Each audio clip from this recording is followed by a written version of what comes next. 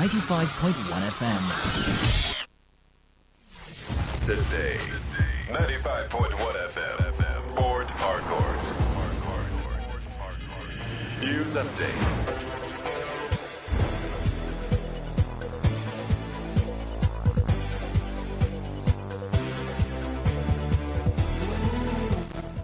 Good afternoon. Here's a business news on Today 95.1 FM. I am Anastasia Benjamin.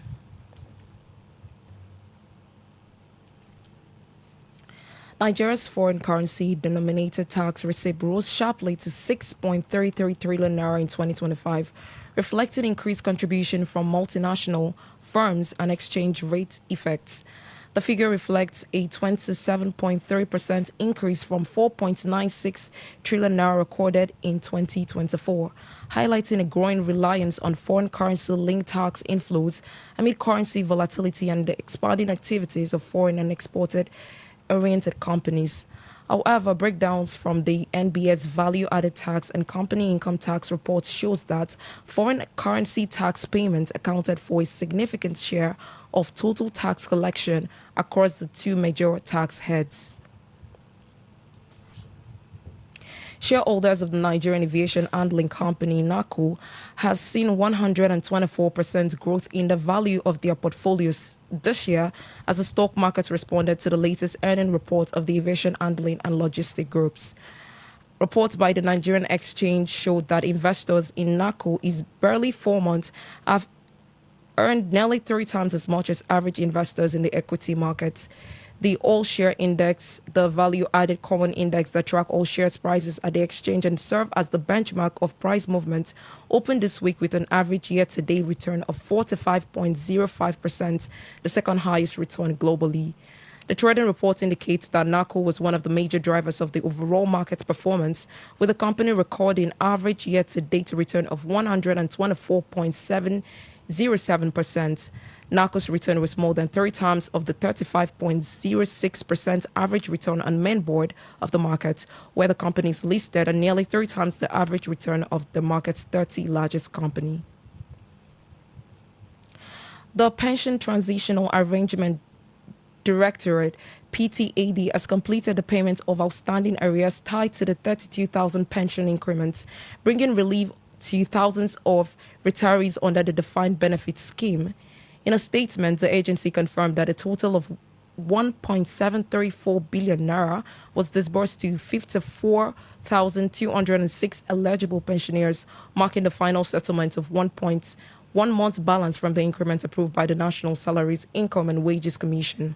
The increment, which took effect from July 29, 2024, has been implemented in phases with 12 months of arrears paid between December 2024 and December 2025.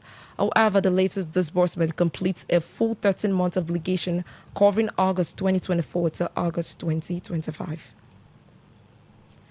The World Bank Group has committed $8.2 billion to expand electricity access across sub-Saharan Africa as part of a major broader push to tackle one of the region's most persistent development challenges. Under the plan, the World Bank targets 250 million connections, while the African Development Bank is expected to deliver the remaining 50 million. The initiative, backed by a combination of public and private sector financing, has already mobilized an additional $1.2 billion, with projects advancing across more than 40 countries and 150 programs underway. Despite recent progress, access to electricity remains a major constraint on economic growth across the region. Without reliable source, hospitals struggle to function, agricultural productivity is limited, and businesses face high operating costs, undermining job creation and industrial development. On the foreign scene, the United Arab Emirates has formally announced its OPEC alliance, marking a significant shift in global oil politics amid heightened tension in the Middle East. The decision reflects the UAE's long-term strategic and economic vision and evolving energy profile, including accelerated investment in domestic energy production, and reinforces its commitment to a responsible, reliable, and forward-looking role in global energy markets. Meanwhile, this decision follows a comprehensive review of UAE's production policy and its current and future capacity, as is based on our national interests and a commitment to contributing effectively to meeting the market's pressing needs. One of OPEC key producers noted that the decision was anchored on national interest and its desire to respond more flexibly to changing market realities. And the announcement comes against the backdrop of escalating geopolitical tensions in the region, particularly the ongoing Iran conflict, which has disrupted oil supply routes and heightened uncertainty in global energy markets. And that was the news update on Today 95.1 FM. Good afternoon. My name is Anastasia Benjamin.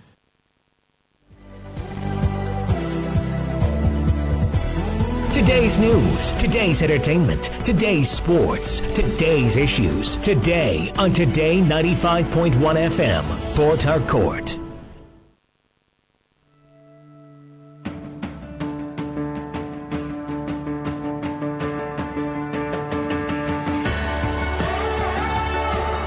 Education never ends, and we believe it starts even way earlier than most of us think. On Android Gorgie, every Tuesday, 1 to 2 p.m., we unravel these various building blocks and its challenges that make you and I better versions of ourselves. Android Gorgie on Today 95.1 FM.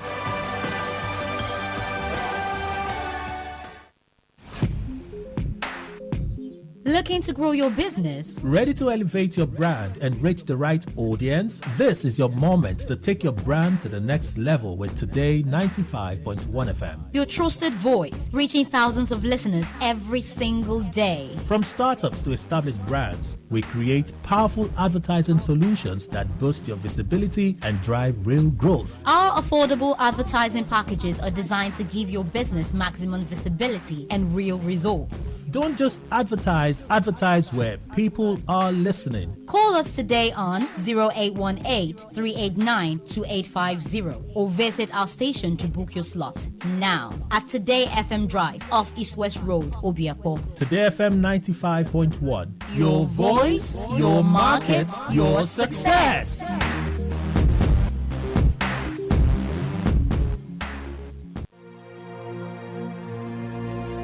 Today is business. Today is a new trend for your businesses. We give you all the information you need to grow your business, new ideas and innovations that keep you earning more and staying relevant.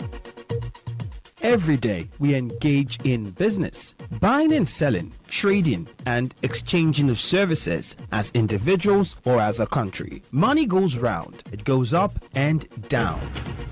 But have you ever wondered what business is all about? And have you ever wondered how you can stand out in your business? Today FM has got you covered every Wednesday between the hours of 1 p.m. to 2 p.m. Learn all you need from professionals on how the country runs its business affairs and how you can be an outstanding entrepreneur and grow your business. Business Today.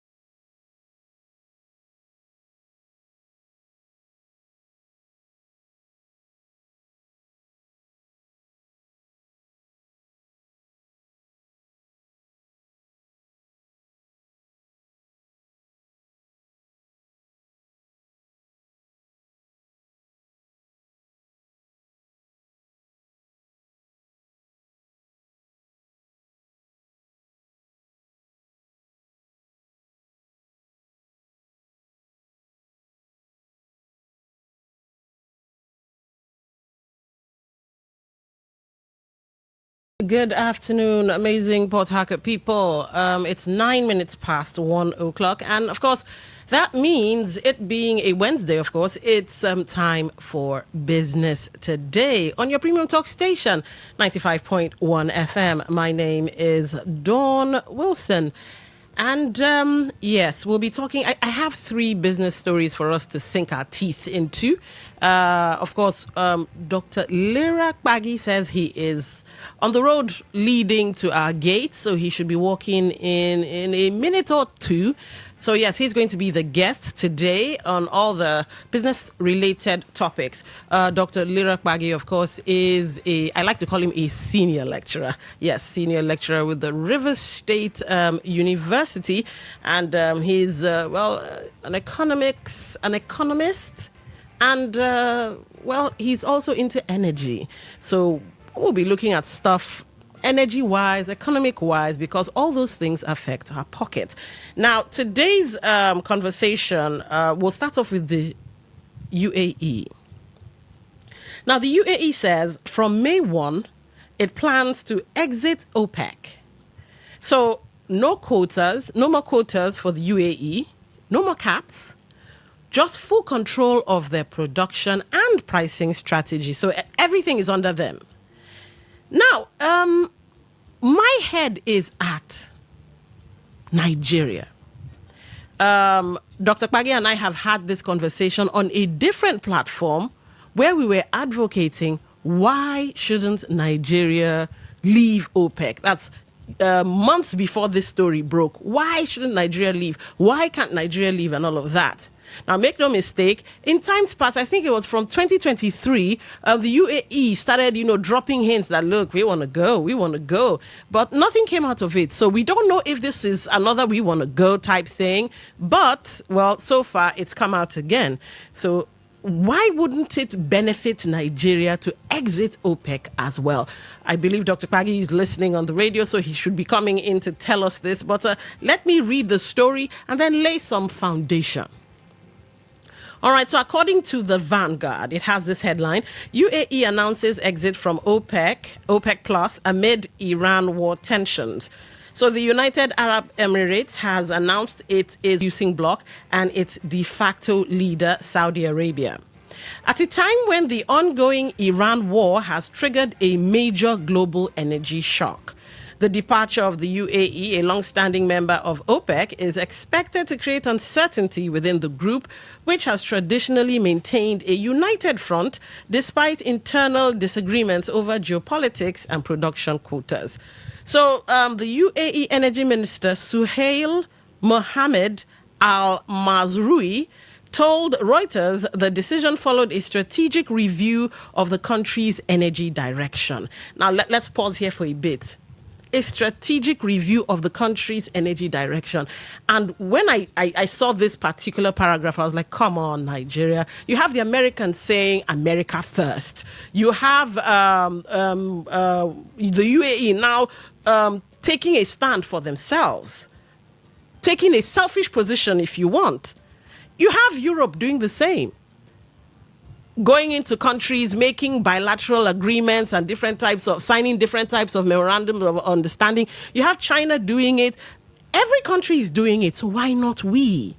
But anyway, let's get back into the context of the story. Now, according to the energy minister, this is a policy decision. It has been done after a careful look at current and future policies related to levels of production, said the energy minister. Now, I don't know, you might have missed it, but here's a very fantastic phrasing. It has been done after a careful look at current and future policies. One now has to wonder, given the Strait of Hormuz is open, no, it's closed, now it's open, no, we've laid bombs in the water, no, you have to tell us, you have to pay us money, you have to this, that, and the other, geopolitics and trade war. What a wonderful thing. What a wonderful concept. One wonders, with countries restructuring and, rallying around to make sure that they don't miss out in, global economy or a global trade. What's Nigeria doing? Is Nigeria doing anything? I don't know. We don't know because they many times don't carry us along. But we're hoping that Nigeria is re-strategizing and strategizing to make sure that we don't get left behind. To make sure that we don't remain a developing country. But anyway, you have proactive countries like the UAE looking at current and future policies. Now, when asked whether the UAE consulted with Saudi Arabia, he said the country did not raise the issue with any other nation. Now, the decision comes amid mounting tensions in the Strait of Hormuz, where Gulf producers have struggled to move exports due to Iranian threats and attacks on vessels. The strategic waterway typically handles about a fifth of the world's crude oil and liquefied natural gas. All right, we can stop there. You can go read the rest for yourself. Get yourself a copy of the Vanguard. But there we go. because of all this brouhaha and all of that, well, they're choosing themselves. In fact, to the point where they did not raise it with any other nation. They did what works for them. And so I'm wondering how can't this benefit Nigeria? Here's where my head is at. Now, given that OPEC has come out with, I think we had 1.3 million barrels per day or something, as opposed to the 1.8 that, is it Wale Edun, whoever was busy touting and saying, yay, we've gone across, we've broken a milestone. Turned out to be a lie, it was condensate and all of that. Given that, and given that we have also borrowed against most of our crude that's been produced anyway, would it not make business sense, great business sense, to produce more? To remove the caps that the Saudi Arabia or OPEC puts on oil?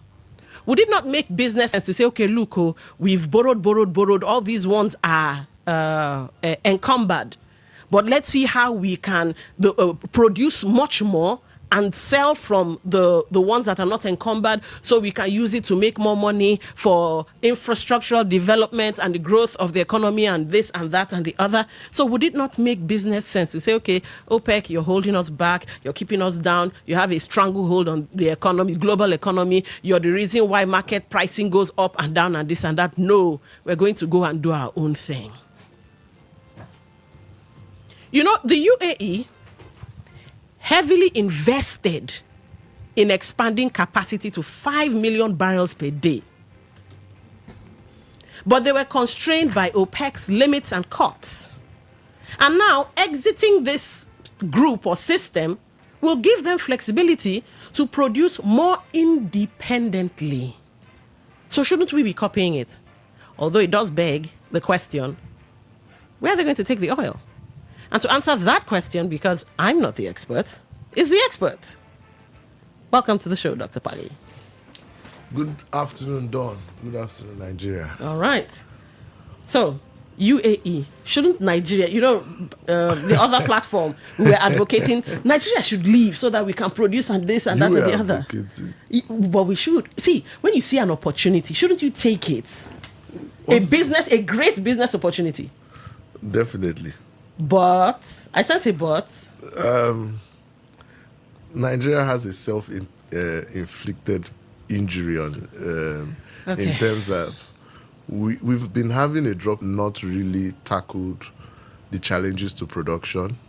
We've not also been able to tackle oil theft, security around onshore and offshore facilities adequately. So there's many of the IOCs sold their onshore assets and moved offshore, And the onshore assets, many of them are still stagnant. The fields are not producing. So no Nigerian stepped up to... No, Nigerian stepped up, but it's now Nigerian. It's no longer international. So therefore, production has fallen. Okay. Exactly. All right, the Nigerian man thing. All right. I mean, under the Goodluck Jonathan era, I think when Ibe Kachuku was minister, we were doing 2.5 million. We started dropping, and if you are not meeting your quota, and OPEC knows the total amount of production they are targeting, which they share among the different countries, if you're not meeting your quota, it should be given to another. It's the parable of the talents. Oh. Is it? Okay. So under Ibe Kachuku, had we borrowed against our 2.5 million barrels we were making? We had not borrowed. No. When did the borrowing start? And to the best of my knowledge, it was under the Buhari administration. Okay. To the best of my knowledge, I think I'll still do some research, but to the best of my knowledge, it was that era that brought in. Okay, but if the UAE has opened the door, because I'm looking at it that the UAE is trying to re-strategize. Geopolitics must be at play, geopolitical assets to use for leverage, because the world has changed. Iran has taught everybody a bad thing with the way they have their hold on Strait of Hormuz. So I'm thinking that even the Gulf states are now have now decided it looks like the game has changed, so let's change with the game. So given that the game looks like it's changing, should Nigeria not change their own dance steps as well? I think we have a PIB now. I was on the other platform, I kept on propagating for the conclusion and the execution of the PIB. It's there now. But you see, the confidence is low because they don't have confidence. Is it that we just wake up and scrap policies? Changes. Oh, and when you say investors, national investors or international? Investors generally, because these days many foreign investors look for local investors to partner with. Okay. So investors generally, there's that scare of, if I start something now, the political uncertainty could knock off whatever it is I'm doing. But like I said, let's look at this thing as it is. Okay. Let's not impose things on it.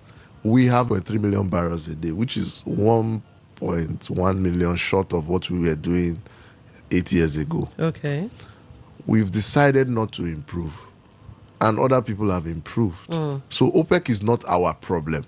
Our problem is our production. Having different production quotations at the end of every month compared to what the OPEC finally quotes.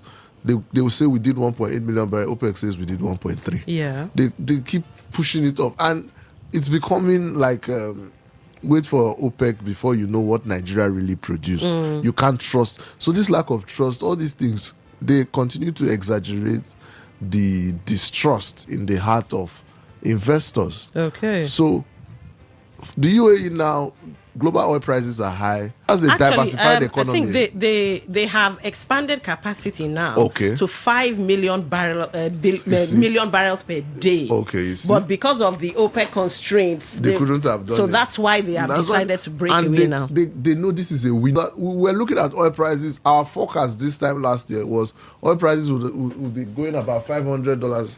$50 a barrel. Okay. If you remember, so many of our analysis last year, we were looking at $50 or less a barrel by now. Okay. But and because one of the reasons we said that will happen is because Donald Trump, drill baby drill, had come on board, and the trade wars. We knew there were trade wars going on, so we were expecting a large production of oil globally, which would drop the prices. But the whole thing.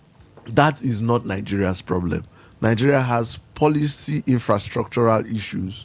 So basically, you have foundational problems. Yeah, call it foundational problems. I won't call it foundational. I think it's more because when you say theft, policy issues, underproducing, from the ancestral line now. No, we were doing better before. So what changed? That's the thing. So there's Ampiclox was now, administered to the child.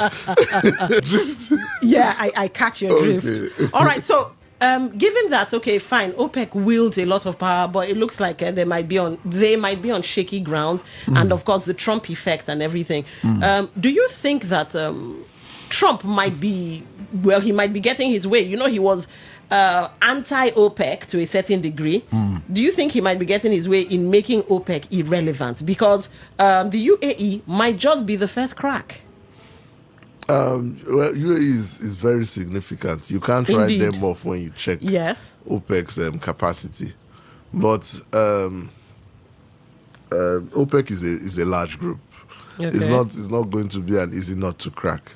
Yes, they cheat. There is the possibility that the group won't necessarily crack into or dissolve, but there's a possibility that those who remain will cheat behind the scene. What do you mean by cheat? As in they'll start overproducing? Exactly. So the market is about to become like a free-for-all or in free fall? Which one? It's not in free fall. It's take advantage of high prices now. Maximize your profits. Okay. We don't know how long this will last. So in economic theory, when you are teaching on oligopoly, one of the features of oligopoly markets is cheating.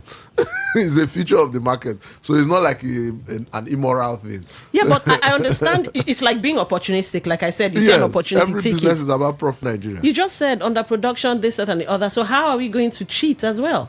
How can we join the others to cheat? We don't have good production, first of all. See, whatever is happening with OPEC, we are just members. You know, there are some buttons on the keyboard you don't press forever and ever. So OPEC is not even going to be budged by whatever we are doing. They are going to keep doing their thing. OPEC members are going to keep doing their thing. You know, we have not shown that giant of Africa or giant oil producing nation mentality that we're supposed to. We have mortgaged our oil. It wouldn't have been a problem if we were increasing our production capacity. Okay. We're not. Oil theft, we've sieved it to certain people who say they are manning our oil fields, but yet we are not seeing the impact on society. So unfortunately, I don't know how this is going to affect us other than us sitting up to fix our real issues before we start saying, okay, how exactly is this going to affect us? Because we've not really done well ourselves. But can we come back? If under Goodluck Jonathan, we were doing 2.5, that means we were doing something right. Yeah. Can we somehow go back to even that point? Is it possible? Or the borrowing and the debts are just not going to allow it happen?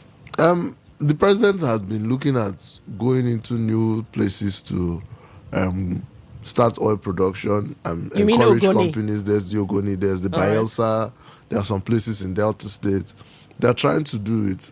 I think they need to push because now we are getting into politics season, and the less attention they give to that area, the worse it's going to be for us in that regard. So maybe that's part of the reason why you see they are now looking for how to collect revenue through taxes. Knowing that the oil situation is not going to be... It's not going to favor Nigeria. Unfortunately so. Okay, in a minute, if you can answer this. From the look of things, when oil producers prefer flexibility over quota coordination, then we now see that, okay, the oil market now stops being a managed one and more a geopolitical asset. If it gets to that position, what would become of Nigeria? Did you say I should answer in a minute? Okay, you know what? Hold that exactly. thought. Hold that thought. Let's take a short break. Yeah. This is the sad news. You know what, Dr. Paggi? Really, I think I need to find another economist because I need an economist that will lie to me. I think I need an economist. I can't do what Wale and do was do. All right, we'll be right back.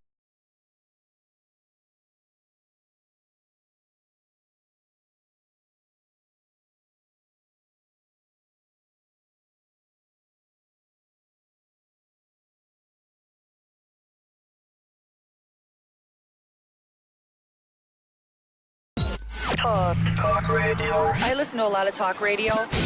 95.1 FM.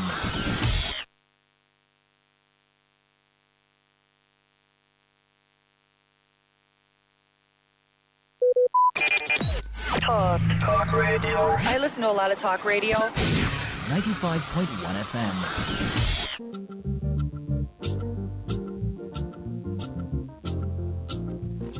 All right, we're back. And yes, Dr. Paggi, it looks like the market, well, the UAE geopolitical asset as if a means of geopolitical asset as if a means of leverage to get what you want. And they want to explore that avenue or exploit it.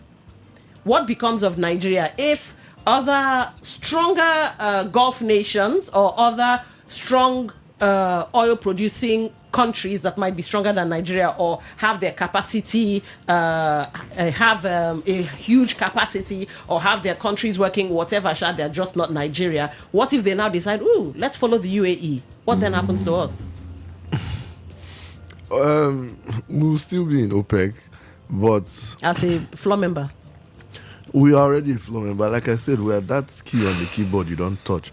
But what I'm saying is, we're going to get into a situation where oil production is going to become competitive. And as it becomes more competitive, there's going to be, naturally, increase in supply causes a reduction in price. We're going to have savings. Thank God for the refinery that is working in Nigeria. So crude oil prices would reduce, and that would reduce the cost of petrochemical products, crude and petroleum derivatives as well. So we're going to see that happen. But on the fiscal side of things, it may not be too good for Nigeria, because we most likely will have a situation where we're going to be having budget deficits. Wow. Unfortunately, our budget is still funded 100% with high reliance. No, high reliance on oil revenue. Okay. And when we see the shortage, that's what makes us to go and borrow. So what you're saying is, if things continue like this, we will continue to borrow. Definitely. The medium-term expenditure framework shows we'll be borrowing up until 2027. It was a document produced by Wale Edun about a year ago. We discussed it on the other platform. So they already had plans of borrowing. Every year there's a huge amount earmarked for borrowing. I think this year we're to borrow 13 trillion naira. I think the Senate just approved some borrowing thing 2 days ago or so. So are you saying, because I did talk about going back to at least 2.5 million barrels per day, are you saying that there is no economic policy or no person with an economic background or economics background that can come up with policies or strategies to get us back into fit form? Is it over for Nigeria when it comes to coming back from this slump? The only reason is human factor. What it takes to get us where we need to be is general knowledge. So, for example, if we want to be honest, look at our budget. Okay. Most of the times you see from about 2015, almost 50% of the budget to 60%, 40 to 50% of the budget is going on salaries. Okay. By the time you check the salary makeup, most of it is National Assembly, state assemblies, federal. These assemblies just eating money. When you look at the infrastructure that is supposed to enable growth and development, being power, the energy sector, look at the joke we're joking. I saw a video yesterday of the number of solar panels that they keep on installing in the Aso Villa. So the president is not aware of the kind of outages we're having, the increase in band costs, and automatically turning people that were on band C, D to band A and imposing high tariffs on them. He's not aware of all these things. So unfortunately, we need sacrifices from those in power to say, okay, we're not going to buy new cars every year. We're not going to take up certain things we need every year. Let's invest. Let's be like the Singaporeans, and let's say we want to invest in knowledge, education sector, beef it up, include AI, include all the learning facilities that every student requires to be an excellent student. And let's boost that sector. Let's help the lecturers and the teachers and all along the whole teaching chain. Let them be unique, let them be up to date, and give the best in education. Let's go to agriculture. There's a food crisis. We're buying food at astronomical prices abroad and bringing it into Nigeria. Let's pump every farming season. Let's take advantage of it. So there's going to be a lot of sacrifice. We can't do this contract now. We need to focus the money here. Look at what we did with the coastal road. Okay. That money is gone. It destroyed somebody's $3 million investment and others as well. And nothing to write home about at the end of the day. So, sacrifices. But do we have leaders that can sacrifice? All right. To be fair. Yeah. And maybe balanced or objective. You're talking about sacrifices, over bloated governance, which is basically raping the economy. Let's go back to a time when many people say we had it really good, the Goodluck Jonathan administration. Were sacrifices made there? Administrations are different. Every economy is subject to fluctuations. Okay. As usual. So, say maybe you take a night out every other week, or maybe say you take 2 nights out every other week. Yeah. And you get to a point where you notice price of energy has gone up, price of food has gone up.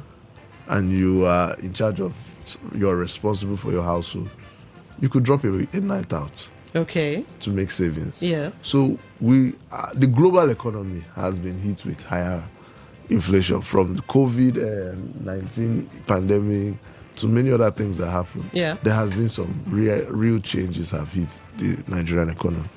Not just Nigeria, but the global economy. Okay. So those are the differences that has happened. All right. But realistically, to address these differences, sacrifices have to be made. All right, before we open the phone lines, let's get into something that, I'm wondering if sacrifices should be made, but Dr. Pagi touched on it, the energy sector, he touched on it for a second. Now, Bart Inaji, who's apparently is kind of like a savior type person in Abia, in the Punch, the headline says, no major power plant financed since 2015. And that's Bart Inaji saying that. So let's get a little bit of context and then we get into the conversation. So former Minister of Power, Professor Bart Inaji, on Monday made an assessment of Nigeria's power sector, blaming over a decade of stalled investment on policy inconsistency, weak infrastructure development, and the abrupt discontinuation of a financing framework that had begun attracting global capital into electricity generation projects. Naji spoke in Lagos at the 2026 conference of the Nigerian Association for Energy Economics, where he addressed participants on the future of Nigeria's energy mix, the role of natural gas in powering the economy, the financing bottlenecks facing major projects, and the long-standing delays around strategic assets such as the Mambila hydropower project. Naji regretted that Nigeria has gone 11 years without financing any new major power plant, a situation he traced directly to the dismantling of a government-backed financing support system introduced during his tenure as minister. Naji explained that Nigeria had already begun attracting large-scale investment into power generation through a government-backed risk guarantee system before it was abruptly discontinued. He said the mechanism, a partial risk guarantee instrument, was deliberately designed to de-risk investments and unlocking financing from global lenders.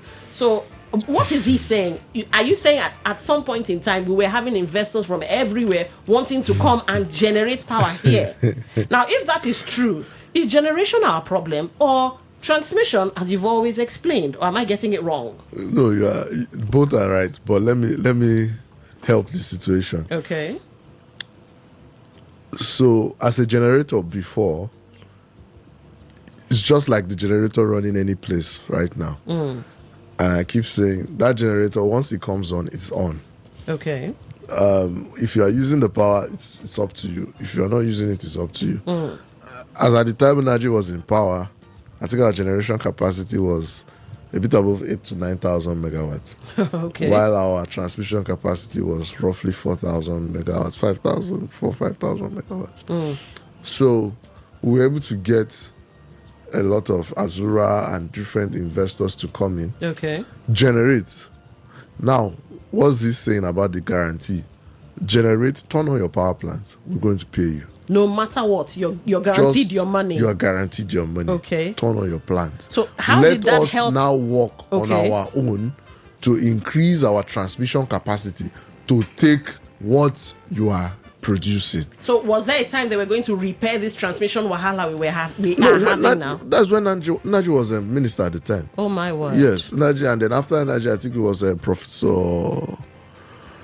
Hey, I can't remember his name, but I know they were working very closely. And at that time, I was also in the bulk. I was in the risk guarantee company called NBET, Nigeria Bulk Electricity Trading Company. All right. So when you generate, you are guaranteed your money, so that you just keep generating. Then we're working along with the transmission company at the time, which I eventually moved to ensure that we were going to have digital platform, like meters, digital meters that were going to read the generation and how the generation was moving to the different transmission plants. It will read it. Everything was supposed to be metered to guarantee that whatever is generated, the funding will be made available for it. And what about the use? The use as well was supposed to be increasing gradually. The whole plan was in place. So wait, in your professional opinion, we were heading towards having much more electrical power supply. I agree. And then the next administration, which would be the Buhari administration, came and tanked everything. No, I think what even changed was, I think, it should be the second tenure of Buhari or this first tenure of the new president, Tinubu. Either of them, I can't really remember. But they were supposed to renew the license of the bulk trader who was guaranteeing but they didn't renew it. Instead, they were saying, it's not they were saying, it's known. Transmission has not improved. So generation has been going on and we've been paying generation companies. Energy prices started getting very high. And to pay those costs to generation companies, you see every time they say federal government is owing. So they decided, look, we can't handle this anymore. Stop guaranteeing them. Whatever they produce is what we'll pay to them. So now, power plants decides, because then it was a beautiful investment for any investors. Just come and connect to the grid. Come get your power connected to the grid. The federal government will pay you. It's a guaranteed deal. But now they're like, look, produce. When you've produced, we'll ration your production.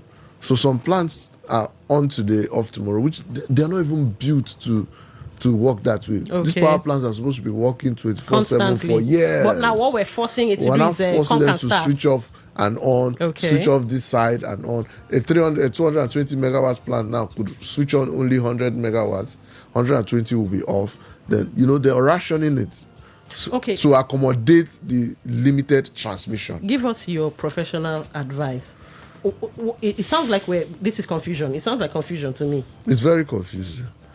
And I still want to blame different state governments that have shortages in power now, because from the Batanaji model, which I spoke about, that he did in Aba, he bought out transmission, bought out generation and distribution. So it can be done, but different states have to have their own, Energy Act, Electricity Act, that will enable the implementation. So if a generation company shows capacity, from the generation straight to the final user, he's metering. And the money will go straight into the company's hands for generation, as against what we've been doing. What we've been doing now is federal government is managing. Two, unfortunately, our metering is very low. So there's so much power being consumed that is unaccounted for. And that's part of the reason why we can't meet up to pay the generation companies. I think by last year, towards the end of last year when I was doing the research, we had only just shy of 50% metering. And guess what? Our consumption, our metered customers in this whole country as of December was roughly about 13 to 13.5 million Nigerians. Meanwhile, we have so much more Nigerians consuming power that is unaccounted for. So we have a very long way to go. We keep hearing the federal government is supporting with XYZ meters, and they are just changing the meters that are already available. Instead of them to meter new areas. I get, yes, you are trying to fight energy theft and bypass and all that, and the technology is changing. But what is the plan to capture new areas? That has to also be taken into consideration. So there's a lot of challenge. Let me ask you this. How easy would it be, like a blueprint, how easy would it be to improve our energy production and our energy transmission? Would it take 10 years, 5 years, or would you say the best approach to this now, seeing as there's a lot of confusion involved, is that state governments sort out your electricity problems by yourself, which is the best? So state governments have been given this mandate already. Yes, we know. And many of them have not, Rivers State case in point, have not taken advantage of it. Yes. But I think NEC can take a step further. Okay. NEC come up with policy prescriptions, Electricity Act prescriptions, draft, whatever, and try and use the Ministry of Power to implement this in different states. It's not enough to just say different states are just wasting time. Call the states and say, now you have the mandate. Just in case you have challenges, developing templates. These are possible templates. What are the other challenges you have so we can get this thing working? We want power to move around Nigeria, and your place is giving us a challenge. But is that constitutional? It sounds like force. No. I'm not saying force. I'm saying you have to negotiate. You have to lobby to get things done once in a while. So if you see that this place is lacking, and it's a major stakeholder to the state or to Nigeria as a whole, you could try to, say, can we help you here? Is there a challenge here? Because we believe if this is working, it helps the larger scale. So, but do you think NEC has that mandate to do so? Or it will be going outside the purview of the law that's established? I don't know the law, but this is Nigeria. All right. With special arrangement, Satan can see God. Exactly. All and right. two, I'm also talking from the point of view that as a regulator, one of your regulatory responsibilities would be ensuring that no one moves outside the regulation guidelines. All right. So if you set up a template, it's not a force. It's saying you could consider this. All right. Okay, let's open the phone lines and get your thoughts. So we have the UAE saying they're leaving OPEC, and well, I'm wondering why shouldn't Nigeria or why doesn't Nigeria do same? Unfortunately, Dr. Kwagi has said, wow, we have so many ancestral problems we need to take care of first. And then the light issue. Wow. All right, let's take this call. Business Today, welcome to the show. What's your name? Where are you calling from? Adile Adile, calling from Agalaba in Abayaba. Go ahead, you have the floor. If you look at Nigerian economic policy, you will discover something different from other countries that are great. What is that? The presidency of other countries focus on money and investments they can get from other countries, even if it means destroying other countries, causing war in other countries. But in Nigeria, Nigerian presidency is usual. In fact, they are focused on what they will get, and in fact, I don't know how to describe it. There's a rip from the citizens and hand it over to few people. And those few people don't normally replenish by providing employment for the citizens, which is causing hardship in Nigeria. So, at the end of the day, the presidency will think that he's distributing money, which he collected through taxes and oil revenue, while the people are suffering and complaining. Okay, let's leave that. If you look at UAE economy is dependent on tourism. And currently now, tourists are no longer going to UAE. So they now want to increase their oil revenue to balance up for whatever deficit that is occurring there. Now, when it comes to power supply, in Nigeria, there is a problem of extreme corruption in that area. Back Energy invested in Abia State. Check the time he he made his investment in Abia State and the time Abokawa started working, I don't think that there is any investor in this world that will tolerate what he tolerated in Abia State. All right. They did not want it to work. They fought against it. I even know somebody that worked in NEPA. He said that they will not allow him to succeed. But he succeeded. He even took an Abia State government, former governor. He took him going to China to help Pat Energy to get loan to continue in the business. All right, so we get you. There is deliberate frustration for investment in Nigeria. All right. Thank you for calling. Thank you. All right. Remember, the phone lines are open 0810-9510-951, 0810-9510-951. If you want to send messages, we already have some come in. 0701-9339-962, 0701-9339-962. The caller he made a point that I'd like you to touch on, but let's take this call. Hello, Business Today. Welcome to the show. Hello. All right, looks like we lost that call. Do you think there is like internal or Nigerian sabotage, as the last caller was? Okay, let's take this call and then you give your thoughts on that. Business Today, welcome to the show. What's your name? Where are you calling from? Hello. Hello, I can hear you. Go ahead. What's your name? My name is Selaway. I'm calling from Port Harcourt. Go ahead. You have the floor. I agree to Dr. Pagi. I agree to specialist. You can generate energy through many sources. Sun, wind, coal. And it looks like everybody is focusing on crude. I don't understand one particular. Even inverter, they've told us that inverter can even give you power. Why can't we decentralize the way we generate power? All right. Be on a one particular source.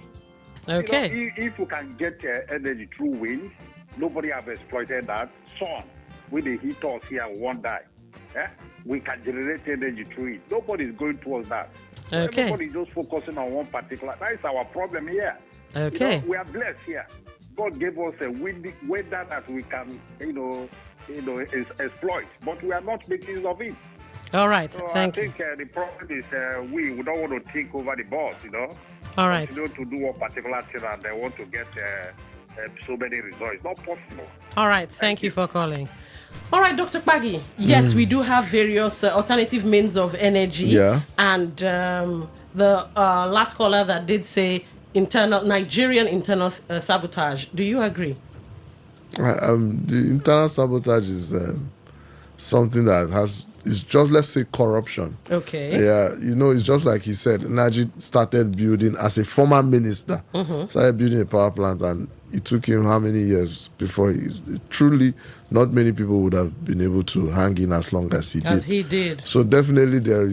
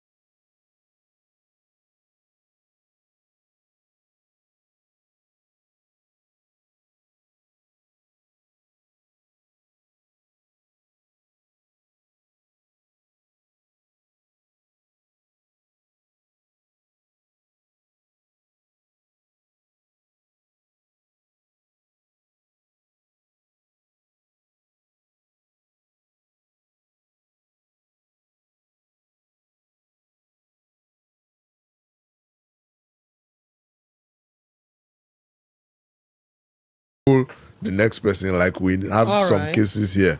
So it's a power plant is going to take a long time to All build. right. Whether it's hydro, whether it's solar driven, whether it's methane or waste to wealth, Yeah. it will take time. But who is ready to make that sacrifice? All right, speaking of sacrifice, since you said Tony Elumelu and Adeleke bought theirs, can't we have Okay, is it Adeleke that you are talking of in Osun Osun? State, yes. No, I think Adeleke built. Is Elumelu I know who bought from Shell. Is it Shell or yeah? I So think it's Shell. how come Adeleke didn't face this sabotage thing then? We don't know his story, but I think he has mentioned on one or two platforms Okay, that was challenges he had. difficult. Yeah, it's not an easy feat. It's very difficult, unfortunately. Okay, so can we have the River State government, whatever administration decides to take it up, say, okay, look, we'll sign an MOU or we'll sign some kind of agreement. You go and build. When you're done, we buy it from you or something. Would that help? We have the Transamadi IFP first FIP, the one first under independent power Amici or plant. something. First independent power plant. Okay. We have Omok power plant. That first independent, I can't remember the capacity, but the Omok one is about 220 megawatts. Afan power plants, we have over 600 megawatts. We have in River State alone, we have close to 1,000 megawatts available. How much are we consuming in this state? All right. So if we have our Electricity Act, we can start there. Then signing of MOU to generate new power plants for power generation, we can also get that ball rolling as well. All right. So let's optimize what we have. We have. All right. Jay from AJP, you say Nigeria is not a country that is designed to work, but to borrow and spend extravagantly. Otherwise, any president that takes power will take electricity as number one project. Your guest is talking about what we already know, that leaders in our country do not know if the word sacrifice exists. Even Nigerians are eager to vote in this crop of politicians again. So what? Let's expect the worst. All right. Hopefully not, please. We can't expect the worst. But this is where we'll bring the show to a close. This is a never-ending conversation because developments upon developments upon developments. Now it's the UAE and, of course, Batin Naji coming out to say, well, since 2015, this, that, and the other. Who knows what will happen tomorrow? Anyway, we've had senior lecturer, just take it. God has given it to you. Senior lecturer, Dr. Lirak Pagi. He's an energy economician. I know that's not a word, but let's go with that. River State University. Thank you for being part of the show. Thank you for all your innovations. All right. Up next is business news. And after that, Talk That Talk.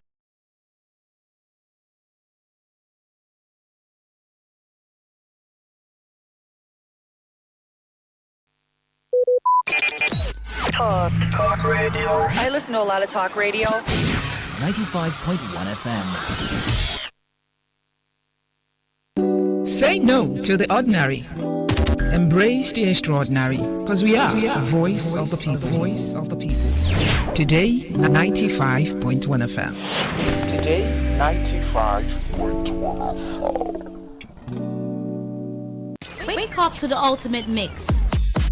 Today's quest, today's connect, today's hustle, all on one station. Only on Today 95.1 FM, the voice of the people, where the streets speak and we amplify.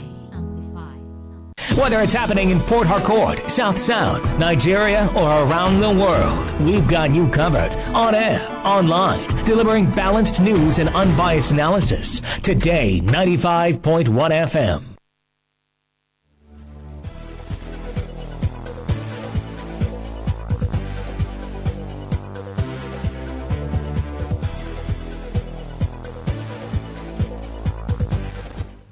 Good afternoon. Here's a news update on Today 95.1 FM. I am Anastasia Benjamin. The Federal High Court in Abuja has restrained the Independent National Electoral Commission from recognizing or participating in any Congress organized by the disputed caretaker leadership of the African Democratic Congress. The court, in a judgment delivered by the Justice Joyce Abdul Malik, also barred former Senate President David Mark and other prominent figures in the party from interfering with the function and tenure of the elected state executive. The ruling is the latest development in the festering leadership disputes within the ADC, with clear implication for the control of party structure ahead of future political activities. The case rose from an originating summons filed by Norman Obina and 6 others on behalf of state chairpersons and executive committee of the party. The plaintiff challenged the legality of actions taken by the caretaker or interim's national leadership, particularly the move to organize state congress through an appointed committee. They argued that the caretaker body lacked constitutional authority to organize such congresses or to appoint any committee for that purpose. In resolving the dispute, Justice Abdul Malik held that the claims brought before the court were valid and deserving of judicial consideration, especially in view of alleged breaches of constitutional and statutory provision. The National Drug Law Enforcement Agency says its operatives have uncovered 3 illicit drug warehouses hidden within the residential estate in Okota area of Lagos State, recovering narcotics valued at about 16.9 billion naira. In a statement released signed by its Director of Media and Advocacy, Femi Babafemi, the agency said the raid led to the seizure of 2,360,000 pills of high-potency tramadol, 225 mg and 1,909,400 bottles of codeine syrup stored across the facilities. The NDLEA said the intelligence-led operations was carried out at 98 Olukoya Awufasa Street and 5 Charles Odomete Street, both within Parkview Estate, Ago Place, Kota, where the warehouses were undercovered. According to the agency, the recovery included 19,094 cartons containing 1,904,000 bottles of codeine syrup and 34 cartons of tramadol tablet concealed within the estate. Reacting to the development, NDLEA Chairman and Chief Executive Officer, retired General Mohammed Buba Mawa, described the operation as a major disruption of the drug trafficking network operating within the residential communities. The Ogun State Police Command has confirmed the rescue of 5 students of Gateway Polytechnic, Sapadi, who were abducted by the armed criminal of the Sapadi area of the state. According to the press statement by the command's public relations officer, Oluseye Babashayes, the incident occurred on Monday, April 27, 2026, which Ipara Division received a distress report of a suspected kidnapping. He added that further examination of the scene revealed an identity card belonging to a student of the institution, confirming that the occupants of the vehicles were students. The statement disclosed that the development necessitated the immediate escalation of the incident and activation of a full-scale rescue operation. He added that the acting on the directive operatives of Isara Area Command, Ipara Division, the anti-kidnapping units and violent crime response units, the Quick Response Squad, and OPD MESA were swiftly mobilized. The operative also conducted coordinated bush combing and traffic operation along the suspected escape routes, leading to the rescue of the 5 victims from the custody of their abductors on 28 April 2026. On the foreign scene, France has called on the national in Mali to leave the country as soon as possible. It also warned of an extremely volatile security situation after coordinated attacks struck several cities, including the capital, Bamako. In updated guidance published, the French Foreign Ministry urged citizens to arrange a temporary departure on the remaining commercial flights. Pending to their exit, they are advised to stay at home, limit movements, follow local instruction, and keep relatives informed. All travel to Mali is now strongly discouraged. The alert follows coordinated assault by West African affiliated and a Tuareg-dominated separatist group. The attackers hit Mali's main army base and the area near Bamako airport, were also forcing Russian-backed government troops out of the strategic northern town in Kidal. Mali's military ruler has vowed to neutralize those responsible. The updated advisory underscores growing concerns in Paris over the rapid deterioration of security across the country. And that was the news update on Today 95.1 FM. Good afternoon. My name is...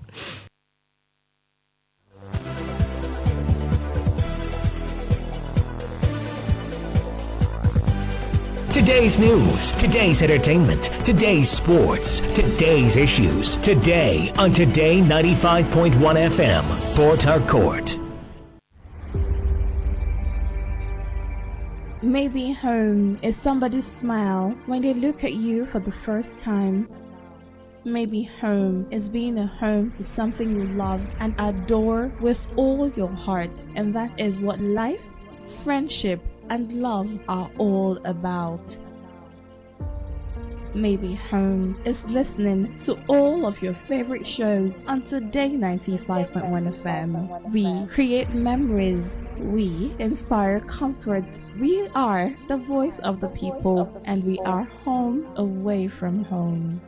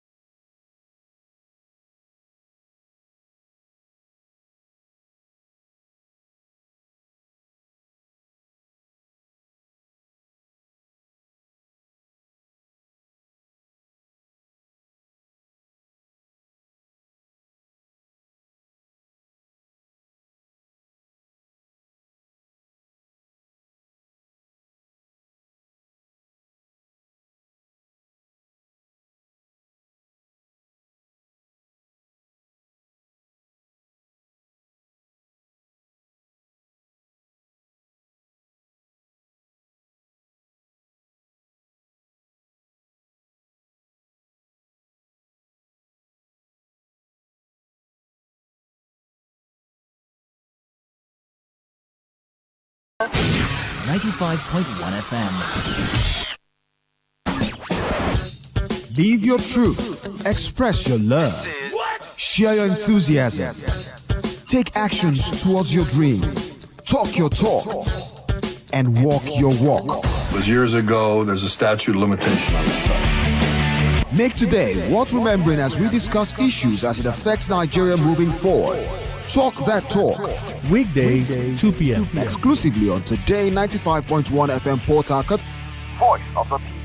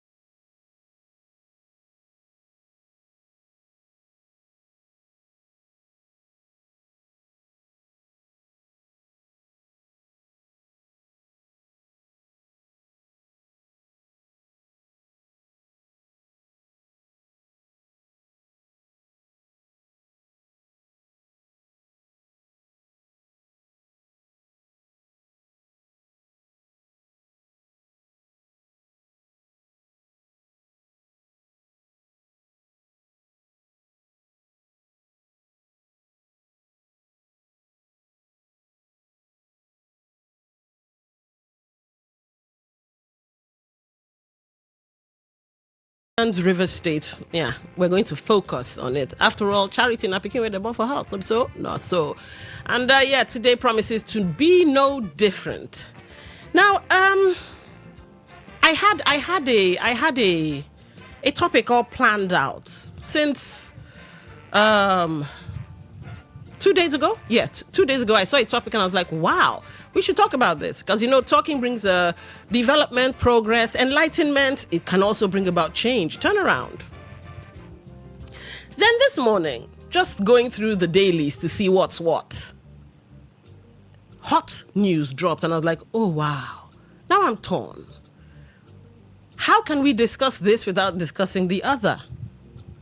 So I'm going to blend two stories together, and I've called it angling, alignment, and realignment on the road to 2027. Now, I'll read two stories, one from The Nation, the other from Legit NG, and I chose Legit NG because of the way they crafted the headline. Other mainstream newspapers ran with the story, but in a different way. So angles, alignment, and realignment on the road to 2027. So the first story is this. We are supporting Tinubu for completing Bonny Bodo Road. Says Bonny LGA. So to get a bit of context, let's find the story there. The people of Bonny local government area of Rivers State have unequivocally declared that they will continue to support President Bola Ahmed Tinubu and re-elect him in 2027 for completing the Bonny Bodo Road. The people, who came out in large numbers at the weekend to inaugurate the council's coordinators of the Renewed Hope Ambassadors, RHA, said that past governments had only promised to complete the road, but had not played politics with it. All right. But they said that within a few years in office, President Tinubu gave the Minister of Works a marching order and ensured the road was completed and put to use. I think that word means but played politics with it. Anyway, I think it's a typo on their part, on the nation's part anyway. They expressed happiness that after toiling for many years to access Bonny via the waterways, the president ensured they could drive on a smooth road to their local government areas. Speaking to the mammoth crowd, the state coordinator of RHA, Ambassador Desmond Akawo, said they were not in Bonny to campaign, but to confirm whether the road had been truly completed by the president. Akawa said, "We are not here to campaign. We only came to confirm whether Mr. President's actions for Bonny was true. We were told that the president gave the Minister of Works a marching order to complete the Bonny Bodo Road. And today we decided to come to Bonny by road instead of helicopter to see whether the road had been completed.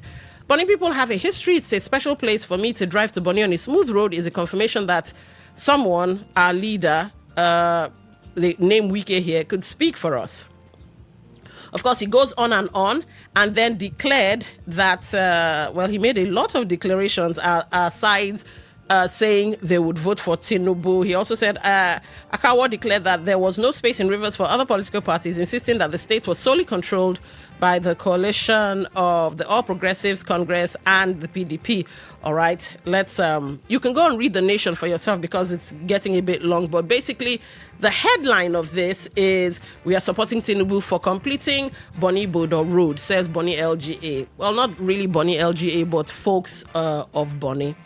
Now, bearing that in mind, let's go to the next story. And like I said, I decided to go with what legit.ng wrote down, but other mainstream newspapers have a different headline.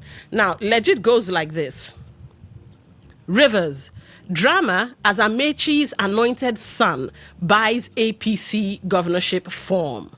So, Tonye Cole, the anointed 2023 Rivers governorship candidate of Rotimi Amechi, the former Minister of Transportation and chieftain of the African Democratic Congress, has reportedly bought the 50 million naira governorship nomination form of the All Progressives Congress APC.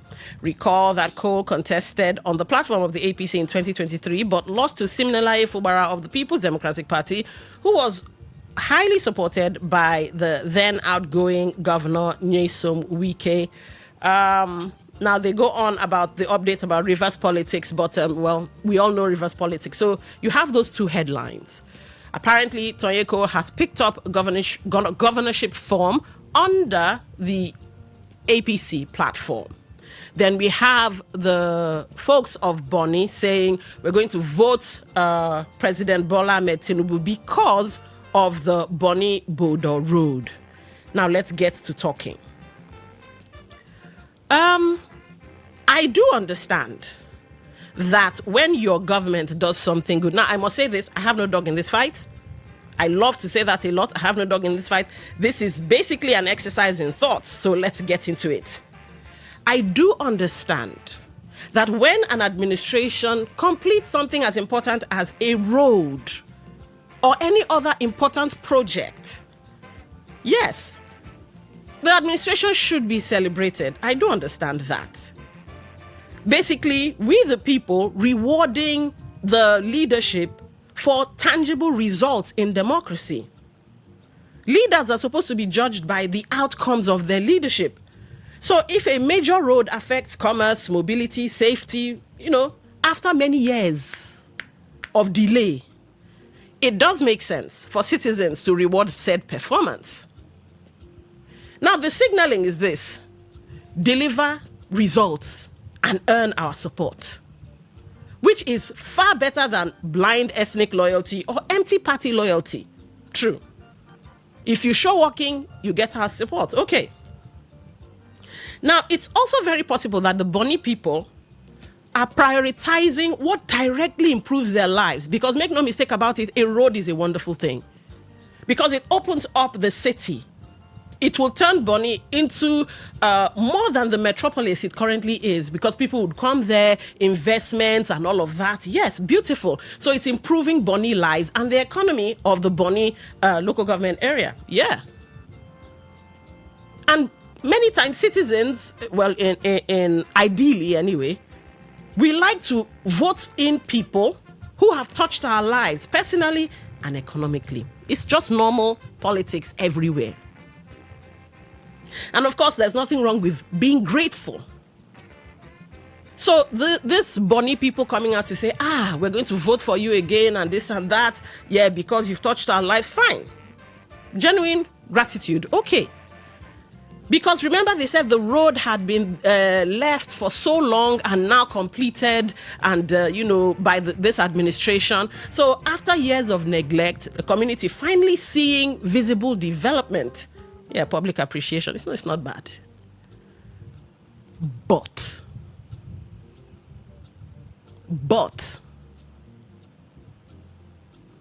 when you start to treat duty as exceptional generosity, you look at it that, now I owe you my life because you have given me road. I owe you my loyalty. I owe you my this and that because, you did this one thing for me.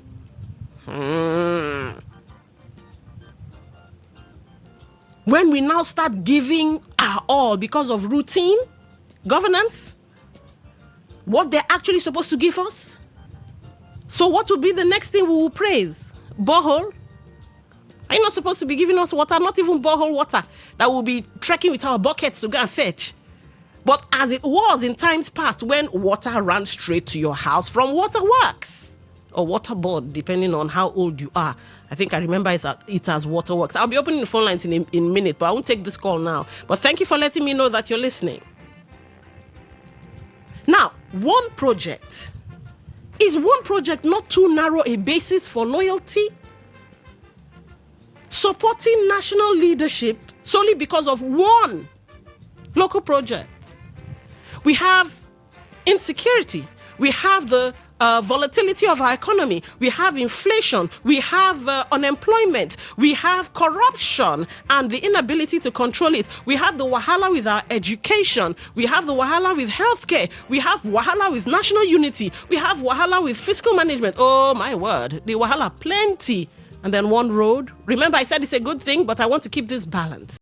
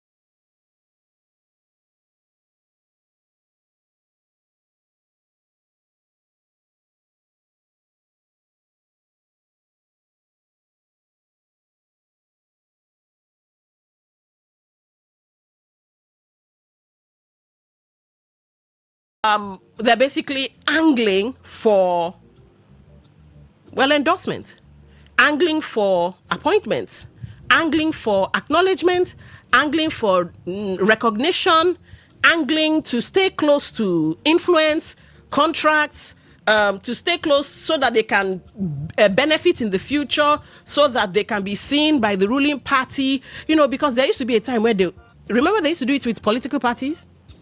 They would register so many political parties, and then this is what I heard on the streets anyway. They will now call those mushroom political parties and say, "You people, please don't come and muddy the water." So, yeah, how much do you want? Okay, take 2 million, go. Take 3 million, go.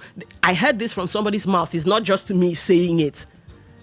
But somehow that has stopped, where you can now, buy out some political parties so that they don't come and spoil work for you. So is this a cash out type thing? Now, let's bring in Tony Cole, because that is part of angling. It's part of alignment. It's part of realignment on the road to 2027. We know the primaries for the APC supposed to start from the 15th to the 25th, I believe. Now, Tony Cole has picked up a form. As is his right, he's a Nigerian.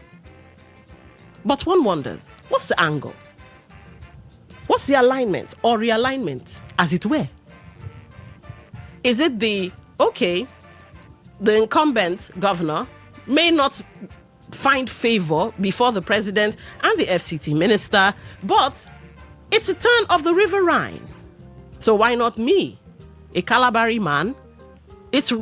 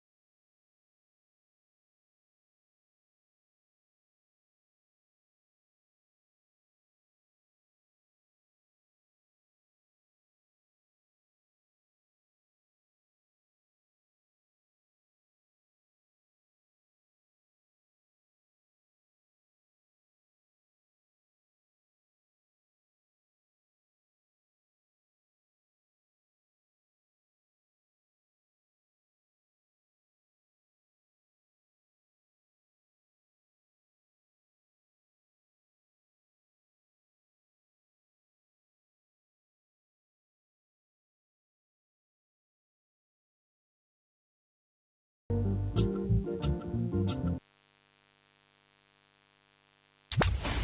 Bank Events presents Jokes and Theater with Angel the Laugh, Guinness World Record holder. Performing Koboko Master, MC Mbakara, Sam Dede, Dennis Bry, MC Monica, Tekena Iyala, GSN, Bunda Ihuo, Dan Bodo, Efiza the British, Conboya Sinclair, Lady IB, MC JP, MC Eddie Young, Mr. Clever, Big Eye Comedy, AK the Comedian, music by Renew International Band. On the Wheels of Steel is DJ Incredible, DJ Ofori Williams, Demola DSA. Date is Friday, May 1st, 2026. Venue, Oak Park and Garden Event Center, 1 Stadium Road, Port Harcourt. Time 5 p.m. Tickets are available online at www.tellerafricaticket.com. For inquiries, call 0812-707-6048. Headline sponsor, Godwin Etim Foundation, Caves Global Listen, Hot Cola, Gardenia Resorts, supported by Active Playhouse, J Signature Hotel, Garden City Hotel, Renew Empire, and Teller Africa. Media partner, Today FM. All right, welcome back. We're talking angling, alignments and realignments on the road to 2027. You have a group in Bonny saying because of the completion of the Bonny-Bodo Road, they would vote the president. And I've given you I hope I gave you a balanced argument for and against. It's a good thing to clap for your leaders when they do something good for the people. But then, when it's just one thing, and dare I say, a basic right, how loud should the clap be? Or could it be that the group is basically angling for acknowledgement, recognition, contracts, and bobo tibo? Now, on the heels of said angling, we now have the angling or the angle of Tonye Cole picking a gubernatorial form. And one wonders, does he have the structure? Does he have the backing? Why is he in the race now? Knowing what we know about the Rainbow Coalition, angles, angling, alignments, realignment. Let's get your thoughts. Talk that talk. Welcome to the show. All right, looks like we lost that one. Hello? Okay. Talk that talk. Welcome to the show. I call back. I call back. All right, go ahead. Quickly, please. Yeah, let me round up by asking my brothers from Eche, my Eche people. If people are saying that because of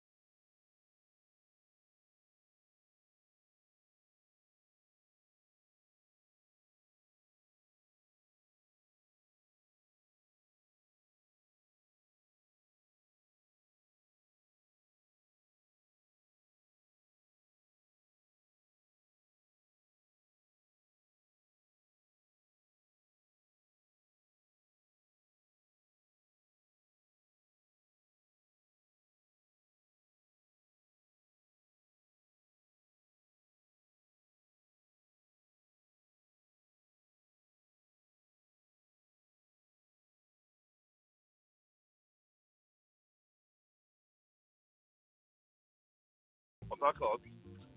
All right, go ahead. Just You like have the my floor. brother Robin Maja, the farmer, just rightly said. Okay. This one that Kara, I think is from Oyibo. Well, the important thing is that we all reserve the right to what we want to say. Until we see the Bonny people come to tell us that.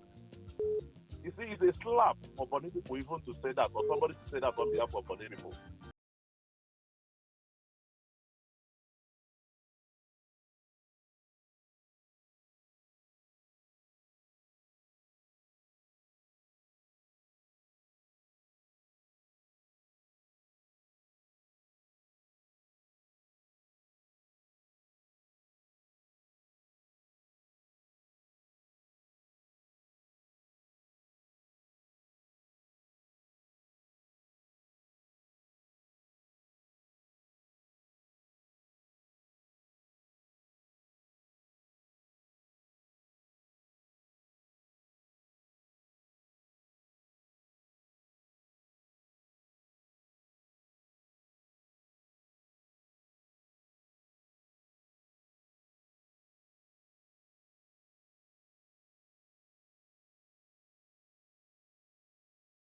Thank you. All right. Thank you for calling. Now, okay, here's the thing. I did say while I was laying the foundation that it might be possible, we're still speculating on that the governor, well, may not come back for a second tenure. He's relatively quiet, so it has given room for a lot of speculation. And going by the rotation, say, zoning, say, illegal, because it's not a written law. It's supposed to do his 8 years in that unwritten rule we all have in states and for the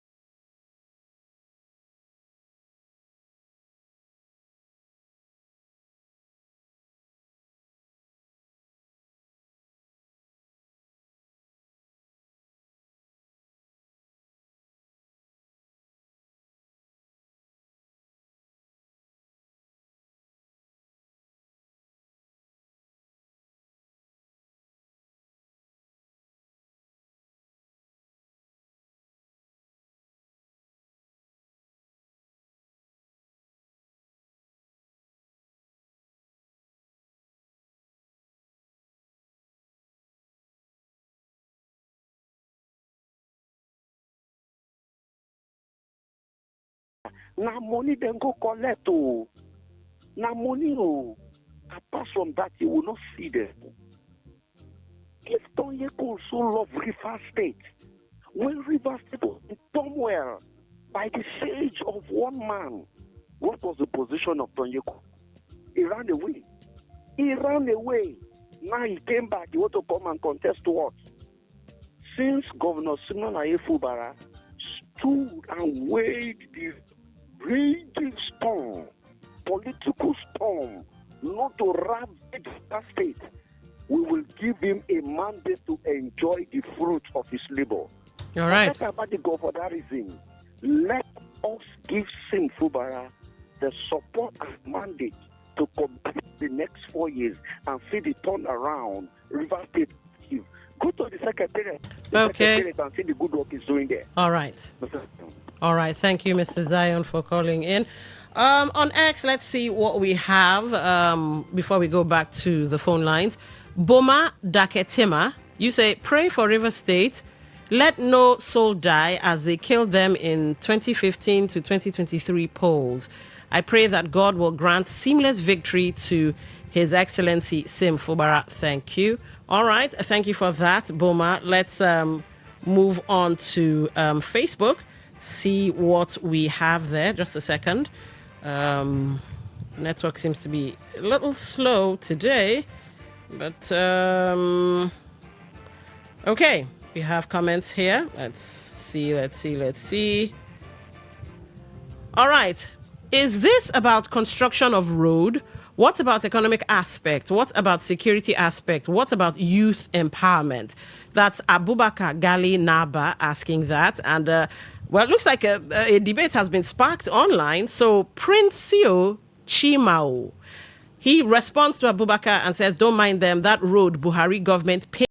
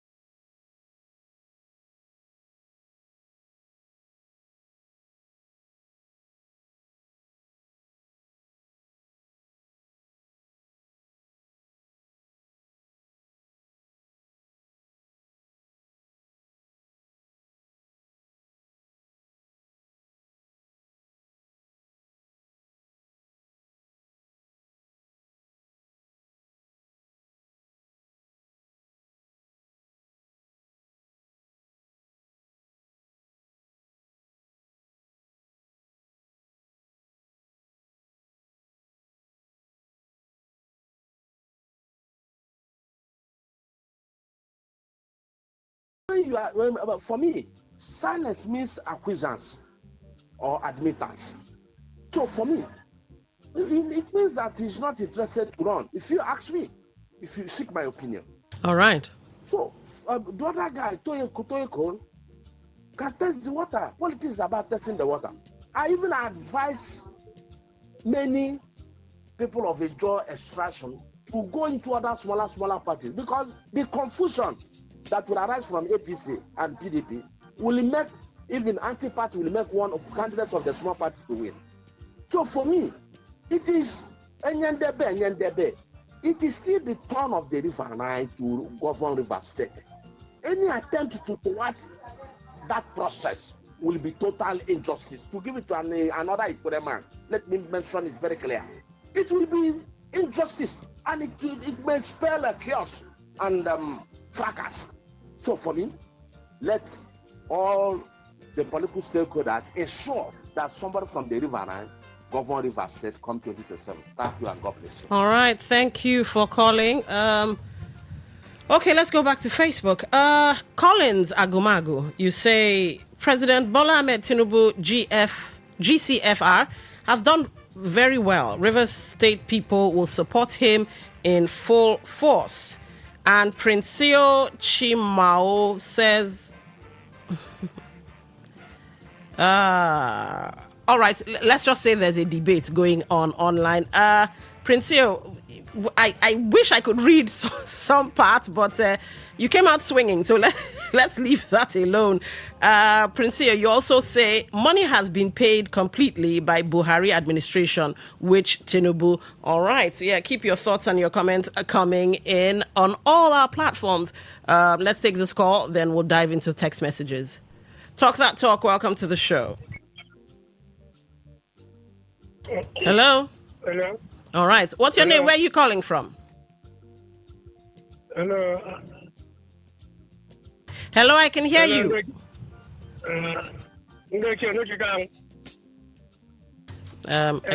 I guess that's a wrong number because, that's your dialect, and we're not having a conversation in any of our Nigerian dialects at the moment. Let's see, it looks like we have a text message here.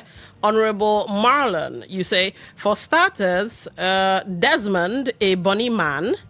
C, we have so allowed ourselves to be used by these politicians as a result of their Microsoft money. All right. Then for Toye Cole, he has every right, just as some persons have the right to say it's only them that has the power to bring a governor. Now is mourning for everyone who beat their chest. Well, yes, Toye Cole does have the right to run. Yes, he does. But there are the nuances, the realities, if you want to call it that, the realities of Nigerian politics. And I'm not citing anybody, but I'm just calling it as I see it. The unwritten rule of 8 years. Why? Well, I guess we allowed it be. And it looks like that's what's playing out. So the angle of the Bonny Group or the Bonny Association or the people that made the Nation newspaper say it's Bonny LGA and all of that, because that was the headline. There's the angle of, let's praise the governor, let the president, let's clap hand. He has done something good, even though some of you say it wasn't the president that started that project in the first place. And then we brought it down to the angle of we're looking for recognition, we want contracts, we want to be close to the seat of power, influence this, that, and the other. That's how our politics has always played out. Angles, alignments, realignments in 2027. What a time to be alive. This is like let me not give them advert, but you know what? Any streaming service that shows really good movies, this is an interesting one. I was mildly surprised when I saw Toye Cole in the news having picked a form. I was mildly surprised, not outrightly surprised, mildly surprised. And then I wondered, angles upon angles. What's the angle in this one? Anyway, yeah, so yes, Honorable Marlon, yes, he can run, it is his right, but one wonders the angles. Barrister Wilson, any governorship candidate that is being sponsored by any political godfather must be avoided by the River State electorate. That's from Udo. All right, Udo, thank you for that one. Let's see what time. All right, we might be able to squeeze in one or two more calls while I try to see if we have any more messages anywhere else. Remember, the phone lines are open, 0810 9510 951. And for messages, 0701 9339 962. 0701 9339 962. All right, I'm trying to get into, just hold on, Philip. Okay, no, this is not for this show. Hang on a second, let's see. Okay, a voice note, and let's take that. Good afternoon, Don. I think this topic is very interesting. I must commend you for bringing it up for discussion. The Bonny Border Road, for immemorial time, the people have been suffering loss of souls in their numbers on a weekly basis. hijackers, kidnappers, just like that every day. Then those who doing their businesses their businesses were frustrated because of this same issue, road. They used boats, and boats, sometimes the boat capsized, kidnappers, just like that. They frustrated their businesses and they could not do anything. For years, this road has been marked for construction. Well, I will say thank you, Mr. President. I thank all those who have pushed for the completion of that road.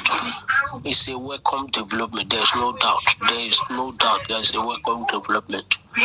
But the most important thing, are they supposed to thanking the government doing the needful?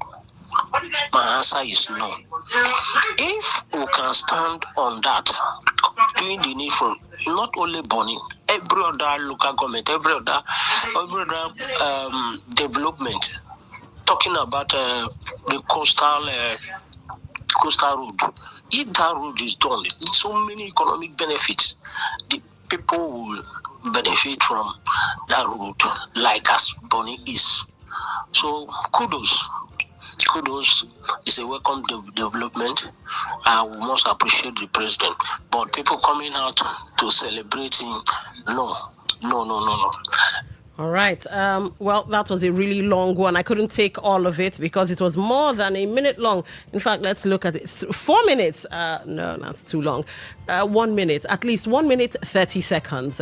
So that, everybody can have their say. But at the moment, it's 2 minutes to the top of the hour. Well, this is where having our say comes to an end.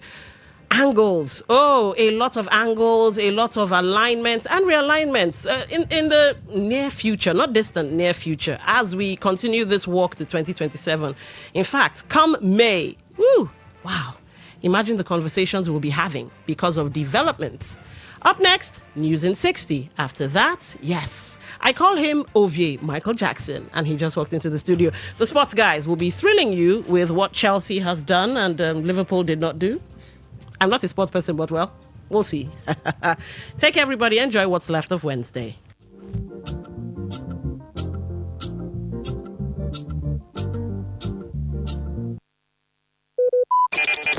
Talk radio. I listen to a lot of talk radio. 95.1 FM. Today's news in 60. The telecom sector is facing renewed regulatory pressure as authorities push operators to step up investment amid persistent network strain and rising data demand. The Director General of the National Information Technology Development Agency, Kashifu Inoua, has disclosed that Nigeria is developing a national AI strategy and is now focused on putting it into action through structured frameworks and policy direction. On the foreign scene, the World Bank Group has unveiled a new global platform aimed at expanding water security to more than 1 billion people by 2030, as policymakers sharpen focus on infrastructure gaps constraining growth in developing economies. A new digital automotive platform focused exclusively on Chinese vehicle brands has launched, signaling a deeper shift toward technology-driven car ownership and a rising consumer appetite for alternatives to the country's dominant used vehicle market. The EU says Meta is failing to prevent children under 13 using Facebook and Instagram, potentially exposing them to inappropriate content and putting the tech giant at risk of a massive fine. Today's news in 60. In 60. Talk radio. I listen to a lot of talk radio. 95.1 FM.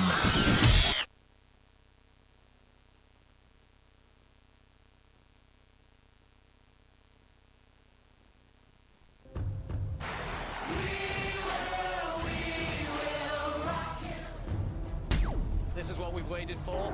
The showdown. The fastest men in the world. Hearts racing, One light, two lights. They're backing off and backing. Pulse rising. Who will come out on top? Who'll take 3 lights, 4 lights. Who's ready to be the star? The anticipation. Powerful, strong, compact. Time, Tyson get right. Rolled all the way. He's looking back. The heart stops.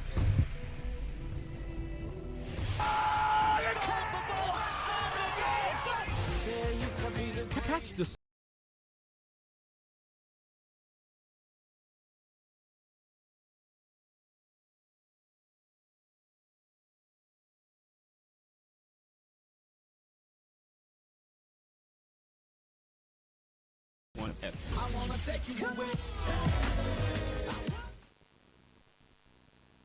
My name is Gianni Infantino, FIFA president. For the best of sports, always listen to Today Sports Live on Today. Yes, and trending sports stories. Always listen to Today Sports Live on Today 95.1 FM Port Harcourt.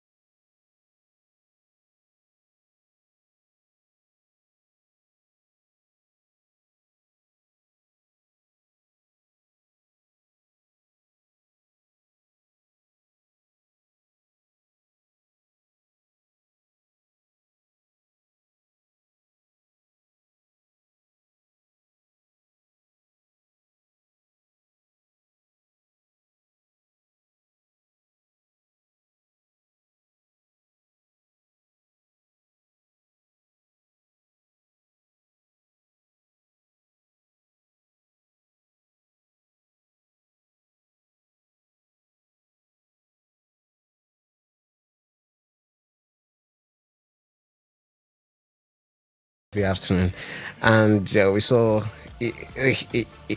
did they say the hottest slice of football that Champions League will provide for us this season. Paris Saint-Germain against Bayern yesterday at the Alliance at the Parc des Princes, and we're so lucky that we're going to have a second leg, and a lot of people who did not enjoy that the full-time whistle did go last night, at least there will be a second leg next week Wednesday, so at least we'll get to see the third stanza of this game. We saw the first one in the group phase, just like we're going to be seeing tonight's game. We saw the first one in the group phase, and in that one in the group phase,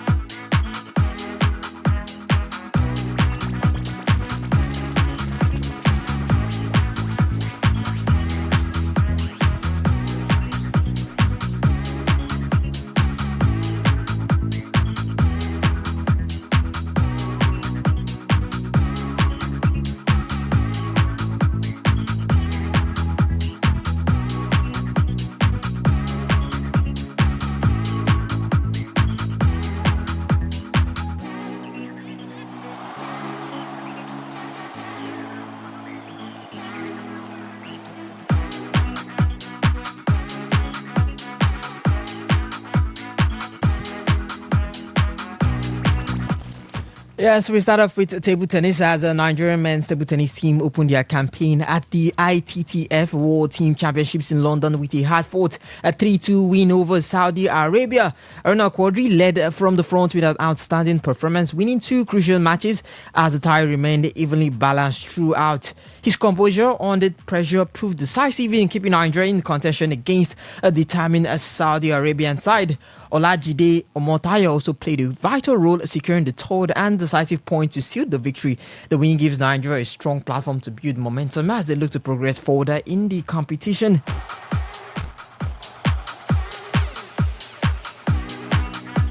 Elsewhere, in the women's side of things, the Nigeria women's table tennis team suffered a disappointing start at the ITTF World Team Championships in London, going 3-0 down to Wales in their opening fixture. The Nigerian side struggled to find rhythm against a composed Welsh team, with both Ajoke Ojumo and Shukurat losing their respective matches in straight sets.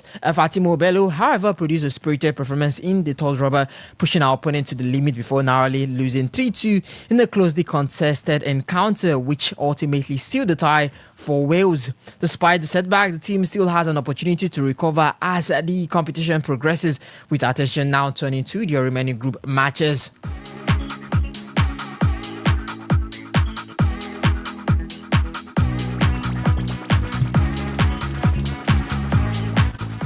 And now we leave table tennis and we head over to the lawn tennis, or tennis as you call it, as Nigeria is set to host 4 weeks of Junior International Tennis Federation tournament, that's the ITF tournament, in the coming months, marking a significant boost for youth tennis development in the country. The series will be spread across 2 cities, Abuja and Lagos, with the event expected to draw promising young players from around the world.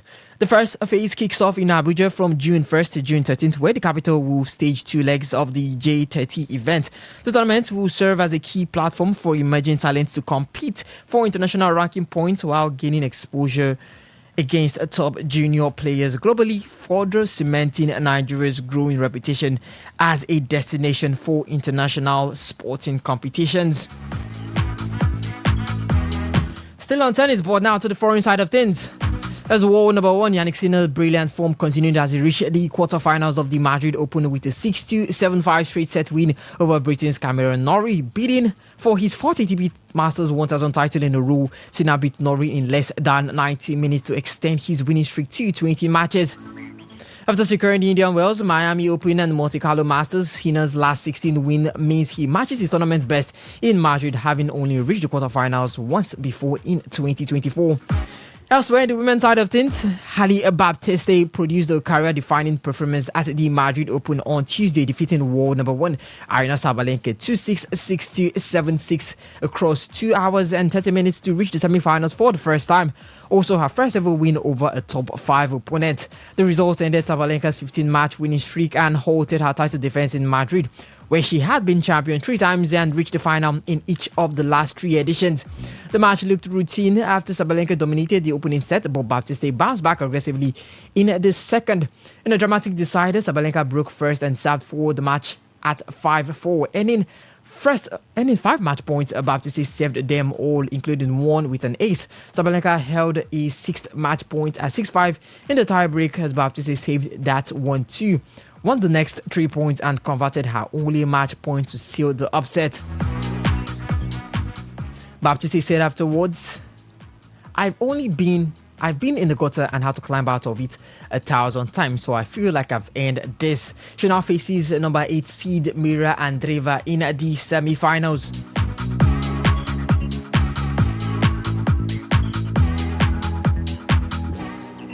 Well, some to 6 match points saved, 1 ace among them. What performance from Baptiste, taking on the biggest opponents in the Madrid Open, that is Aryna Sabalenka, the world number 1, 3-time defending champion. She's been into the finals back to back. What does that performance have to say about Baptiste's resilience? 6 match points saving them, and the only match point in which you convert it and win the match. Sometimes tennis can be cruel. The world number 1 obviously took the first set 6-2, and Baptiste responded with another 6-2 of her own in the second set, and obviously getting into the decider, I could have swung it that way. You'd always back Sabalenka because of her style and also the fact that she's facing a lady ranked 32nd in the world. So it was something that actually came out of the blue. She'd obviously next face Mira Andreeva, and you wouldn't expect that she would also cross that hurdle. If she does cross that hurdle, it's going to be an interesting one, because in the final, she has the luxury of facing Potapova or the winner of Kostyuk and Noskova. So you can actually say if you do beat Sabalenka and then beat Mira Andreeva, I mean, she should obviously be the clear favorite when the final comes around. But then it's been a very, very good performance from her. Potapova, who also is in the semi-final, also did beat Elena Rybakina. So it seems like it's been a tournament for the underdogs. Rybakina is also out of this tournament. Coco Gauff was also out in the round of 16 side of things. So Belinda Bencic also was knocked out by Baptiste in the round of 16. So it seems like the underdogs are fit and firing for this one. And looking at the semi-final, the big hitter you'd obviously say who is still in and around this one is Mira Andreeva. So for Baptiste, winning that match against Sabalenka, very, very good one for her. Very, very good one for her confidence, and very, very good one in the way she did execute that one. For you wouldn't say she's upcoming because she's obviously ranked 32nd in the world, but that would do her a whole lot of good heading into the next Grand Slam in the year, which also holds on clay, just like them playing in Madrid is also a clay court. So you can say it does boost her chances heading into the French Open, but then all in all, you've beaten the world number one. I mean, getting up the ladder is not easy at all. It's quite easy, but staying there is where it is. You've gotten up the ladder to the round of 16 after you did defeat Belinda Bencic. You got up the ladder again by beating Sabalenka in the quarterfinal. You're going to need to go up the ladder again in the semi-final, at least do something to stay on that ladder if you can actually win this WTA tournament at the end of the day. It's 1,000 tournaments if she can actually win it at the end of the day. Speaking of staying on top of the ladder, Aryna Sabalenka losing that one, I'm sure she's really, really gutted, as she's been in the finals back to back to back, defending champion. She's won it back to back as well. And what's the next step for her? She just didn't get her head right into place. This is the first time we've seen her lose from a match point like this. We've seen her lose from poor servings and all, but this she was playing well. Her opponents, when it came to that final stretch, was just better than her. What's the next step for Aryna Sabalenka heading into the Roland Garros? Obviously, the next step is to win it. The next step is to go in there and right the wrongs of the Madrid Open. She's going to be facing some really, really hefty task, obviously, against Annie Garcia-Tech, who is looking rejuvenated with her new coach, who was obviously the coach of Rafael Nadal and led him to so many successes on clay. And obviously, she did lose the first Grand Slam of the year to, was it Elena Svitolina in the final of the Australian Open? So sorry, Rybakina in the final of the Australian Open. So for me, it's looking like that kind of possibility where heading into the second Grand Slam of the year, after that narrow miss in the first Grand Slam of the year, she was really hasty. I mean, she did win the Sunshine Double. Now it's clay season. And in the Madrid Open, you expect her to get over the line, especially, like I said, looking at the ladies who are no longer involved in this tournament. Coco Gauff was already out in the round of 16. Rybakina was also out in the round of 16. She did eliminate Naomi Osaka in the round of 16. So it was looking like the coast and the path was actually very, very clear for her en route to winning this one. So this is obviously going to come as a major shock. It's all just for her to push the reset button, head into the French Open with confidence. I mean, she's the world number one. She's obviously going to be the top seed. Yes, Garcia is going to have some things to say about that, but at the end of the day, this is where she thrives, because being the number one lady seen in the sport, you just got to use that confidence and that belief that nobody matches up to you, which does show in the ranking, and then implement that in your game. All right, now we leave that and head over to talk about some football on Today Sports Live.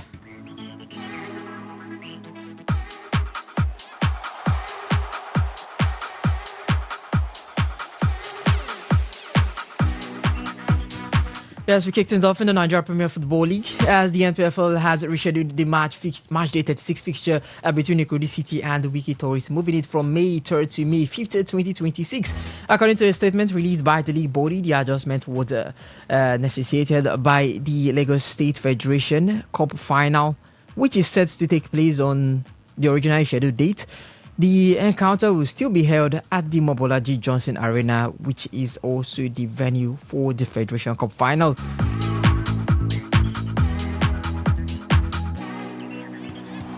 And speaking of NPFL, Super Eagles head coach Eric Shell has arrived in Nigeria to assess the domestic talent ahead of the upcoming international competitions.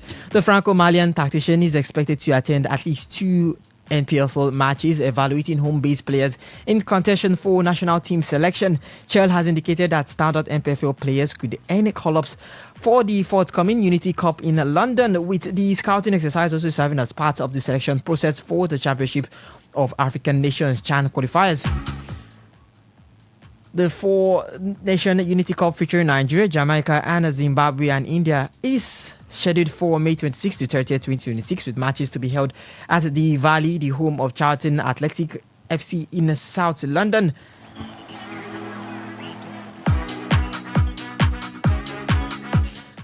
Something a big one for the players ahead. Before we head over to talk about the Super Falcons, big one for the players ahead and for the Super Eagles coach Eric Esekuchel. Nigerian talents, the big ones, moving over to the Unity Cup. So that means we might be seeing a full Unity Cup with MPFO players. Is that what you're expecting or what you're looking at? Well, the majority of the selection was expected to be players from the MPFL, was expected to be players who need to prove a point from the domestic point of view, because a lot of these big hitters in the foreign sides, they've gone through a torrid season. They've gone through a season where they'd obviously need to rest from the Africa Cup of Nations, also not forgetting what also happened there. But I'd like to also slightly chip in that they've obviously been through a season where they will be resting and be watching the World Cup from their houses. So in all of this is a very good chance. You're not preparing for the World Cup. You're not preparing for anything. So you could get a few home-based players in and around this list. Because when you look at the foreign-based players, I mean, Victor Osimhen's Galatasaray team, they're not done yet. Yes, they got a very big win at the weekend against Fenerbahce, but they're not done. Their league title is not secured. Ademola Lookman might not be playing this evening because of his fitness issues. Remains to be seen whether he would be on the team list for Atletico Madrid when the lineups do come out later in the evening. So we don't know about his fitness issues, but about him, he's obviously going to be in the deep end of the UEFA Champions League because he'll be playing in the second leg, which will also happen next week. And we're talking about May. You look at Frank Onyeka, recently with Coventry City, they just secured their championship title weeks ago, and you also look at some of the other players in this team. They're also going to be very involved with their sides in the deep ends of the season. So for Eric Sekochel and for his selection process, his thoughts of the national team selection ahead of the Unity Cup, it wasn't a big game. I mean, we're playing India in this one. So against India, you can actually check out some of these players that you can on a competitive level internationally. You can now actually have the leeway to actually find a way to see who are these players who can make your squad occasionally. I mean, we can have 15 players. I mean, the 2013 Africa Cup of Nations, I think we did have 7 home-based players, which the late great Stephen Keshi did pick from the MPFL, and most of those players went on to give a very good account of themselves. Godfrey Obabona, Sunday Umba, amongst a few that I can actually name that were in that side and actually doing big things in that side. And even after that, it gave a platform, a leeway for us to actually select the team to go to the CHAN, which did happen in South Africa. Again, that was where we had some players like Ejike Uzeni show himself on a bigger stage. At some point, also had the likes of Bolan Salami, the players who were also coming out. Chidozie Agbim was also another player who was coming from the home base into the Super Eagles of Nigeria. So yes, there should be a leeway for some of these home-based players to have a means to easily transition into the senior national team. Because yes, you look at some of the legends of Nigerian football, you can notably mention the likes of Vincent Nyama, a lot of all these players who did actually start in Nigeria. In fact, most of all of the legends you talk about in Nigeria did start from the home-based team, or should I say the domestic league first of all. So for me, it's very important to actually have a bit of ease to select the players, and this is a big chance, because where else would you have the Africa Cup of Nations qualifying will come up. The World Cup qualifying will then restart again. But most importantly, is the Africa Cup of Nations qualifying up next. And after that one, you'd see that the team, there might not be a lot of spaces. There might be high stakes games, which you might not be able to have these players in and involved in your side. And with what he's trying to build a team that can actually, for the next 3 years, be stable. And when I mean stable, it's not the one where Victor Osimhen gets injured and then we're already having 2 games in the World Cup qualifying that we already know we might not win. So let's get the team stable, let's get the team functional, consistent for the next couple of years, so that when it comes for us to qualify for the World Cup, we can do it with games to spare. We're not going to be doing it with calculators and probabilities and, if this one loses, this one will win, then we can go. So yes, a very good one. This is a big chance for us to get some of the guys in the MPFL involved. Yes, the quality of players in the MPFL might not be the same with the foreign-based players, but at the end of the day, we have to prioritize this, because this is the only talent factory we have. Yes, we're looking at players out there in diaspora that do have Nigerian roots. That's good, that's fine. They can always represent their country. But at the end of the day, this is the only place we can call our own talent factory, because this is our country and this is where players that can represent the national team can come out from. Well, speaking of a talent factory, FIFA is reportedly exploring a new regulation that could significantly reshape team selection policies across domestic league, including the Nigerian top flight clubs. Now, the proposed rule would require clubs to include at least one youth player in their starting lineup for competitive matches. Key conditions under consideration include each team fielding at least one player aged under 20 or 21, with that player having been developed within the club's own academy system, discouraging reliance on high-cost external signings and placing a stronger emphasis on internal player development. If approved, the policy would directly impact leagues such as the Nigeria Premier Football League, where many clubs currently depend heavily on experienced professionals and imported talent. The move is seen as part of FIFA's broader push to strengthen youth development structures globally and ensure more pathways for academy players into first-team football. Discussions are still at early stage and no final decisions has been made. As something you take on all that, under 20s, under 21s, if it is approved by FIFA, it will now be mandatory for teams to include at least one player into the starting lineup that is under 20, under 21. How does this affect the Nigeria Premier Football League, especially when we have all these age issues? I'm looking at the part where it affects players that actually do fit that age, and the players where the age don't actually fit them, but you know how it is in the Nigeria Football League. Players under 20 or under 21 have to be in the starting lineup of national teams. Yes. To help... No, not national team, club football. That is the proposed rule that FIFA... I don't buy it. I don't understand. What's their business with them including? They want to help talent grow, and the player under 20 or 21 must be from the academy or from the junior team of the or whatever team that's... I don't buy it. The one thing which has actually been affecting these days is a lot of these rules and everything. I mean, allow it flow. What are all of these rules? And there is also the rule with the covering of mouth that they've already put out for the World Cup. No, I understand that stems from the whole racial incident between Vinicius Junior and Gianluca Prestiani. So that is understandable. But for this one, I mean, you're not... I understand you're the governing body, yeah, but some things... You can allow some things flow. I think even when the new offside rule, the Arsene Wenger offside rule, which is being proposed and all of this, allow some things flow, please. Don't upset the balance of how we want to watch the game these days. It's a lot of these new rules that has even made clubs. Let me even come down to what happens on the pitch. Some of these new rules that has made clubs resort to some other ways of finding means to win, and that's when I mean. A lot of people talk about set pieces are spoiling the game and this one, that one. Because look at Luis Diaz's offside goal yesterday. Very, very tight. Now, in the next couple of years, when the offside rule will actually come, the defender, in cases where you say, oh, the hand or the leg, your entire body has to be seen, or a part of your body, or the entire part of your body that will affect the game has to be seen as. So in that case, if you are an attacking or if you're a defending team, you have to actually be at par with the attacking team. So in that case, you have to be very watchful. You have to be very worried in case of anything, and then you just hear, oh, he's had an influence in there.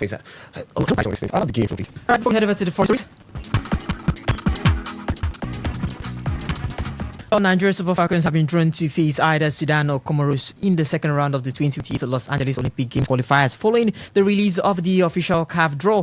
In the first round, Sudan will square off against Comoros, with the winner progressing to take on Nigeria in the next stage of the qualification series. The second round ties are scheduled between October 5th and 13th, 2026 as the Super Falcons begin their push for another Olympic berth.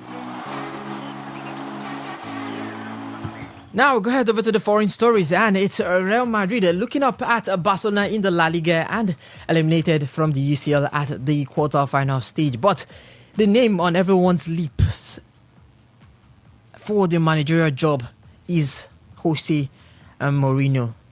Should they do it or not? Now, the case for Mourinho getting the job is he's the favorite. Perez loves him. He has a history at the Bernabeu. He won the Copa del Rey and ended the La Liga drought during his first spell at the club. The case against it, where people saying, we don't really want him back. The man hasn't won a league title in the last 11 years. His last trophy was the Conference League. I think he won that with Roma. And his first Madrid spell ended with the players threatening to quit. And some say Vinicius Jr. will be unlikely to welcome him. A proven track record, or the man that has maybe lost his touch, as some would say. But what's your take on this, Somto? Would you want the man back, or should he be back at... If I would want him. I'm only going to tell you what Real Madrid are doing. I like the fact that Florentino Perez is the one that finally said he wants to oversee the process of hiring the next coach at Real Madrid. Now, Jose Maria Sanchez, who is the vice president in Real Madrid, was the one who oversaw the process of getting Xabi Alonso to the side. Florentino Perez's only aim at this point in time is to get Jose Mourinho. He's not thinking of any other person. So, except Mourinho says, no, I don't want to, which it seems very unlikely at this point in time, because I will tell you for a fact that Mourinho has been actually thinking in the markets where his next big job will come. And obviously, clubs like Chelsea and Real Madrid, can also squeeze in Manchester United, are teams that are always in his heart. Now, for Real Madrid, they are saying Vinicius Jr. might not want him. This is the same Vinicius Jr. who said he wasn't going to sign a new contract on record. He wasn't going to sign a new contract if Xabi Alonso was still the head coach at Real Madrid, because Real Madrid did put out a contract offer to him and said he doesn't want to sign if there are assurances that Xabi Alonso will still be at the side. When I did start the show, I talked about player power. Yeah. The era of player power is slowly fading away. Now, it's clubs that don't know what they want or are very indecisive, like Chelsea and Manchester United, who still have player power invoked in their own club. Look at Liverpool and the slot. In your mind, do you actually think a lot of Liverpool... Mo Salah, let me even give a classic example. Mo Salah came out with an interview and said he doesn't know if it's the coach that is being used, but it seems like there are some people who don't want him at the club. In a logical sense, if this was Chelsea, for instance, and then you could clearly see that some of these players were not playing for Arne Slot, or Mo Salah had a visible issue with Arne Slot, who was going to be asked first? Was it not going to be Arne Slot? But now there is assurances that Arne Slot is still going to be the manager next season. Now, when I talk about player power and all of this, Vincent Kompany is the coach of Bayern Munich. Not for many few years ago that he was a player at Manchester City. Vincent Kompany was a player at Manchester City, and Manuel Neuer won the World Cup for Germany. Now, who is leading Bayern potentially to a UEFA Champions League, and Manuel Neuer is still the goalkeeper of Bayern Munich, is Vincent Kompany. So if we're still in an era where players want to be having a say. I don't buy it. I don't understand. You're not the owner of the club. You have no say in the board of the club. There's nothing that you are going to do when the ownership structure says we want this manager and all of these players. If you're not on the boat, then you can make your exit out of the club. That's what these clubs have to be doing these days. Is that you pick one? Is that you're choosing your manager or you're choosing your player? Real Madrid decided to choose the player interest when Xabi Alonso was at the club. And you can see how they are paying dearly for it. They are what? 13 points behind Barcelona in the La Liga standings. 13 or 11 points, I'll confirm that. But they are behind Barcelona. They are not potentially going to win La Liga this year. They got knocked out of the Champions League in the semi-final phase. They are in the Copa del Rey. Real Sociedad did win the Copa del Rey in Spain. Real Madrid are going to move trophyless this season, yet again. Because of the era of you want to be putting, 11 points clear, 11 points behind Barcelona. Because of the era of you want to be backing your players so that they don't get unhappy. No player is bigger than the club. If he doesn't want Mourinho to come, he should move out of the club and let Kylian Mbappe be playing as the left-sided attacker and let them get a striker. It's as simple as ABC. Enough of all of this where players are deciding who they want to play under, who they don't want to play under. Real Madrid are filled with spoiled players up and down of that roster. Spoiled players who decide it's them that are supposed to be running the club. Now, what do players like that need? They need a strong hand. Carlo Ancelotti was someone who, in their mind, was a fatherly figure to most of these players. At this point in time, you might not see a lot of coaches who are fatherly figures to you. So if there are no fatherly figures, for those spoiled children, my guy, get a strong hand. I saw a video where a woman brought army men to come and beat her child because he was messing up and down. So get a strong hand at that club. And let me talk about what Jose Mourinho did for Real Madrid. In seasons when they went decades without winning the Champions League, decades without competing, an era when Pep Guardiola's Barcelona was not just dominating Spain, but dominating the world, where on a global stage they disgraced Sir Alex Ferguson's Manchester United in a final of the Champions League. On a global stage, they won 6 trophies in 1 year. That Pep Guardiola's team was dominating Spain. Jose Mourinho came there and said, listen, I'm not going to be the saint or the angel in this story. I'm going to be the guy who's going to shatter everything for Barcelona in this story. What did he do in the first season he came back? Yes, in the seasons that they came back, Real Madrid were always falling short in the round of 16 in the Champions League. They were not getting past the quarterfinals. They were not getting past the round of 16 for a team who was seen as the high and mighty in European football, who had players like Delima Ronaldo, Alfredo Di Stefano playing for that side. And then Real Madrid was not performing. What did he come to do? Yes, in that season, they did lose to Bayern on penalties. That season that Chelsea won the Champions League, they lost to Bayern on penalties. They could have made it to the final of the Champions League. But then, after that, they dethroned Pep Guardiola's Barcelona to become champions of Spain. A lot of people saw that Carlo Ancelotti won La Decima for Real Madrid. Yes, Carlo Ancelotti was the man who did lead Real Madrid finally to glory that season. But don't forget, in the league for Real Madrid that season, they were poor. Domestically in Copa, they were poor.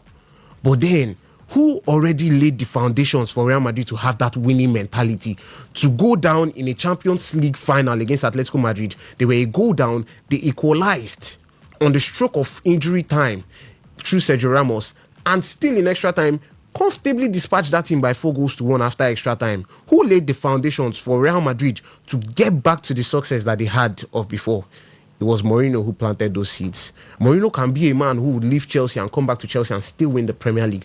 Mourinho will be the man that will tell you that finishing second with Manchester United was one of his biggest achievements in his career. After Mourinho left, which other manager finished second with Manchester United apart from Ole Gunnar Solskjaer? That is a man who Real Madrid needs. So if the players don't want him, they can jump to another boat. Me, I'm just going to give you the track record like I have given you and I've displayed it down for you, that this is a man who can convert that team filled with spoiled little children who can just be playing as they like, not getting the success and going trophyless. Real Madrid is not a team that should be going trophyless. So if Florentino Perez says, this is the man that I want to come and rescue this sinking ship, that should be who he goes for. All right, we'll see what the callers say about that. 070193399962. Just keep that via the SMS and the WhatsApp portal for now as we head over to talk some UEFA Champions League football.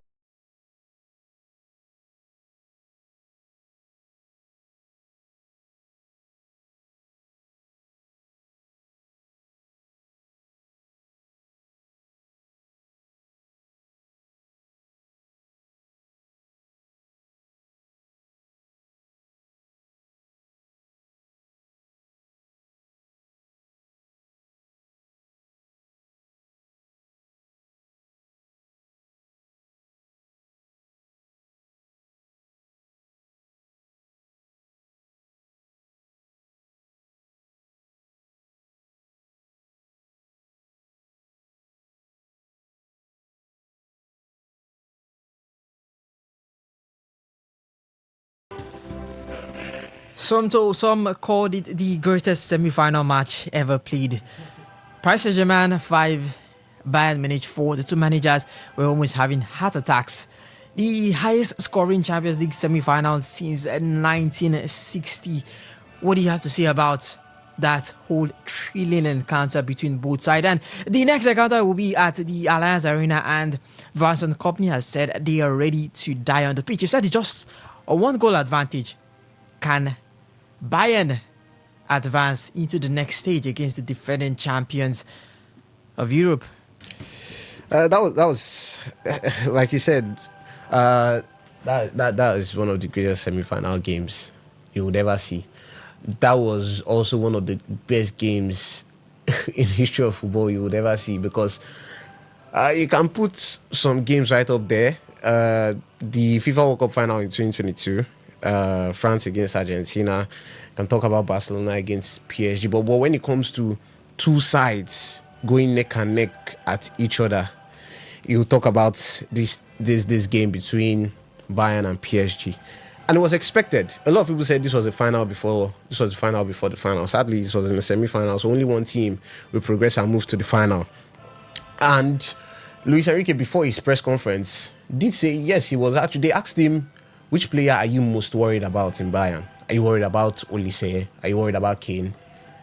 And he looked at the reporter and said, yes, I'm worried about Olise, I'm worried about Kane, I'm worried about Stanisic, I'm worried about Pavlovic, I'm worried about Kimmich, I'm worried about Tah, I'm worried about Upamecano, I'm worried about Davies, I'm worried about all of the players in Bayern, because you do know that it is not just one player that makes up that Bayern unit. It's all of them.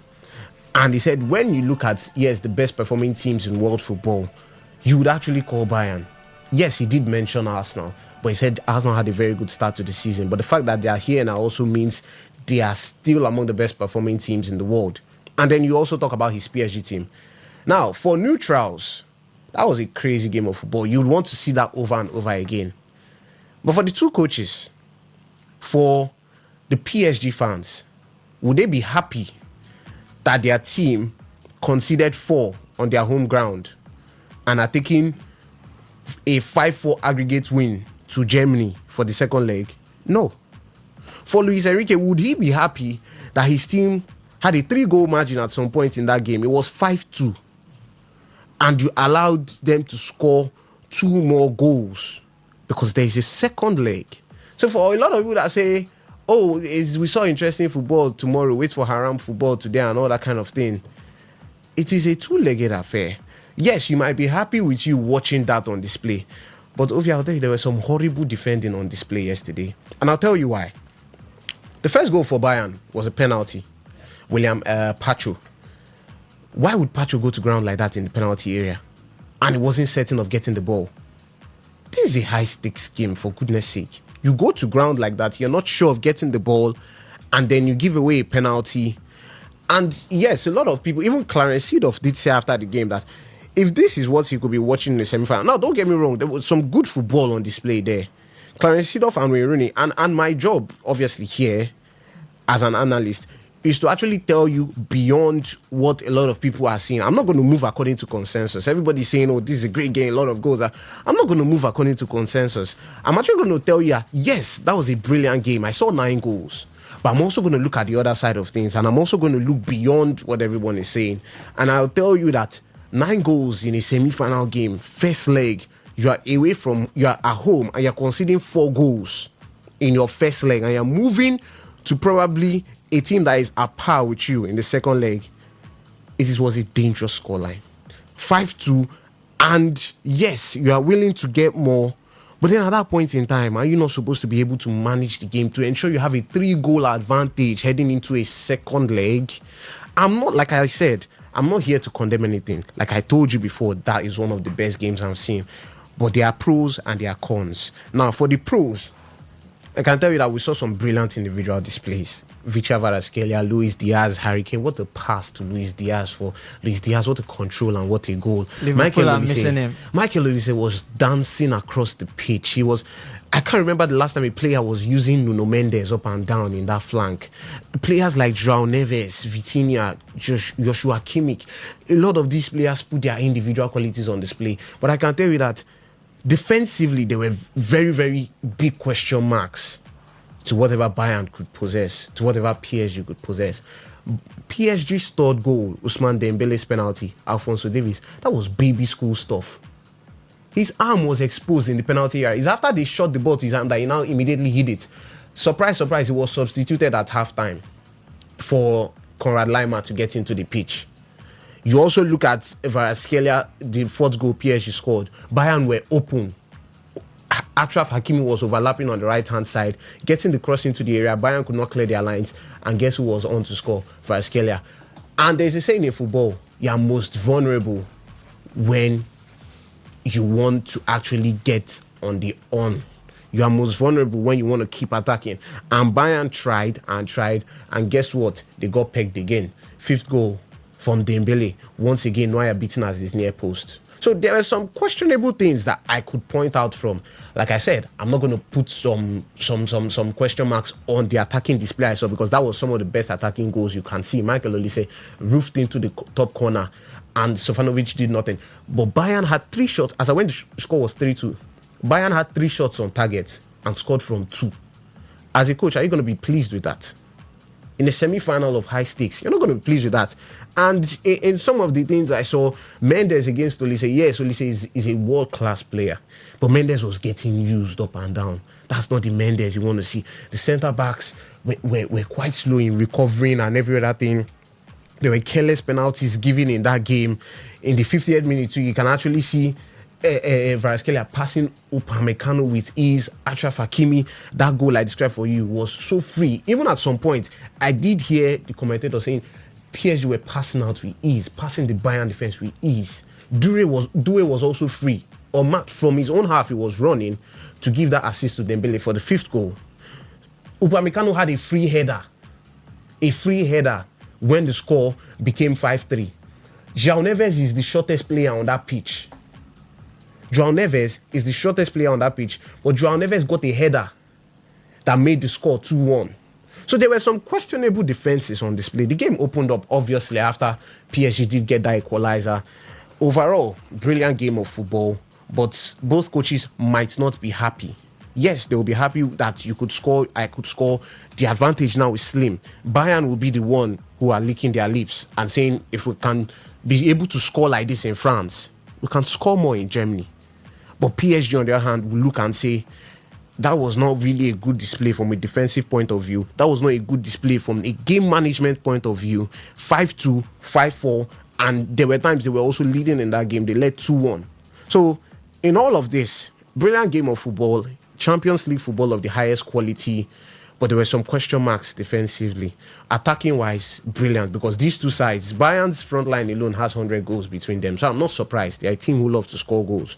PSG's front line, they have the best player in the world. They've got Kvaratskhelia, who on his day can pass as the best left winger in the world. They've also got Desiree Doué, who is obviously one of the best right wingers in the world. So, yes, we did expect goals, but then heading into the second leg, there are some things that both of these sides would definitely be working on.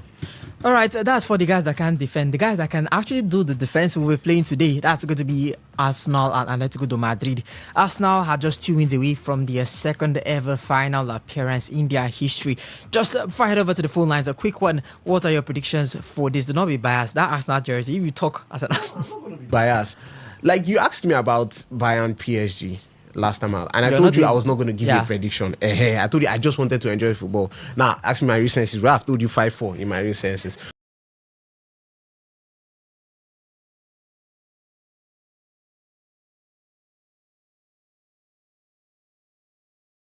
What I want to do at this stage of the Champions League is to just enjoy the football. No, you think I'm whining? I just want to enjoy what I'm going to see. It's a Champions League semi-final, so I'm just going to enjoy. This game has a draw written all over it. But if there is anything to go by from some of the last few things I've seen about Atletico Madrid and their pitch, drawing, Barcelona complained, Tottenham Hotspur complained, Tottenham round of 16, Barcelona. If that happens in the semi-final, Arsenal complain about the pitch having some issues. And you also have to think for Arsenal that they've got a big game in the Premier League coming up at the weekend. They've got the second leg coming up next week. The best case scenario will be for them to come here and play safe. So it looks like it has a draw written all over it. I honestly do not know where the pendulum's going to swing. I just want you to enjoy a good night of Champions League football. All right, let's enjoy the good night of Champions League football. 08109510951. Time to bring you guys in to join in on the conversation. If you ask me, you say I should not be biased, that's right. But if I want to be biased, that's not win 2-0. All right. 0701933960. That's for the SMS and the WhatsApp portal. For the phone line, it's 08109510951. Hello, Kale. Good afternoon. Yeah, good afternoon to the spotlight. Yes, this is. Yeah, this is the reigning national champion, Mr. Liverpool from Oyibo. Never walk alone. All right, Mr. Liverpool, the reigning champion. Yes, very soon we now hand over to Arsenal or Man City. Any of them, anybody that is capable. Well, let me put, I agree with that gentleman. Good afternoon. I agree with you too. Yeah, well, concerning the last 9 games, the game is just like a final. Like one of your sister station was talking about it, they said that if it's possible, they could have said Arsenal and this Atlantic Madrid game. They should just forget about it. This one as final. And this one, it looks like final. It's one of the things sometimes I have never seen, come across this kind of game. The game was terrible. But by next week, next week we conclude. I cannot conclude it yet because what I said yesterday is a different ball game. Next week that we finish out, we finish the game. So 9 games concerning Atlantic, Madrid, and Arsenal. That one, local language, we call them Aboro game. Now, fight. And the game end the fight because Atlantico, now troublesome people. Arsenal too, now the same thing. This 50-cent defender, but I cannot predict that game. I don't know what to predict because my brother, this man, my country brother is there. Arsenal too. Well, let the better team take. Let the better team take. Thank you. All right, thank you, Mr. Liverpool. 08109510951 for the SMS and the WhatsApp portal. It is 0701933990. Your predictions for today's game, Atletico Madrid and Arsenal, and the game last night, a big 9-goal thriller. What's your thoughts on that? Hello, colleague. Good afternoon. Good afternoon, my brother. Yes, this is Lucky. Lucky from my stage. Yes, my brother. 5-4. Bayern Monchi, we finished the work at Allianz Arena. That one not true. Yes, and we go through. Arsenal, Atletico Madrid, my brother. We don't see him. Arsenal, Otilo. Yes, Atletico to qualify. Thank you. All right, thank you for that. Lucky 08109510951. Hello, good afternoon. Yes, good afternoon, my brother. Yes, this is Collins P on the line. Yes, Collins. Give us your thoughts. Yeah. Well, let me just speak on the issue of Arsenal and Atletico Madrid. Well, I was thinking that Chelsea fans, we are violent fans, you understand me? But I never knew that there is a bigger violent people around the corner, more than Chelsea. And the bigger violent people is Arsenal fans. I like your play on words there. No. I have my concrete evidence to prove on it. No, there's no time. But I'll bring it up. All right. To call boys to come from match. Some of the time, you understand me now. Yeah. So, I want Atletico Madrid to beat them because of Ademola Lookman. Arsenal, they don't know how to play football. All these boys, they left football for old age. You hear me? So, I don't like them. Do you want to, are you forcing me to like them? They will not, so that they will come and drag position with Chelsea. It will not work. Listen to me, Atletico Madrid will beat them 5-0. Returning like everything is all party. It don't finish, it don't finish. Thank you so much, my brother. Collins P on the line. All right, thank you for that, Collins P. Hello, colleague. Good afternoon. Please turn up the volume of the radio set. Hello, good afternoon. Yes, good afternoon. This is Samuel from Malong. Samuel, give us your thoughts. Let's make it quick. Yeah, so Bayern Munich match yesterday, I think the defense was so poor. How can they say they have 5 shots on target and 5 goals? I don't even know. Manuel Neuer was not at his best yesterday. It was like there were no defense at all. It was the same match Inter Milan and Barcelona last season. The same semi-final that ended 4-3. So I don't know what they were playing. The attacking were good, but the defense was not at his best. It was people are saying final. This kind of match cannot happen in the final. Although we enjoy the goal scoring, but no, as it is, we should also have good defending and good attacking. That is what makes the match balance. As for today, Atletico Madrid, I think they will beat Arsenal. They will qualify ahead of Arsenal. That's my reason. All right, thank you for that, Samuel. Hello, caller. Good afternoon.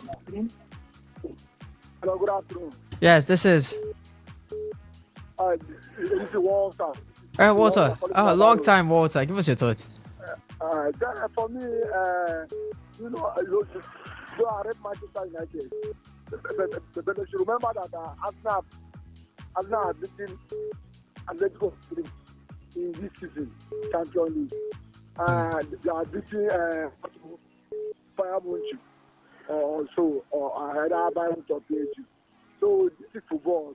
For me, they want Atletico to beat Arsenal, but it will not be easy now. You know, it's Arsenal no big time match. Hello? I can hear you. The Arsenal no sabi. Arsenal no be this time game. But they all the same. I want Atletico Madrid to remove them so that my brother go play for. The man go play final. But I don't know how it's come about. But Arsenal again take down. So for me, the match today. There's no more goals.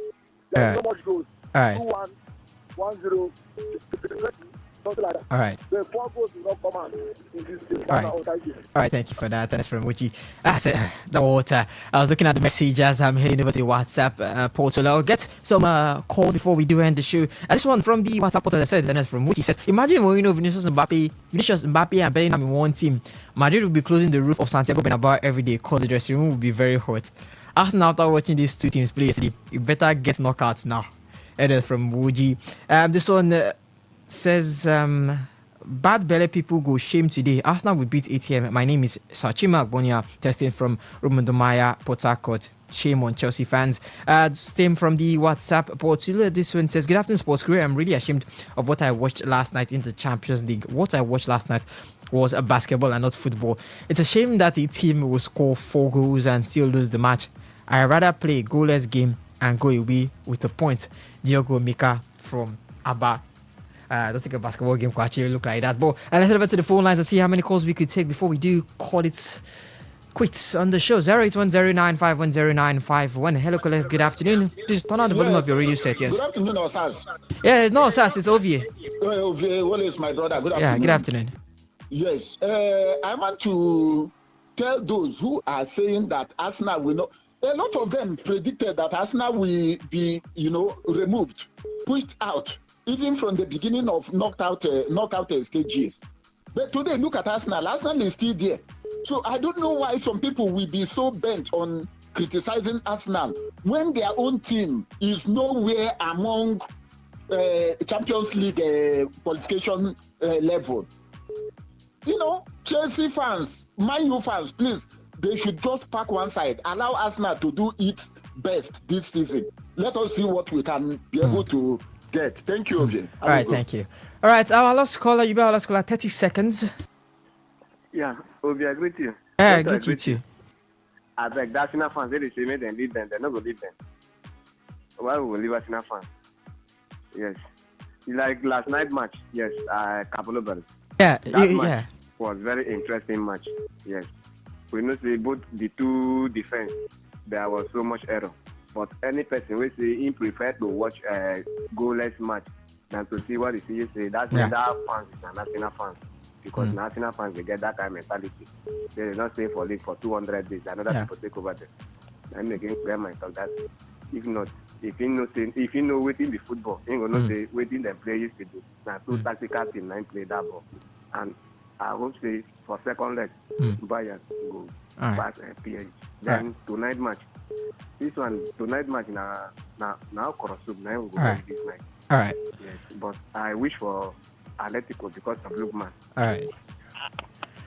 All right, and with that call, it's been the end or close to the end of Today Sports Live and Today95.1 FM. Catch you guys tomorrow morning 6:30 a.m. for Sports Attack. And my name is Ovie. What's the sports chef? I did the show with Sumto Isaac. Anastasia Benjamin, right beside me for the news update at 4 p.m. Till then, enjoy the rest of the programming. Bye-bye.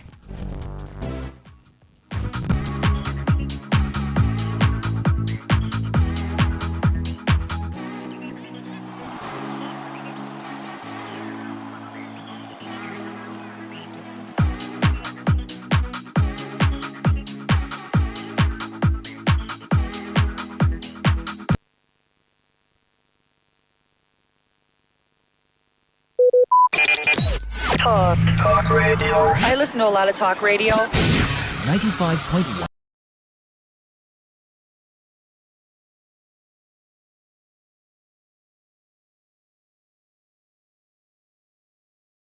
FM. Whether it's happening in Port Harcourt, South South, Nigeria, or around the world, we've got you covered. On air, online, delivering balanced news and unbiased analysis. Today, 95.1 FM. Today, 95.1 FM, Port Harcourt. News update.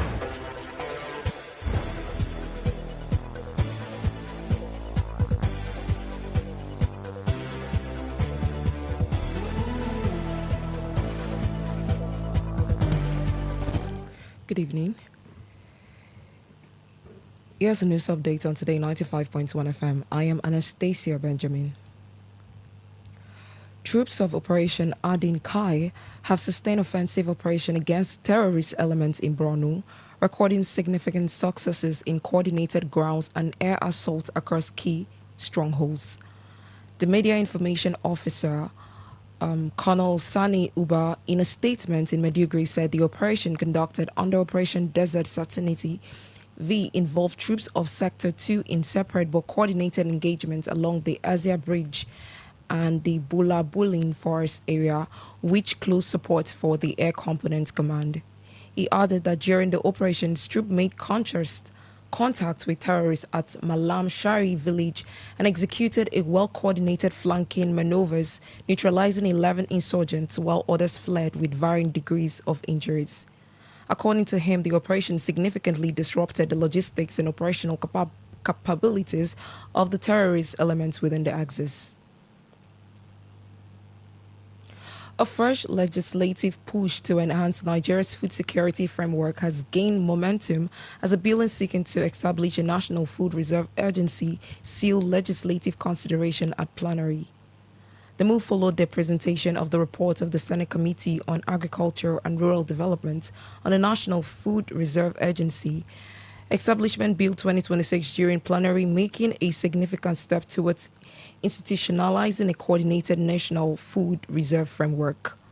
The bill, sponsored by lawmaker representing Kwara Central Senator Saliu Mustafa, seeks to create a structured mechanism for the storage, management and distribution of strategic food reserves to mitigate the impact of shortages and emergency across the country. He highlighted that the legislation seeks to establish the National Food Reserve Agency to strengthen national food security by ensuring efficient management of food reserves and improving the nation's preparedness for unforeseen supply disruption. Nigeria's agricultural sector has in recent years faced mounting challenges, including insecurity in food production regions, climate-related disruptions such as flooding and irregular rain patterns, as well as raising costs of farm inputs, all of which have negatively affected food production and supply chain.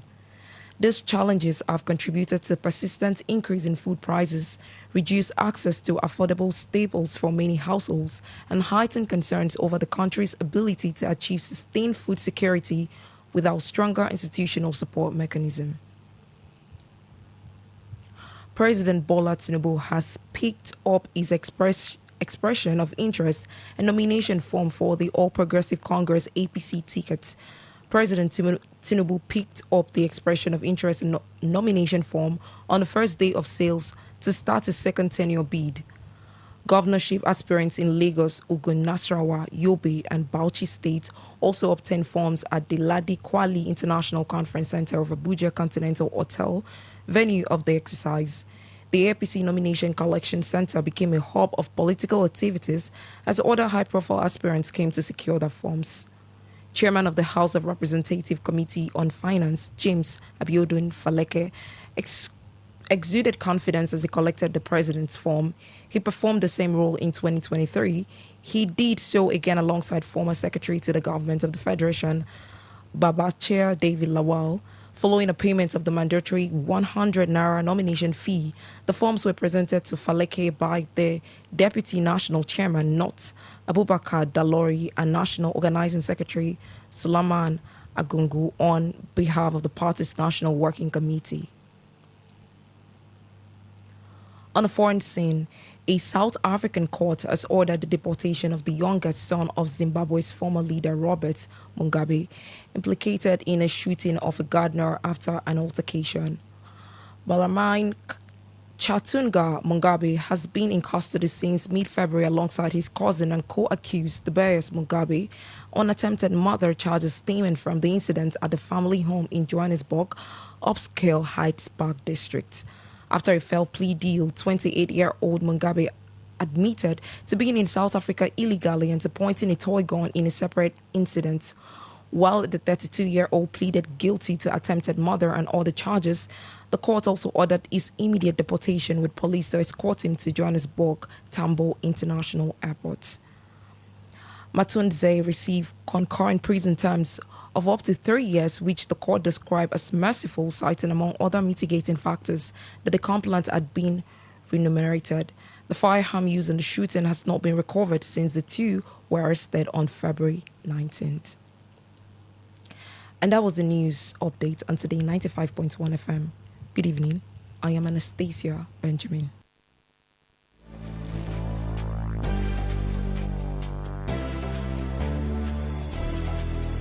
Today's news, today's entertainment, today's sports, today's issues. Today on Today 95.1 FM, Port Harcourt.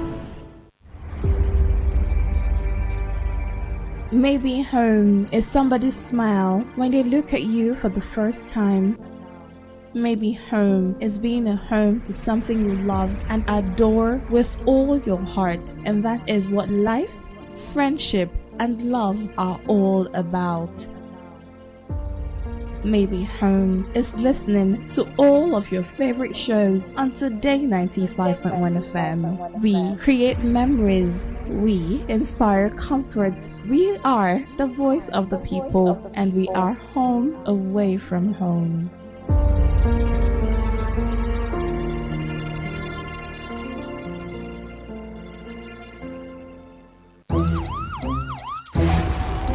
It all begins with breaking news.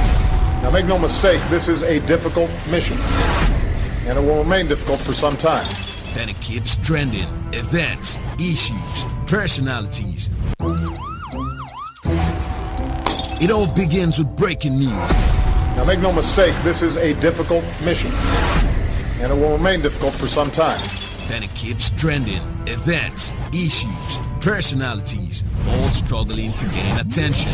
But in the race with deadlines, the intrigues, power play on the currents are often missed or underreported. Insecurity here is basically a product of poverty. But not anymore. As the platform on radio steps in to fill the missing links on events, issues, and personalities in the news. I'm not afraid of anybody. Yeah! The platform on radio serves only the hottest topics and trending issues. Only on Today 95.1 FM. 95.1 FM. Port Harcourt. Weekdays, 4 p.m. Get on the platform on radio and be served.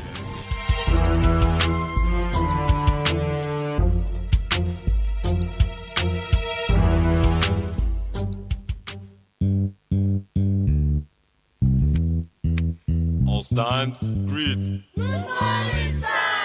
Good morning. You're welcome to Jagbajantis High School. My name is Sound Sultan, your new mathematics teacher. By the way, do you understand pidgin English? Yes, sir. Okay, now what we go use henceforth? Okay, carry your pen. Carry your paper. Hey, them for my class. People of this world, them plenty. Hey. The sins of this people, many. So many.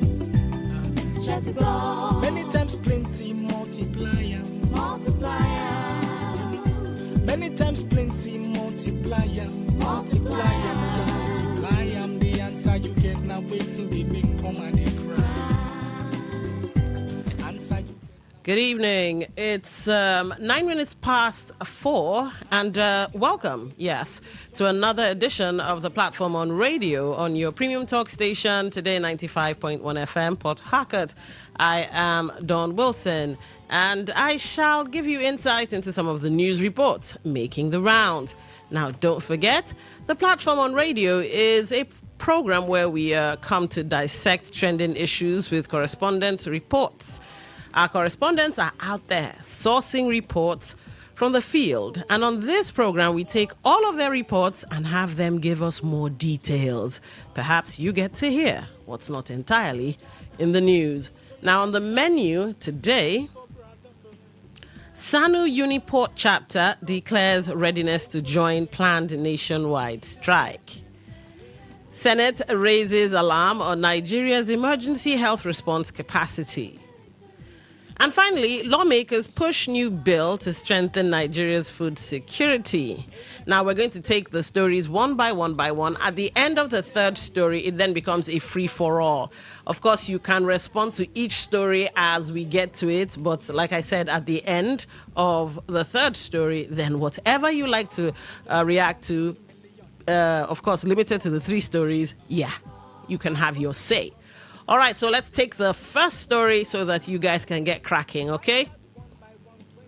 The Senior Staff Association of Nigerian Universities, University of Port Harcourt chapter, has declared its readiness to join a planned nationwide strike expected to commence on May 1.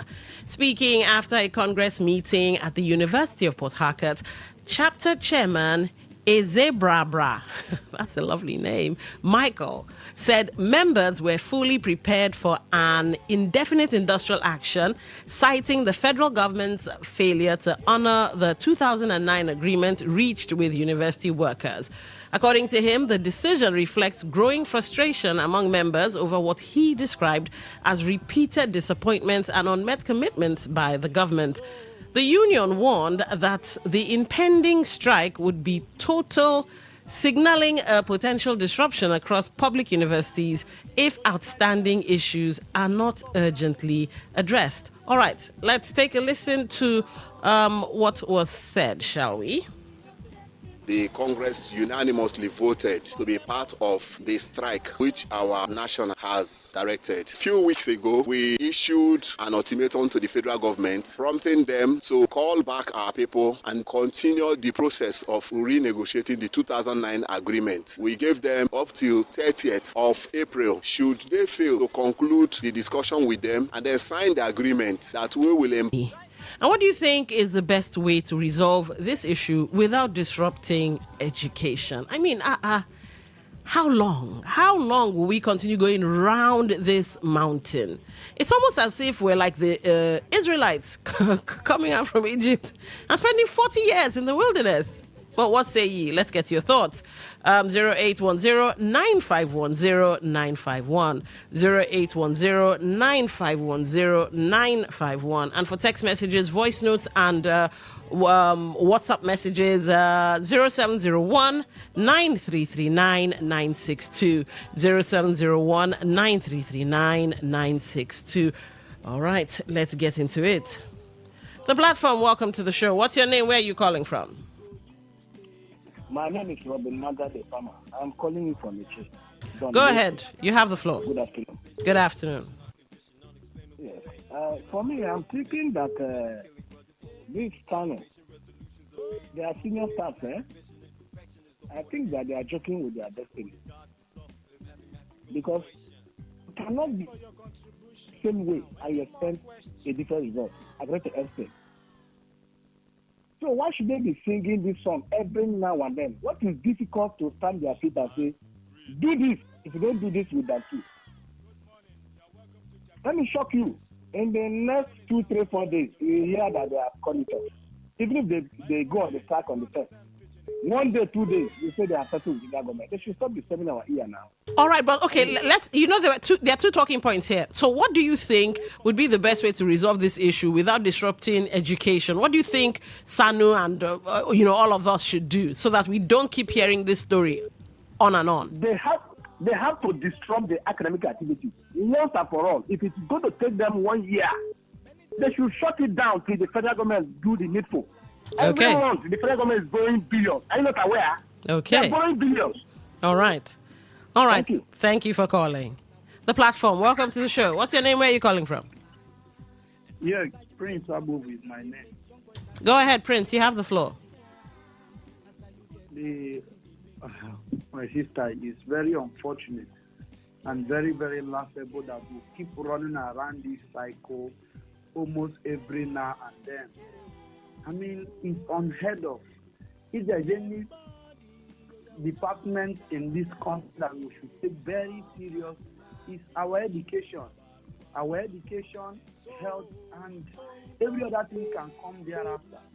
But unfortunately for us, our leaders are playing politics with it.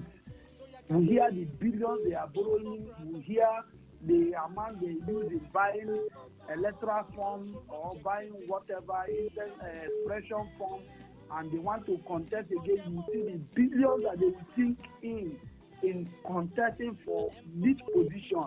Okay. And yet, in the next 4 years, our education, our health sector is still where it is. Just like the last caller said, let the lecturers, I know it is not easy because they are not doing any other business. And before you know it, they won't pay them while they are on strike. But they must see it as part of the sacrifice they need to make for the country. All right. They should forget about the academic whatever going on. They should sit at home. Okay. It's going to take 1 year. All right, I had to let you go because I did say all right several times. The platform, welcome to the show. What's your name? Where are you calling from? Deborah Diele, calling from Agalabe and Abayaba. All right, go ahead. You have the floor. I think that the solution to incessant owing of people, not just workers, even ordinary people, even I myself that is being owed, I think that the solution is this. If somebody is owing someone, or government is owing somebody, or a company or an organization is owing somebody, 10% of that money must be paid to that person each month. 10% must be added and paid to that person each month. Now, if the person that is owing decides to owe for 1 year, good. After 1 year, he will still calculate 10% and pay that person. Then another thing is this. For the workers, it is better to start paying workers daily. And every day, by 4 p.m., your alarm will just ring. All right.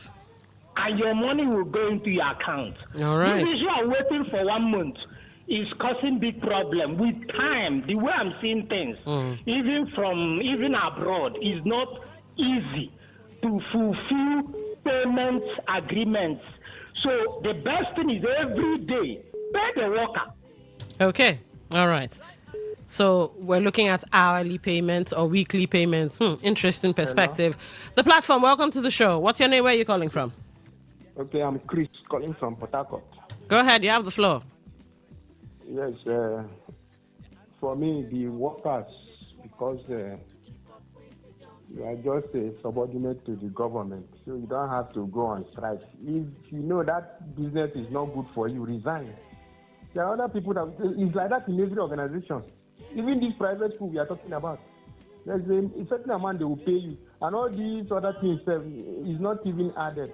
Hold on. Can I stop you there? Are you saying that despite the government shaking hands and putting their signature to an agreement, word is bond, as they say, you're saying if they renege on the agreement, just quit and go and find another job after years of maybe holding on and being owed?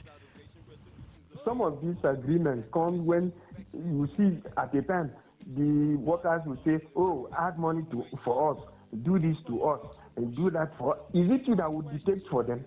I've never seen anywhere. If you have an organization now and you employ somebody, it's not the employer that will dictate for you what to do and what not to do. So for me, I don't see it funny at all. All right. It's not good for you, resign. There are other people that will do the job. What is it? You cannot tie somebody unless somebody says you should go for 1 year. Well, you cannot throw a baby with bath water. Okay, we get you. You must look at it and then see how to make it okay, because there are people that are waiting to. There are others that even need that amount. You say it's not even enough for you. All right. Thank you for calling. We get you. But I'm still standing on what I said earlier. In 2009, both parties came to the table and they came to an agreement. Like I said, what is bond? It's like a handshake. It's supposed to mean something. So if you said you're going to do something, well, why not do it? The National Assembly, are their salaries delayed? Do you hear them coming out to scream blue murder that they have not been paid this, that, and the other? But you usually find it's retired police officers. You find pensioners coming to fight for their monies. You have contractors protesting. You have ASU, junior and senior, and you even have doctors. Even after agreements have been signed. So I fail to see why you'd come and make an agreement, agree to do a thing, and you don't do it. Because it starts dropping the ball, it starts reneging, that causes the issues to keep cropping up. It's like, imagine, let's use Christianity. Come on. Jesus Christ said he'll do this, he'll do that, he'll do this. Imagine where after saying he'll do such and such, telling us the powerful ways we can be, and then when it comes to exercising that authority, it not work. Come on, it doesn't make sense. If you say you do a thing, to me, do it. All right, let's move to the next topic for discourse before we have to take a short break. In another development, the Nigeria Senate has raised concerns about gaps in the country's public health emergency preparedness and response system. This followed the confirmation of a COVID-19 case in Cross River State. The Red Chamber urged immediate and coordinated action to avert a potential outbreak. The Senate's resolution followed the consideration and approval of a motion sponsored by Ipalibo Harry Banigo of APC, Rivers West Senatorial District. In her lead debate, Banigo drew attention to what she called systemic weaknesses in surveillance, funding, and rapid response capacity.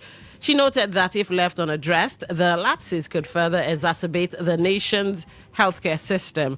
Citing Section 14 sub 2 sub B of the 1999 Constitution as amended, she emphasized the responsibility of government at all levels to safeguard the health and welfare of citizens.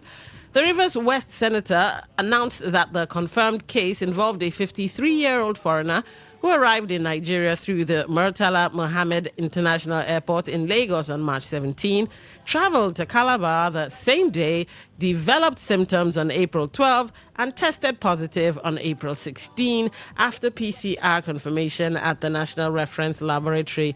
According to the motion, Nigeria's Federal State Cooperative Framework for Public Health Response requires stronger coordination and sustained financing.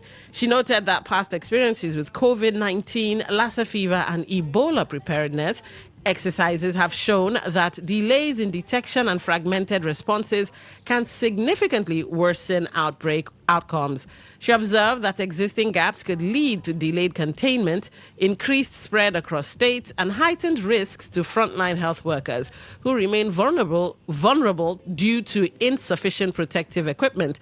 She also warned that persistent shortages of response materials could erode public confidence and weaken the country's epidemic intelligence system.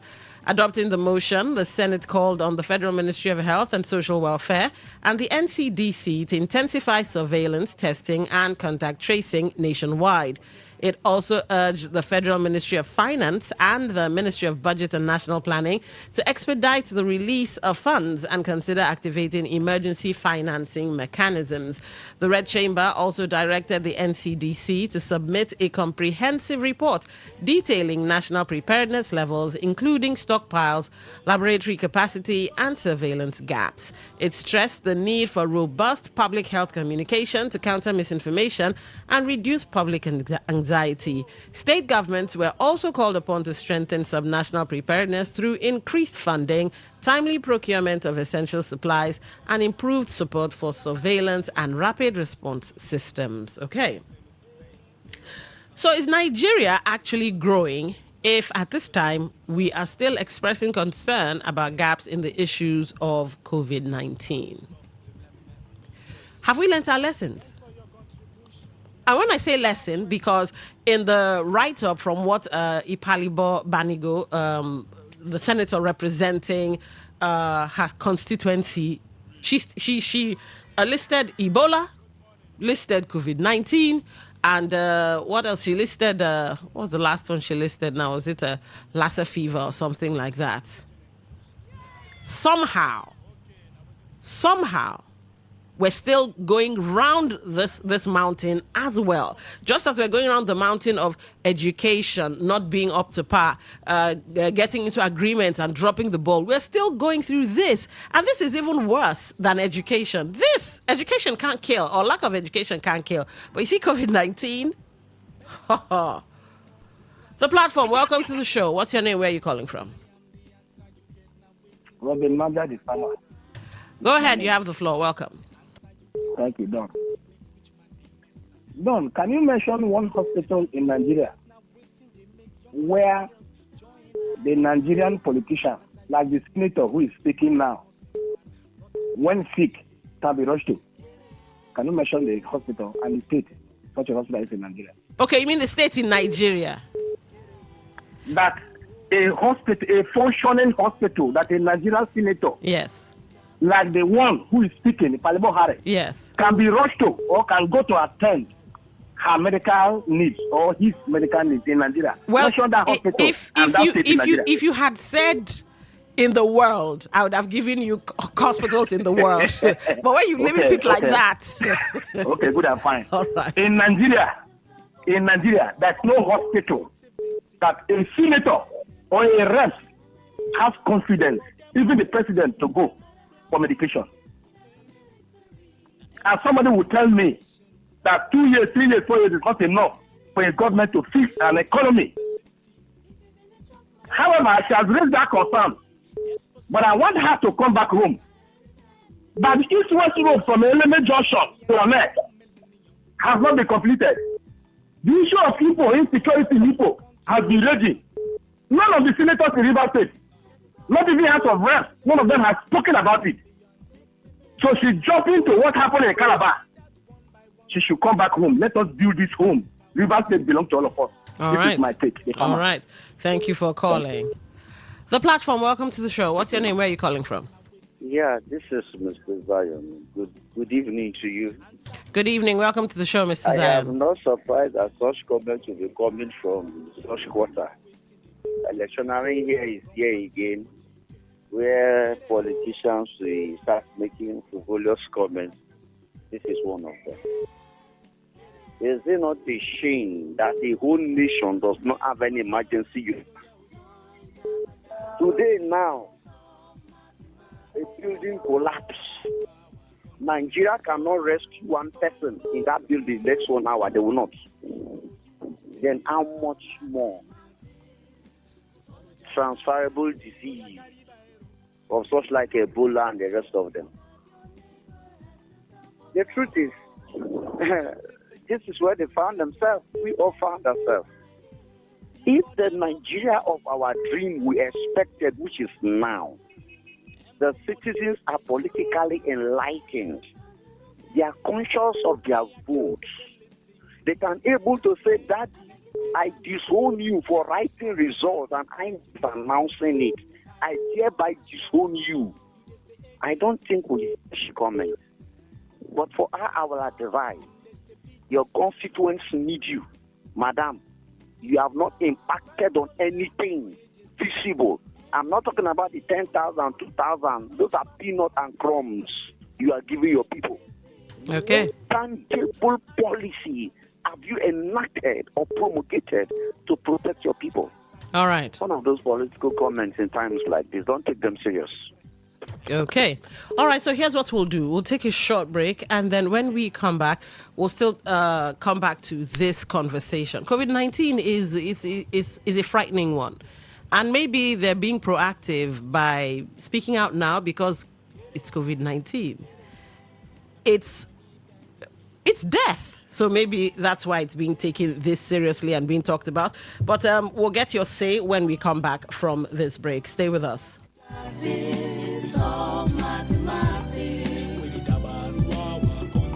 So, we go use takes of mathematics to follow their guidance. So you can Situation in this nation, disposition, our condition, unexplainable pain in our hearts, not to mention. Talk radio. I listen to a lot of talk radio. 95.1 FM. True strength. What defines it? The brilliance of a player, or when a team comes together to win. A solo beat, or the rhythm of many. The flair of one dancer, or the art of a troupe. One distinct voice, or the beauty of the symphony.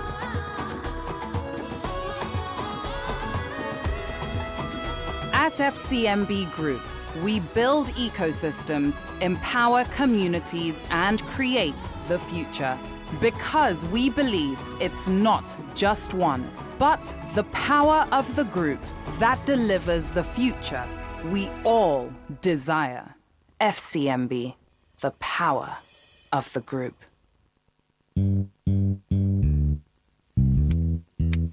All stands, greet. Good morning, sir. Good job. By the way, do you understand Pidgin English? Yes, sir. Okay, now what we go use henceforth? Okay, carry your point. All right, welcome back. We're still talking. Are we really growing? If at this time we're still expressing concerns about gaps in the issues of COVID-19. It's one for the books. All right, let's take this call. The platform, welcome to the show. What's your name? Where are you calling from? Okay, I'm Chris once again. All right, welcome back. Yes, we are growing because how to know it is to check individual life. Like when I was growing up, I was using firewood, but now I'm using gas. So we are growing. And somebody talked about a hospital that the one close to me here, Save a Life Hospital. Politicians, they come there very well. I'm not talking about the one very close to me. There are other, I don't want to mention Lagos and other places. In as much as, yes, we want something from government, we should be factual. This country is our own. The one that we have, we should say they have. It's not, I hate that is total condemnation. And sometimes we compare ourselves to other countries. But if I ask the same people, can you compare your own self, your family to another family? That one is a no-go area. If your wife wants to compare, you will say, oh, offense. But you compare country to country. The way we live in the house is the same way we should protect our country because it's our own. A lot of us, we keep some things secret because it's family matter, we manage it. But when it comes to our Nigerian, want to blow it out of proportion. Sorry, hold on. You say your name is Chris, right? Yes. Can I ask you? I want to ask you a question. Can you hide pregnancy? Okay. Can you hide pregnancy? You cannot hide pregnancy. Okay, and you know we are in a digital age, so all these things are out there. So whether we discuss it in our backyards or in camera, they're out there for the world to see. So how do you hide the fact that, in fact, the advisory, the travel advisory the Americans put out, they did say that apart from River State was a level 3 and 4, and Port Harcourt was a level 3 because you could have access to some, not quality, but some amount of healthcare. Was that our doing? That's their perception. So how can you be saying that we should be hiding things like this when they can't hide? I'm not saying we should be hiding. I say we should not blow it out of proportion. I've seen politicians coming to this Save a Life. It's close to me. They get treatment there. Is that one in a moon? Treatment for COVID-19 or treatment for malaria and stroke and high blood pressure? Because you need to be factual. Do you have evidence? Somebody was saying, is there any hospital in Nigeria you can run to if you have a problem or something of that nature? All right, I'm telling you that on. Politicians is hospital and get themselves treated. And it's in Nigeria, River State, Port Harcourt. All right, no problem. I get you. Thank you for calling. The platform, welcome to the show. What's your name? Where are you calling from? Good afternoon. Good afternoon. What's your name? Where are you calling from? Thank you. I want to ask that man that just called last if he's calling from Nigeria or from Cotonou. Okay. I think Okay. that man is a fool, Okay. I had to let you go. Come on. It's his opinion, and we are all entitled to our opinion, whether you agree or not. The platform, welcome to the show. Yeah, good afternoon. What's your name? Where are you calling from? This is Honorable Chris O'Chris. And my sister, let me say this. What makes us human beings is the ability to reason. And anybody that cannot reason like human being is what's not living. See, all of us, we are an adult or a man of 1980 now. I don't think that I'm still a little kid. That I don't know where is Obibo and where is Atlari and where is all you mean. It gladdens my mind when I hear some people talk as if they don't know what is going on. If there is something, if you want to be patriotic now, to be patriotic is it by telling me at my age that Aba is in Port Harcourt? No, now. So let's tell ourselves the truth. Nigeria are not trying. This is digital world. I am telling you, there's nothing you can. If I want to get any information here now, from here now, in my own village, within 2 minutes, I'll get the information. So we are in digital world. We are not in that kind of age. There are some of the things you will see. Our children are listening. You cut off that person.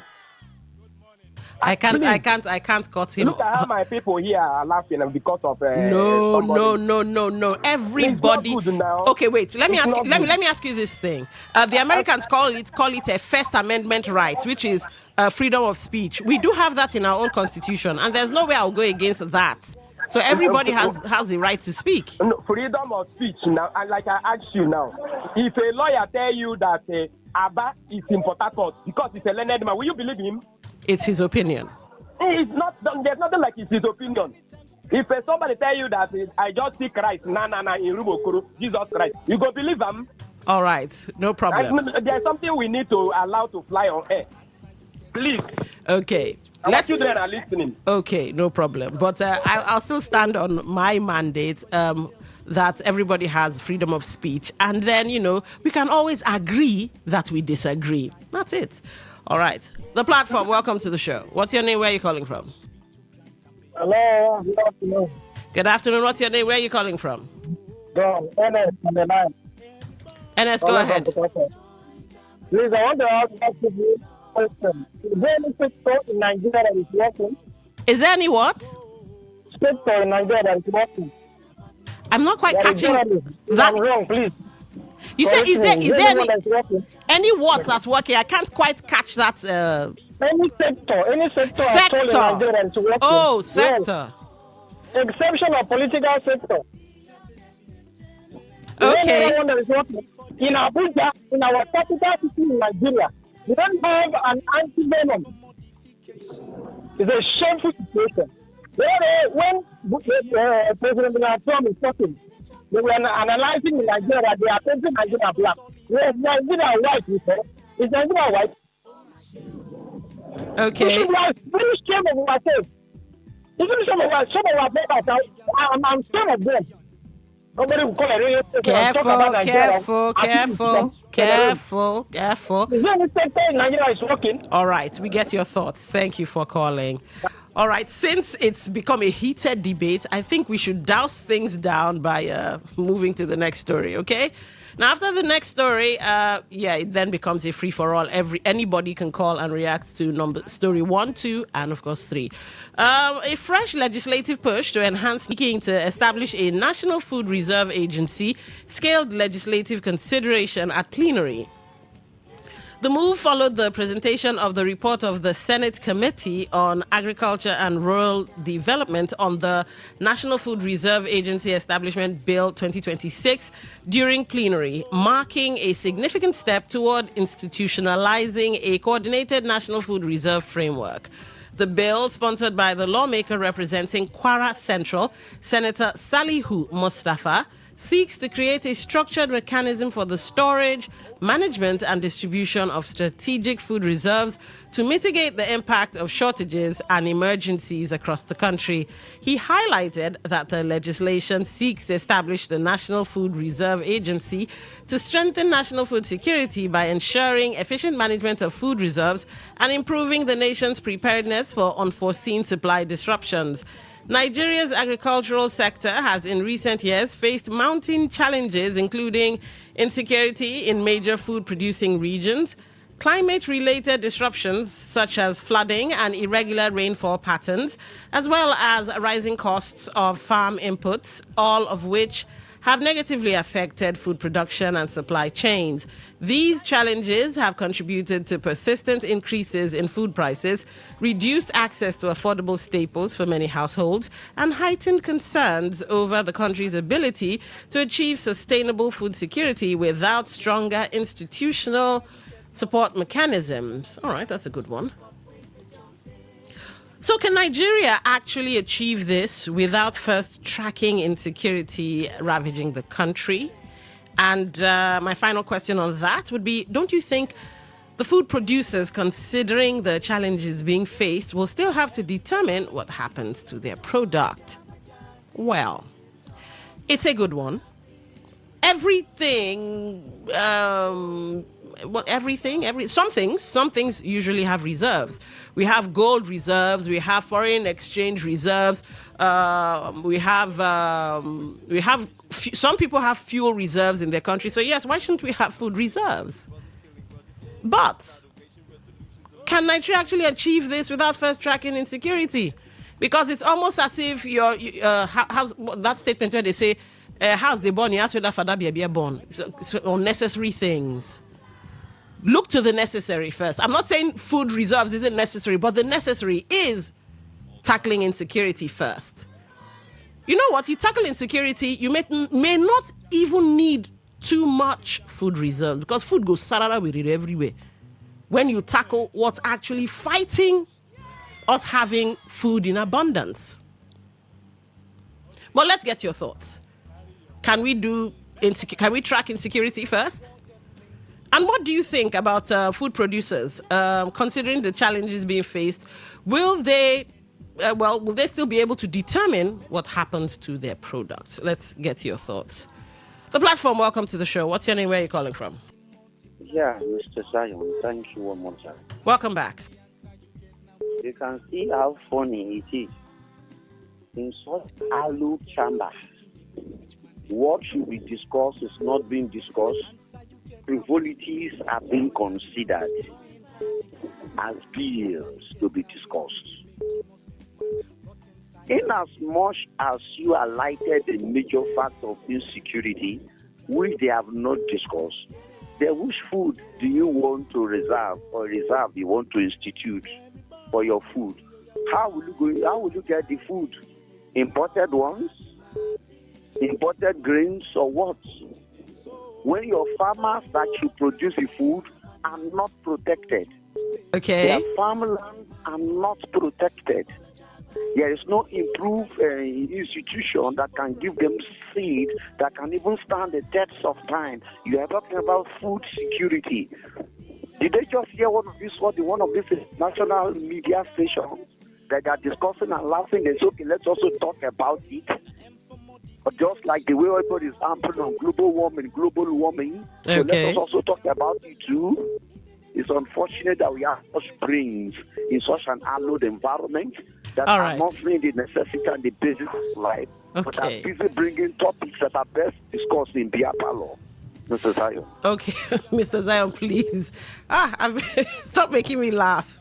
All right, the platform. Oh, come on. The platform, please, when just turn down the volume on your radio so we can have a great conversation, all right? The platform, what's your name? Where are you calling from? Robin Maja, the farmer. All right, go ahead. You have the floor. Don William. Are you serious? You listen to... My name is not Don Williams. Are you trying to make me laugh? Don Wilson. Thank you. All right, thank you.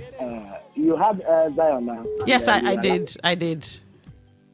You see, with all modesty, and we are talking on radio, we have to be modest and polite in language we use on air.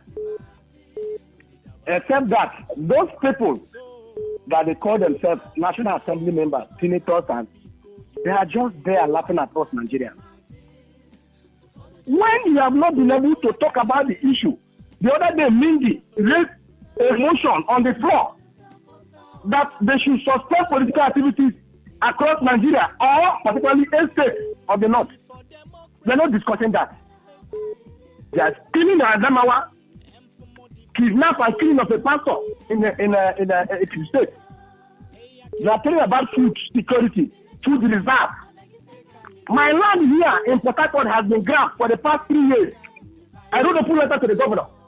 I can't have access to my farm.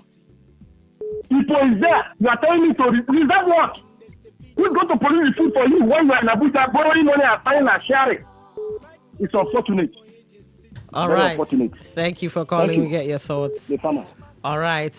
The platform, welcome to the show. What's your name? Where are you calling from? My name is Chika. I'm calling from Obibo. All right, Chika, go ahead. You have the floor. That decision of government, or if I say government, I don't know, that they want to build a food ban. A food reserve. Okay, food ban, but yes, food reserve. Yes. Food reserve. They are foreseen that is coming in Nigeria. They want to store food for them. You might have to move around. I think there's something wrong with your network. Hello? Can you hear me? All right, let's try it one more time. Let's try it. Continue. Let's see if we can hear you clearly. So do they want to build food storage for them and their colony? I'm sorry. I'll have to let you go. Your network is giving issues. The platform, welcome to the show. What's your name? Where are you calling from? Hello, good evening. Good evening. What's your name? Where are you calling from? Atim is my name from Port Harcourt. All right, go ahead, Atim. This reserve, outside, is it going to be established in the sky? And where it would be located? All right, interesting question. How do you supply the food to those food banks where the farms are not being accessible?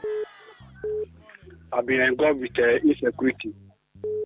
The feeder rules, the rail rules, the rules and the transportation, high cost of transportation. They should provide adequate security for farmers to go to their farms and farm to feed themselves. All right. We say they should give us electronic menstruation of result. What we want is not what they are giving to us. What we don't want is what they are imposing on us. Okay. Hello? All right. Had to let you go. It looks like your network was giving issues. Hello, the platform, evening. welcome to the show. What's your name? Where are you calling from? I'm Coach Enzi by name. I'm calling from Port Harcourt. Go ahead, Coach. You have the floor. Concerning the food reserve that the government is talking about, where is the food reserve going to be located and where is it coming from? My sister, let me just say something. Are you aware of a lot of people in the north are no longer going to farm? Okay. Because of the insurgency that's taking place over there. Some communities have been wiped away, that have been pushed away because of bandits. And this, I don't know why this our country called Nigeria, our leaders, they are not doing the right thing. They always pursue rat while fire is burning in the house. What they are trying to do now, is it what we are asking them to do for us? All right. Let's tackle our problem here first before they started doing those ones that they wanted to do. Now they are clamoring for election. All their hope now is a 2027 election. That's what they are talking about. Okay. Even what they just said now, they are not serious about. All right. Thank you for calling. I'm just tired of Nigeria. Bye-bye. Bye. The platform, welcome to the show. What's your name? Where are you calling from? Yeah, good evening. My name is. Yes. Go ahead. I think your network is giving issues, but let's see.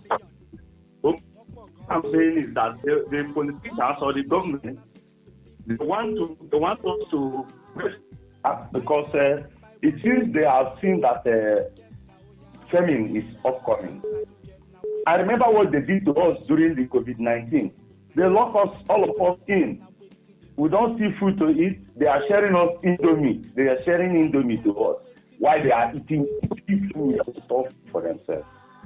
They should be very careful with us. If famine is coming, let them prepare and help the economic system of the country than storing food for themselves.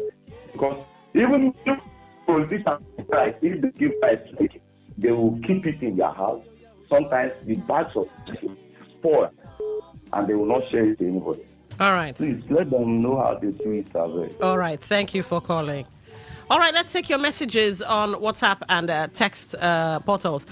Chijoke, you write in, you say, I think if you ask me, I will say every Nigerian desires good development in the country, but we can't continue to pretend that all is well. Our leaders who frequent foreign countries for treatment is a sign that they have written off the confidence we have in this great nation.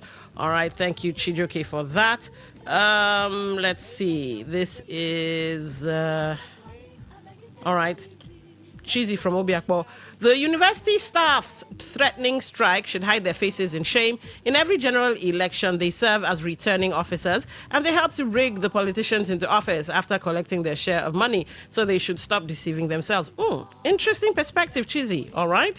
You also write, you say the university, I think it's the same. All right. You sent your text message twice.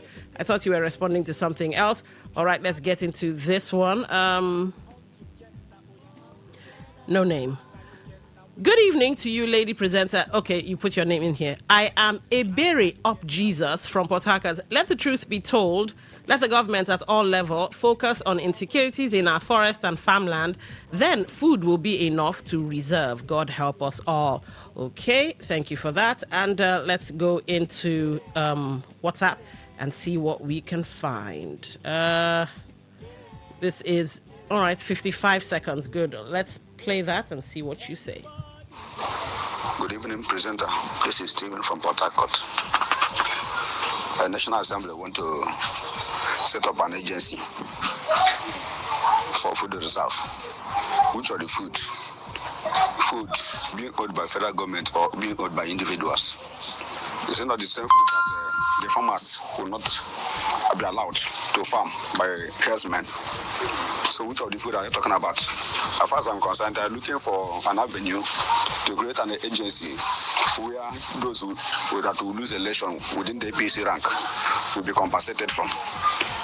How many agencies in Nigeria work? Standard Organization of Nigeria, what is their duty? And the National Reputation Agency, what are their duties? Customer Protection Agency, what are their duties? What are they doing? It's not looting money. Every year they collect allocation. They should go and rest. Thank you. All right, that's an interesting one. You're looking at it as a way to take care of cronies and all of that. All right, we have 5 minutes, so we can squeeze in 2 calls. Let's see, two or 3 calls. Let's take this call, see what we see. The platform, welcome to the show. What's your name? Where are you calling from? Hi, good evening. Good evening. What's your name? Where are you calling from? My name is Plus and Minus. I'm calling from Ikurunta. All right, interesting name. Go ahead, you have the floor. Thank you. You see, my sister, what I want to say, or what I want to say in Nigerian is that what we lack is the truth. Because now, election 20,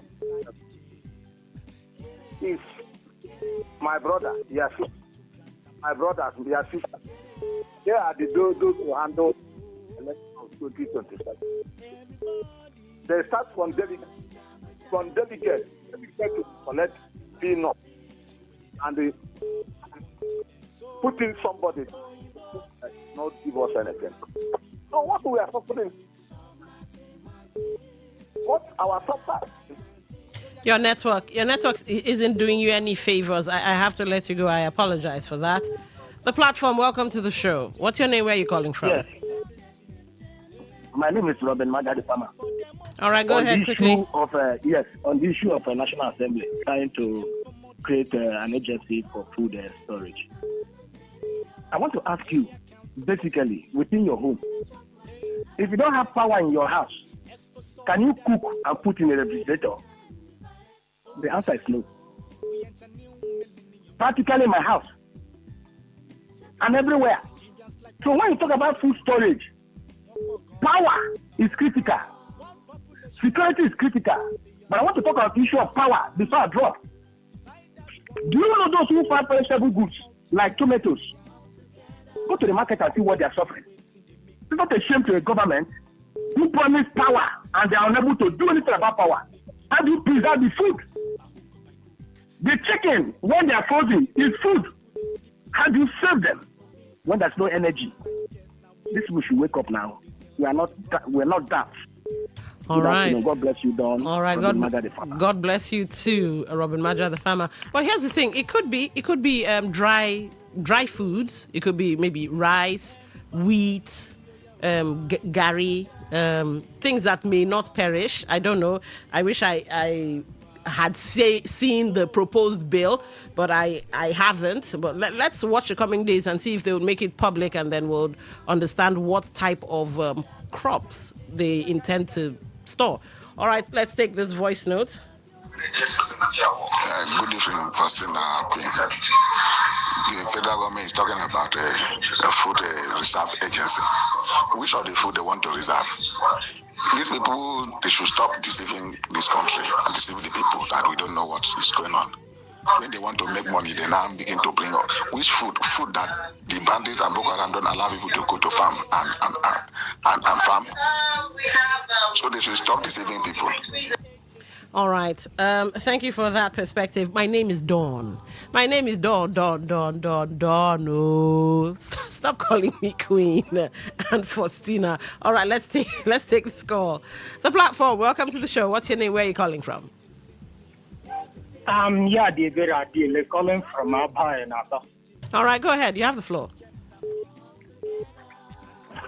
That issue of food reserve centers, I think that they should put certain things in place first before talking about that. First is electricity, because you cannot preserve food without constant electricity. Two, there must be good access roads.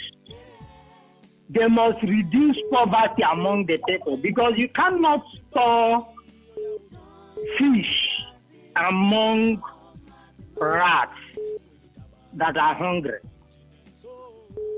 Then another thing is this. If you check during the time of President, our former president, they imported thousands of AK-47 rifles, and those AK-47 rifles got lost in Nigeria. They've not found them. So, what assurance are they giving us that they can store rice? Okay. That are even less dangerous. All right. And those rice will remain. Thank you. We get that. Oh my God, you guys are making me laugh. All right, but interesting perspectives. Interesting. I love the fact that you guys gave from various angles and all valid. We had the issue with somebody's opinion not sitting right with all your opinions. It's your opinion, so it's valid, okay? All right. So remember, the platform is produced by the news department. So till tomorrow, same time tomorrow, do have yourselves a lovely evening. Up next, of course, Waiting They Happen. And, I'm Don Wilson. We'll see you again tomorrow. Enjoy what's left of Wednesday. The answer you get now, waiting, they make rich man, they mess and leaders, they lie. The answer you get now, waiting, they make young boys and girls join party gang. Answer you get now, waiting, they make innocent man rot inside the jail. Talk radio. I listen to a lot of talk radio. 95.1 FM.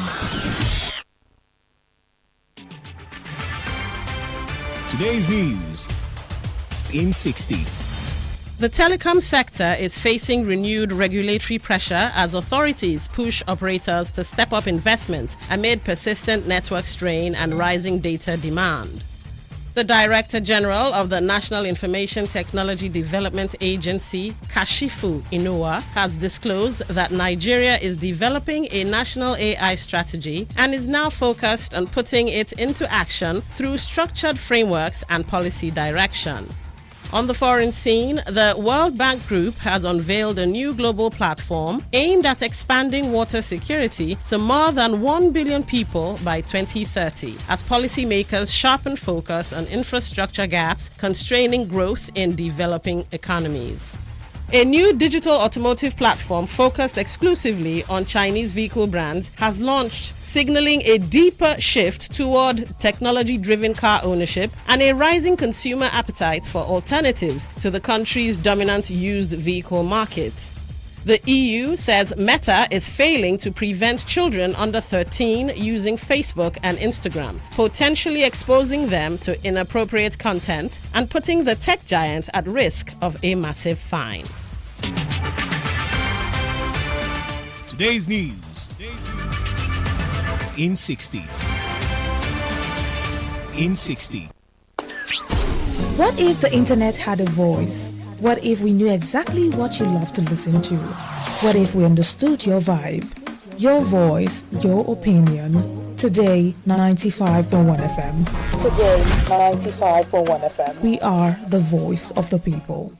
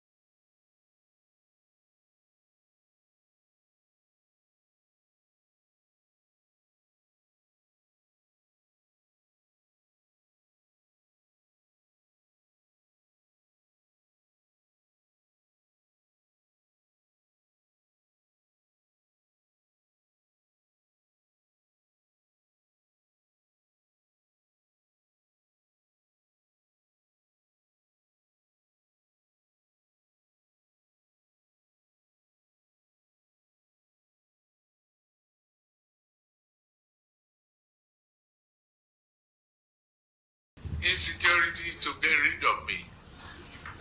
I'm a very stubborn politician. I just refuse to go. And I will campaign for my second term.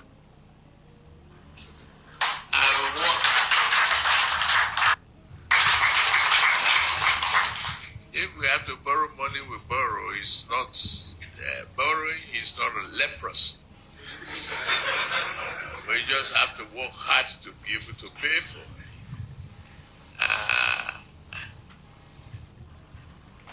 You are playing to the hand of agents, including my own enemies, who want to use insecurity to get rid of me. I'm a very stubborn politician. I just refuse to go. And I will campaign for my second term. I will work. If we have to borrow money, we borrow. MC Justice. The president has spoken. We don't hear it. Why are you quiet like that? Borrowing is not leprosy. We're going to work hard enough to pay. Now, wow. After they go to invest, they borrow money from loan app. Make them invest. Our president said they borrow. And I sure say the people where they borrow from, no go they call and the way they call us like this. Borrowing, the next person will come in now, will tell us, say, borrowing is not leprosy. You've heard our president. I am working hard. You have to be patient. I'm working hard to pay right back. So you just give me time. You know? At least you're not lazy. I'm not lazy. You're not a lazy Nigerian. You know, it's not leprosy. But if it shock you, it take you time to digest. And I make a plan 2 times so that our country people too go digest and wear. In case they don't hear her the first time, maybe they hear them again. You understand? So if like say the borrowing never even starts. We just the learn work. It's just we just getting started. It's just getting started. You go the old person, you go the old landlord money. Landlord no agreement. If you just fry stew, if you just put onions for fry, you go the vex, say they chop. Landlord, is not leprosy. Let me catch up that life. If I die, I know who go pay you the rent. So just allow me fry my egg. Let me eat in peace. It's not leprosy. You've heard it from our 001.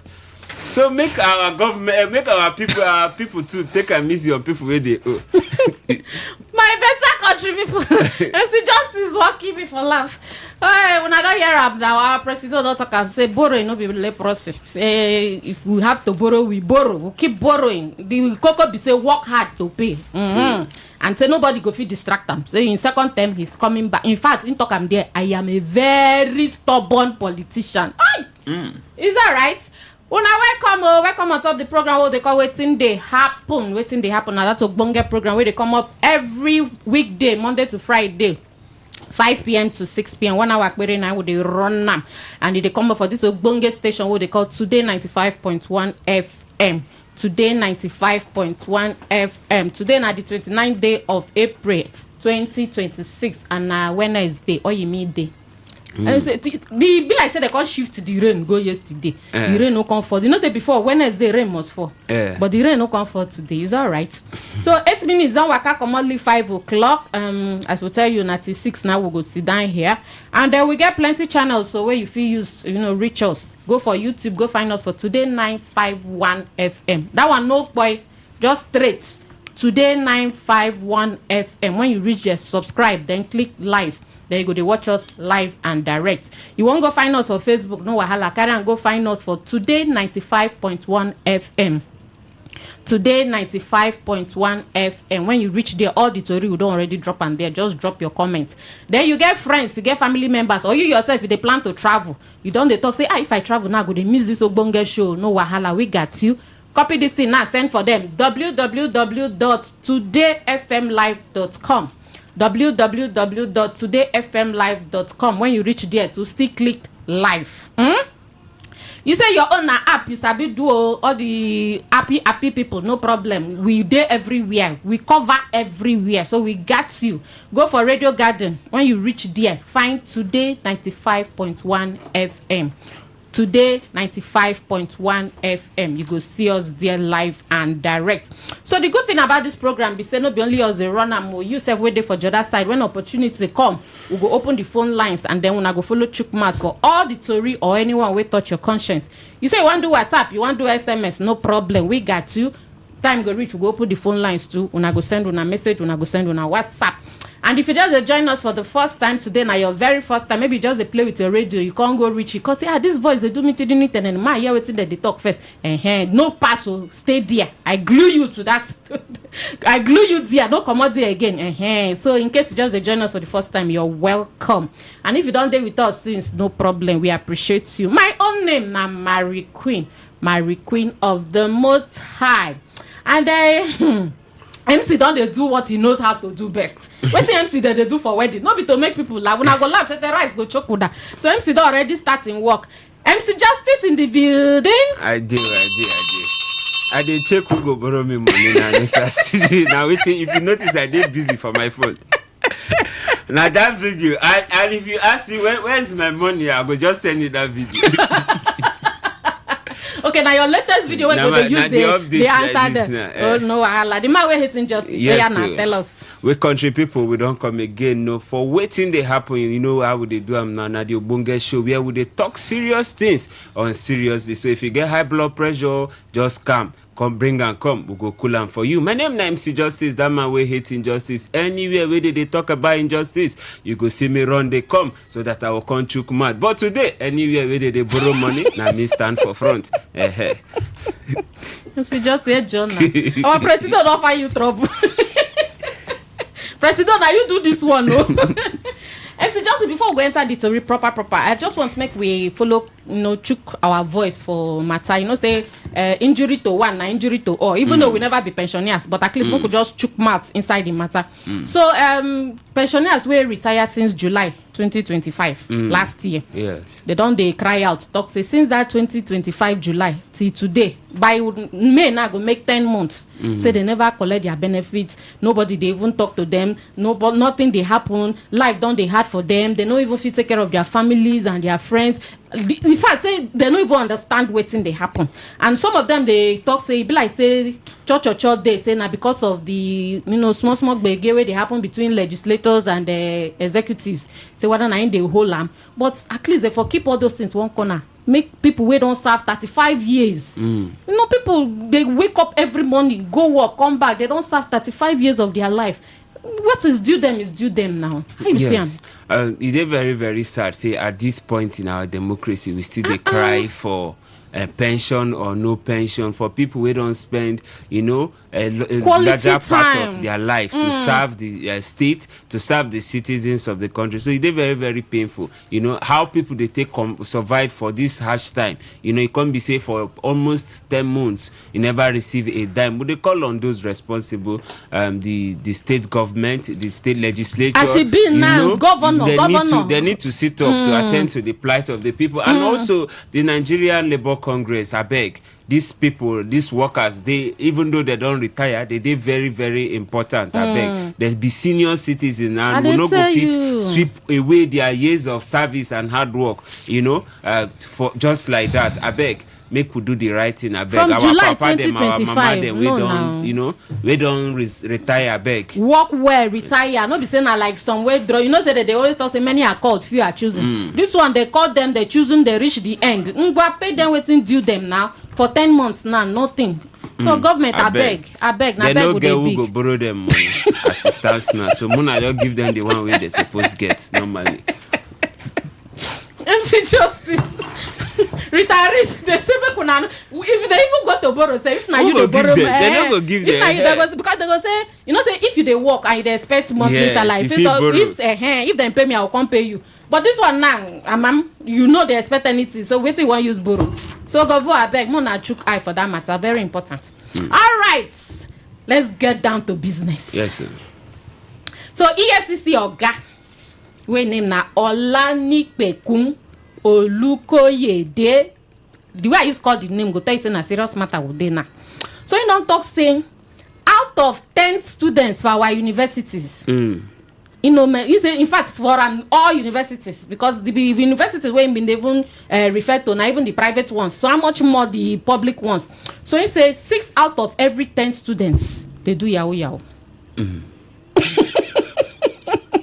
Now me I dey talk say 6 out of every 10 politicians they corrupt. No, now I go say 6. Yes. 9.9. Okay, I just dey try use the own word. May no be like say a wicked or I dey harsh like that. So he's saying 6 out of every 10 students. So if 10 people dey here and I say 6 of them in dey very sure, say don't carry out in research everything. Say in fact making sure cost. Say e get some we don't even put their lecturers for payroll. Just to compromise the academic process. That's maybe even if they no go class, lecturer know wetin to do. You see, I stray bullets go touch lecturer. You see, say the lecturers too them they encourage the thing. They corrupt. More they use their word. No be encourage. So now so stray bullet use go touch lecturer. But the cocoa now wey me at the ask no be the statement be the problem. Wetin at the talk be say already for the world that they see Nigerians as. Anywhere where you go, Nigeria must go. Nigeria this, Nigeria that, Nigeria. Then our own EFCC chairman go constant for public place again. They talk this kind of thing. No be bad image. In they follow, they give us to the world because internet now never forgets. In go say maybe just they talk to a small group of people for some place. No, say the thing don't reach America, reach London, reach everywhere. So what are they ask now? This kind of talk, no, they follow, they damage the country more. What do you think about this? What you talk, they very correct. Most of the time when people talk, you go hear them say, make we know they demarket Nigeria, make we know they demarket Nigeria. But nobody demarkets Nigeria past our leaders. One way or the other. If they know they call our youth lazy youth, they call the one, now they call the student very Yahoo, and the generalization now very wrong stigma, I go say 6 out of every 10 Nigerian students they into Yahoo. No, in fact, he even talk. He say they don't even come out for Yahoo. Say they don't they do Yahoo Plus. Say no they fear. Say because that one now don't they involve lives. Say security now don't be problem because that one they involve fetish things where then they use do the Yahoo Plus. I know they hold brief for anybody with it because crime na crime.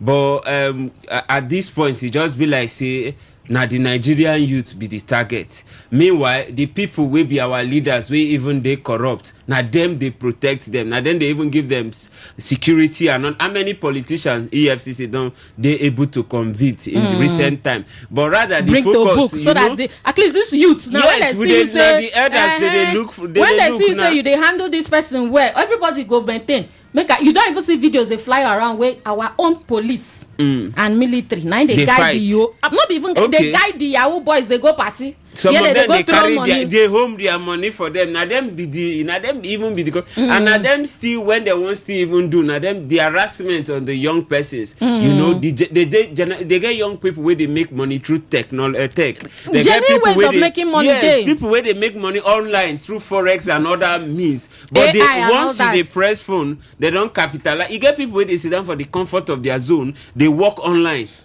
Across international jobs. People where they work. Cyber security day. So many things the way people do. You dey indoors, you look young, you look too flashy or something, or you dey always on your phone, they don't ascribe you as say you dey into fraud.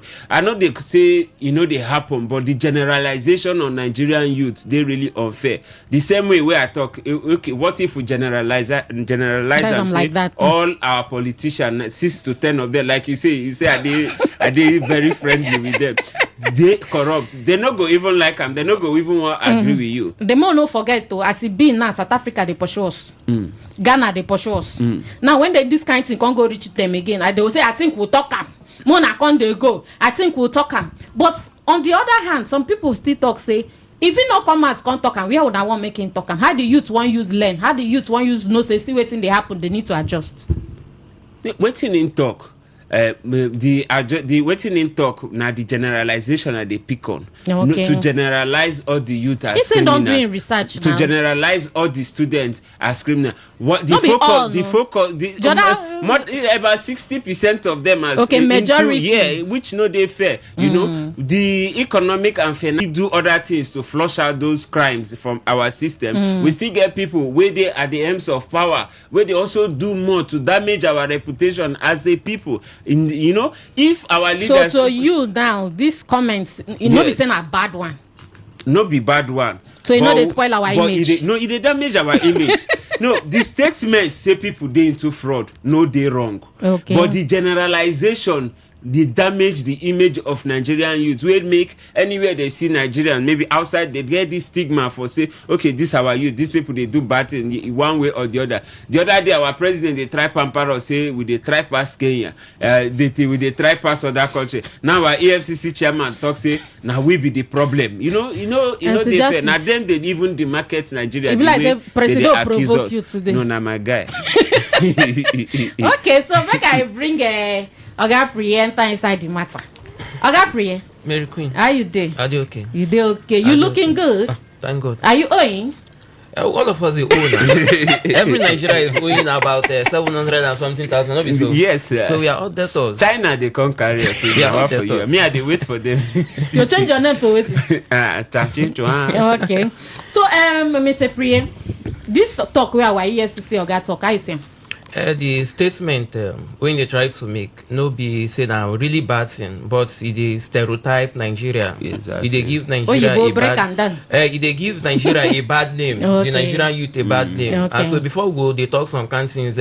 We could try to educate our people then before we start to talk some kind of things. Filter some things. Yes, filter some if things. you know say get people where they target, when you arrest them, you know cancel them for corner. Yes, Not be to stand for podium now. They tell the whole school say 6 out of 10. If you gather 10 of your students, in fact they look the lecturers and the VC. They tell us if you gather 10 of your students, 6 na Yahoo boys abana. No good. All right, so you carry Obonge to recom. Yes, we carry Obonge to recom today. My name na Priye. Fire down. GM7 Properties. GM7 Properties na real estate company for River State. Here we want to ensure say everybody become a land owner. Yes, I hear also when we talk say today pensioners and they cry. GM7 Properties don't come say why you dey active on service now? Make you try to come on small money like Osusu. Make you use them put for land. Now better investment. So by the time you don't sell for 35 years finish, imagine the number of plots that way you could don't get. So when things is hard for you like this, when government never approve gratuity and answer you. You sell one of those land them. They survive first until they answer. So now within GM7 Properties they try to encourage us. Again, one time I meet one woman, she said when she be the work, she be police officer before, but she don't retire. Okay. She said that time now 200,000 and she buy her own land. She buy 4 of them. So that was 800,000. But as I speak with the woman that time, she said one of them now 7 million. And she no one sell. She never even ready to sell. So now within real estate land go feed you for you. Where be say when you don't retire, you know go they cry. Okay, so yes. where the land them dey? Our land them they for better places inside River State. One of them we get now our Lavender Estates. We dey for Odagwa Eshe. Okay. Odagwa Eshe now Oyi community inside River State. And then when you hear Oyi community, you know say na place where we say over time go turn to city. You know go bad make yourself you buy plots for there. The and how the much? better. Yes. And how much should they sell for there? Now just 600,000 naira. So with that 600,000 naira, you say become a landowner. We don't invest in a very good location. Also for that same estate, you also get plots. So they sell for 750,000 naira. In a better place, you need to key into that one. Okay. Then for Abara Ishe, where we get Stella Marish University, we get NC University. We get the River State University Extension Faculty of Agriculture. We get our Emerald Estate selling for 2 million. Wow. Our City View selling for 1.5 million. And our Olive Estate selling for 1.2 million naira. I don't hear people say, say this place is where they mention say now inside forest now deal. No, because it's too cheap for that because it's too cheap. You know they inside forest. It just they by the major tarred road. Now day. So you go come see them, you go like them. We also get our new London City Estate. Wait there for Eneka, that one I buy and build. Okay. The place they give London vibe. And how much should they sell them? Just 8.5 million naira. 8.5 million naira. Remember the last time I tell us say anything we don't cost. Then they say na dollar. But now when these things they see, they say naira. Make you come buy now. You no go regret them. Okay. The number where you go call to reach out to GM7 Properties na 090 333 111 53. Very simple number. Yes, I'll just call them again. Call them again. 090 333 333 333 111 53. Okay, so where on our office day? Our office is located at number 7 Pipeline beside Shishi Plaza, Eliozo Ruboku Road.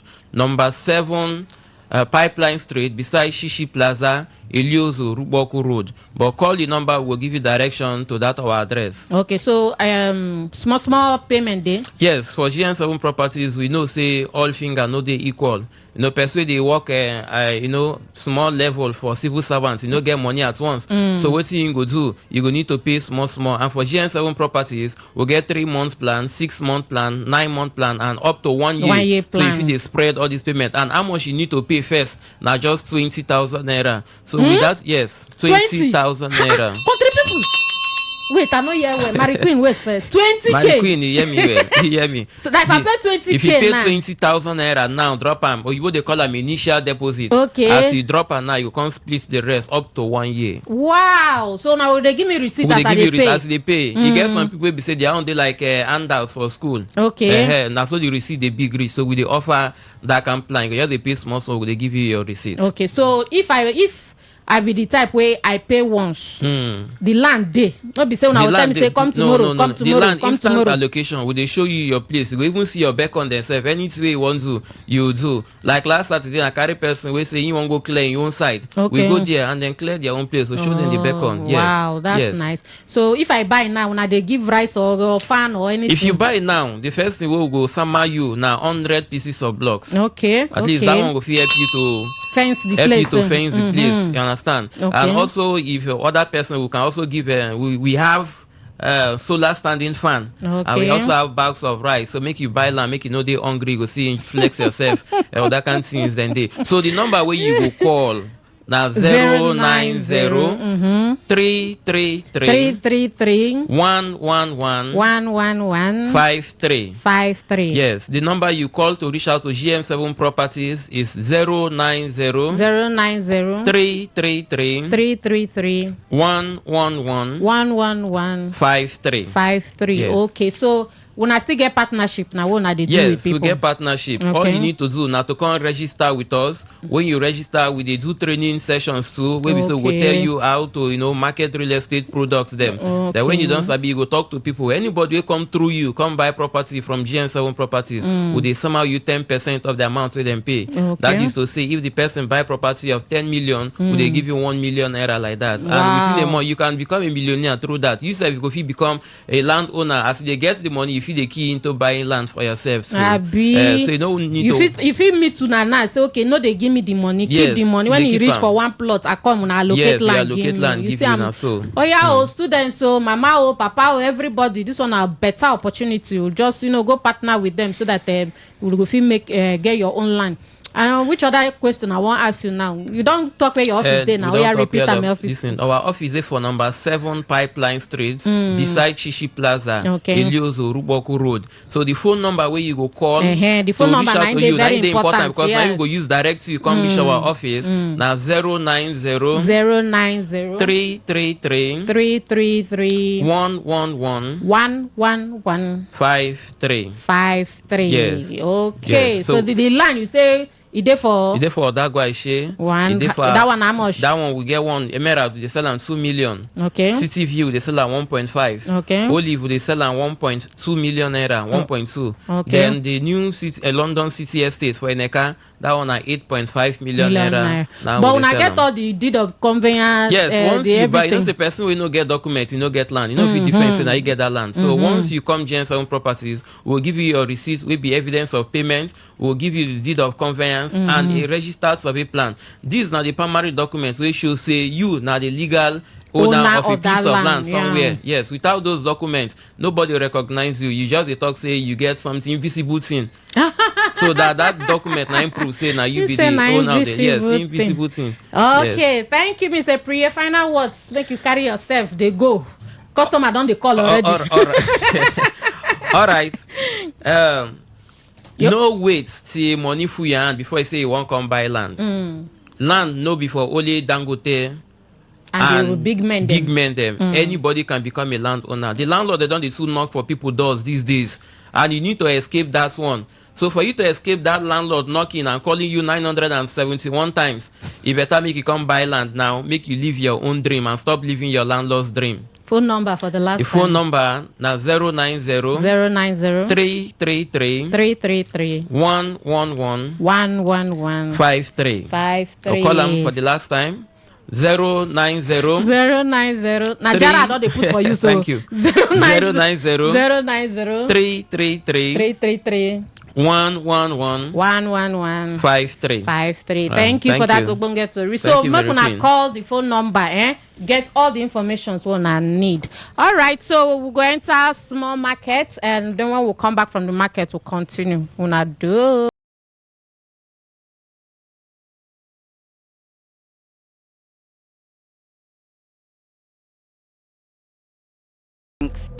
What defines the brilliance of a player, or when a team comes together to win?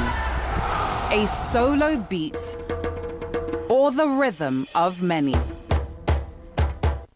The flair of one dancer, or the art of a troupe? One distinct voice, or the beauty of the symphony?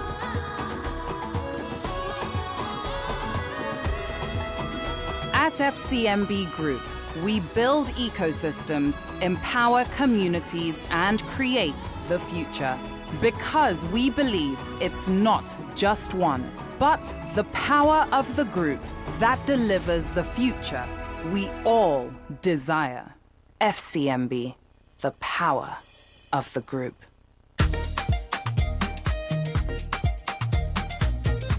NDDC Staff Co-op Microfinance Bank. We believe say small businesses na the backbone of our economy. Na im make we dey stand with traders, entrepreneurs and professionals. They support small businesses for every step of the waka. We be friend of small businesses so through partner for businessmen and women. Because when una business grow, all of us go follow grow together. NDDC Staff Co-op Microfinance Bank. Shared prosperity.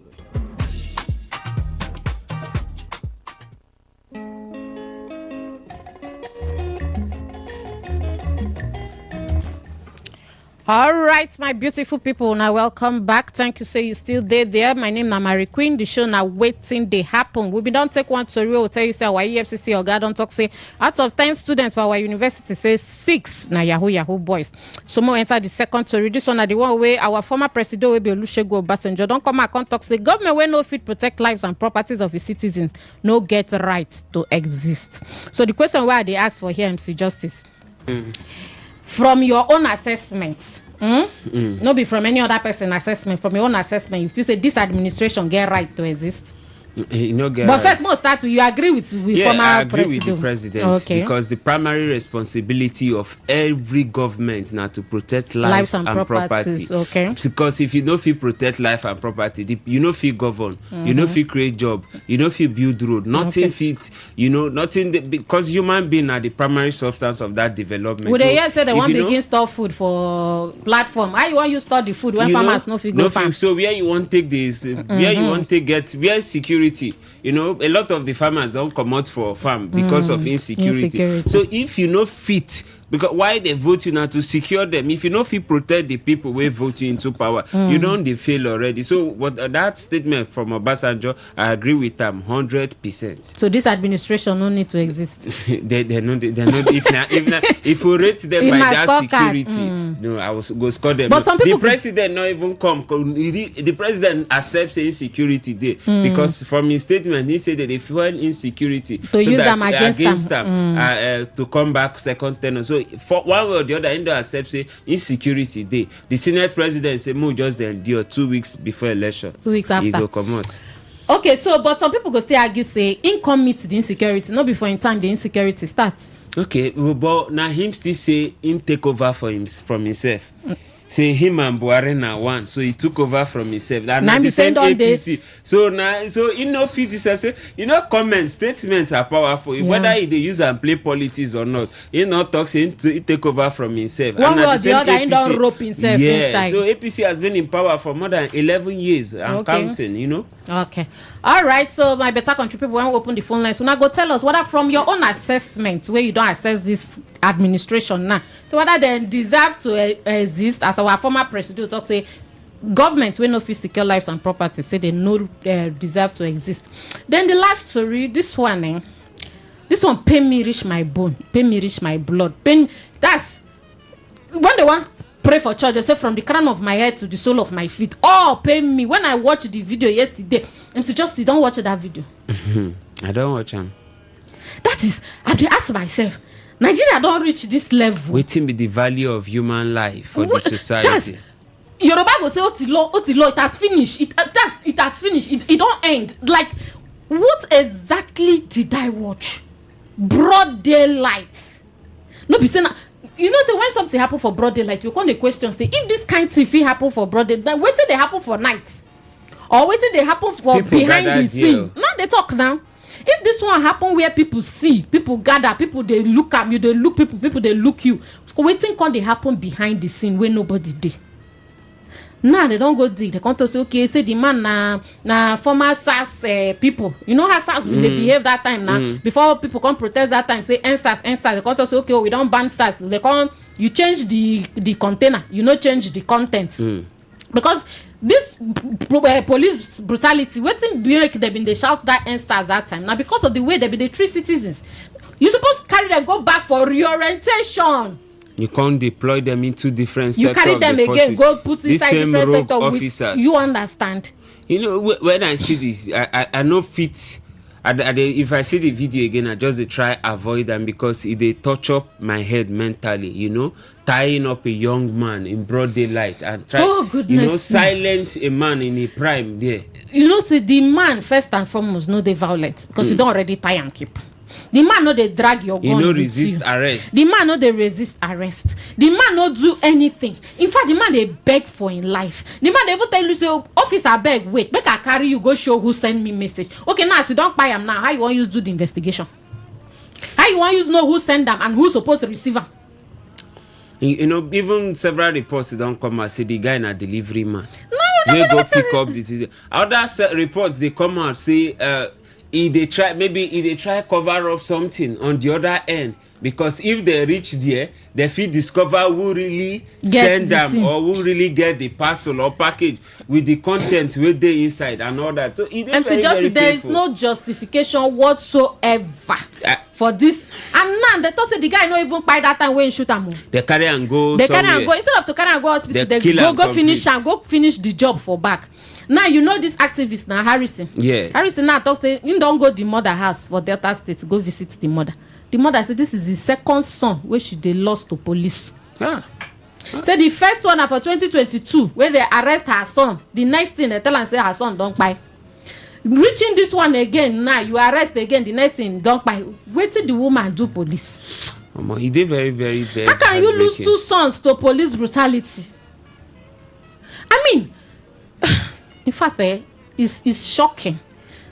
The question with me at the access now, how government, because it be like say the thing don't come up for police and they no feel do anything again. How government want use stop this police brutality? At least make police they know say citizens na human being too. Because it be now if bandits no buy you, police go buy you. Police were supposed to protect you. You no safe anywhere for Nigerian youth. This one now they go call him trigger happy policeman. I be happy which you see how he just come up the gun. Like saying how far with the kid. Then the other ones just laugh. Quack. To share say no be the first time. No be the first time now because no shock. It's just like business as usual. Oh God. Even the first spokesman for Delta State, Bright, say say there is no other reason we interpret say this spiritual. Say this thing. Imagine where the PRO confused. He said, must be spiritual. I no fit justify this one. Even though police know they support spiritual thing, but you see this one as spiritual, me I go call up. Now it's in the Bright talk. It is very, very painful. It is very worrisome, and the only justice for this guy now say okay, I know they support extrajudicial killing, but yet again, I feel say this man supposed to go through the law back to back. Make it not be one of those incidents where we go debate for after we shout 1 week, 2 he don't finish. We'll not go here before you know they fit. You know, this they fit even post am from that to another Delta place. State. The whole No, case so go now they die. happen now. But they don't assure us say they go see to the whole thing. No, and this all one that. they go see to Ramo Yes, because sir. the internet self everybody you know what? Oh goodness me. Even wait to be named Mike Arnold for America don't even tweet the matter. Everybody's on top of this matter. It is so annoying when a suspect they say that he's a arrest. You know. You just, he's a suspect until proven guilty. You end in life at in prime. It's very, now you very create painful. them. Now you create them. You know as God use create them. Person go receive parcel, whether I go receive or whether I go deliver, nobody know. But the cocoa be say the pack people don't call you, so you can't carry you. Instead of you to carry, go do investigation. Even find out more people, arrest more people. You buy the guy. My better country people more turn the conversation give una beg. We tell una say police don't buy one suspect away name na Mene Ogidi and him be 28 years old for Delta State and they just waste that guy life like that. So the question what they ask now is been now how government won't use coming to the matter you stop this police brutality because the thing don't they get out of hand. It don't be even police alone, even army. You hear the copper will be said that in the inside in Papa house so in the inside Papa house for in room army break door enter shoot am for head brain fall for ground. I been at the girl where in Papa they work for health center they stay for inside the quarter she dey inside her Papa house they say that they do party for the next compound and so they begin shoot for up say that they celebrate bullet from there go touch the innocent girl. What the heck is going on? Our former president wey be Olusegun Obasanjo don come and come talk say government wey no fit secure lives and property say they no deserve to exist. So they ask una say from your own assessment this government deserve second chance, they get right to exist. Then we also tell una say our EFCC oga don talk say out of 10 students say 6 they do yahoo saying they even fear say play they don't enter yahoo plus. 08109510951. Hello, good evening or welcome. Hello, you there? Hello, good evening. Good evening, my sister. They greet your brother there. See so. Let's be your name. Where they call us from? My name is Obina. They come from River State, Port Harcourt now. Obina, Chukmat for the story. This person when they keep for Delta State, this boy, the thing is painful. I don't hear everybody they react, they feel bad, you know. But it go hard for this kind of thing to stop because even on the normal, you go see police they say I go kill you, nothing will happen.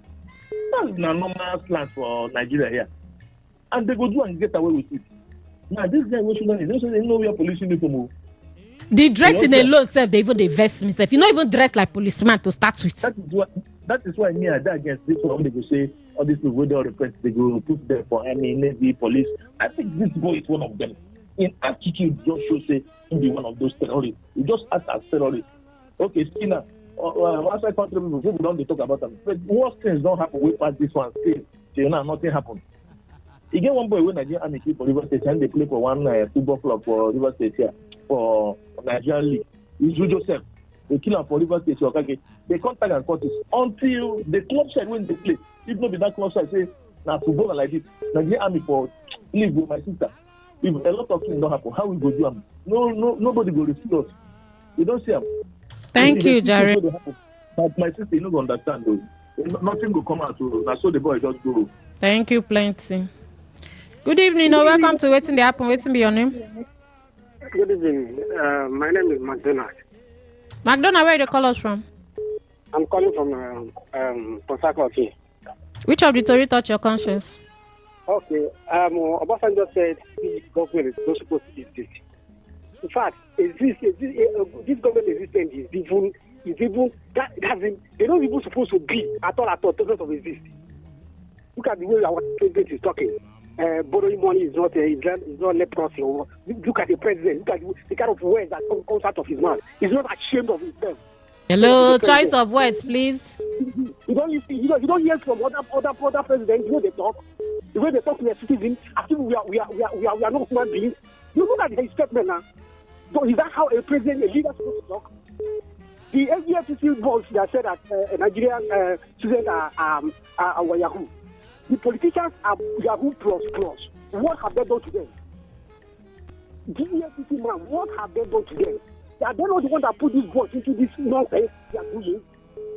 The politicians will steal money, they will protect them, they will use money, they do nothing. Why then these boys they need to force themselves to be alive. They need to succeed. They need to be alive. That's why they're doing all this rubbish. Look at children with good brain. Imagine if they convert this brain into a better thing.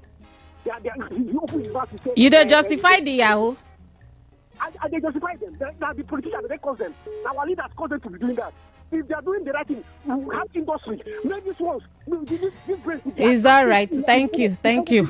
We know they support Yahoo for here. Good evening. Welcome to Waiting the Happen. Hello. Would they hear you? Where to be your name? Where are they call us from? My name is Matthew. I dey call for warfare. Matthew, all the way from warfare. Which of the story touch your conscience? I want put mouth for waiting that police I did to that guy at Delta State. Go ahead. I want to tell you, say, even my dog at the red dog, you know, fit that into run. You know, fit try that into run. But of course, we don't get anything to talk. Once you be uniform man, if not kill you, if uniform man not kill you, bandit go kill the person.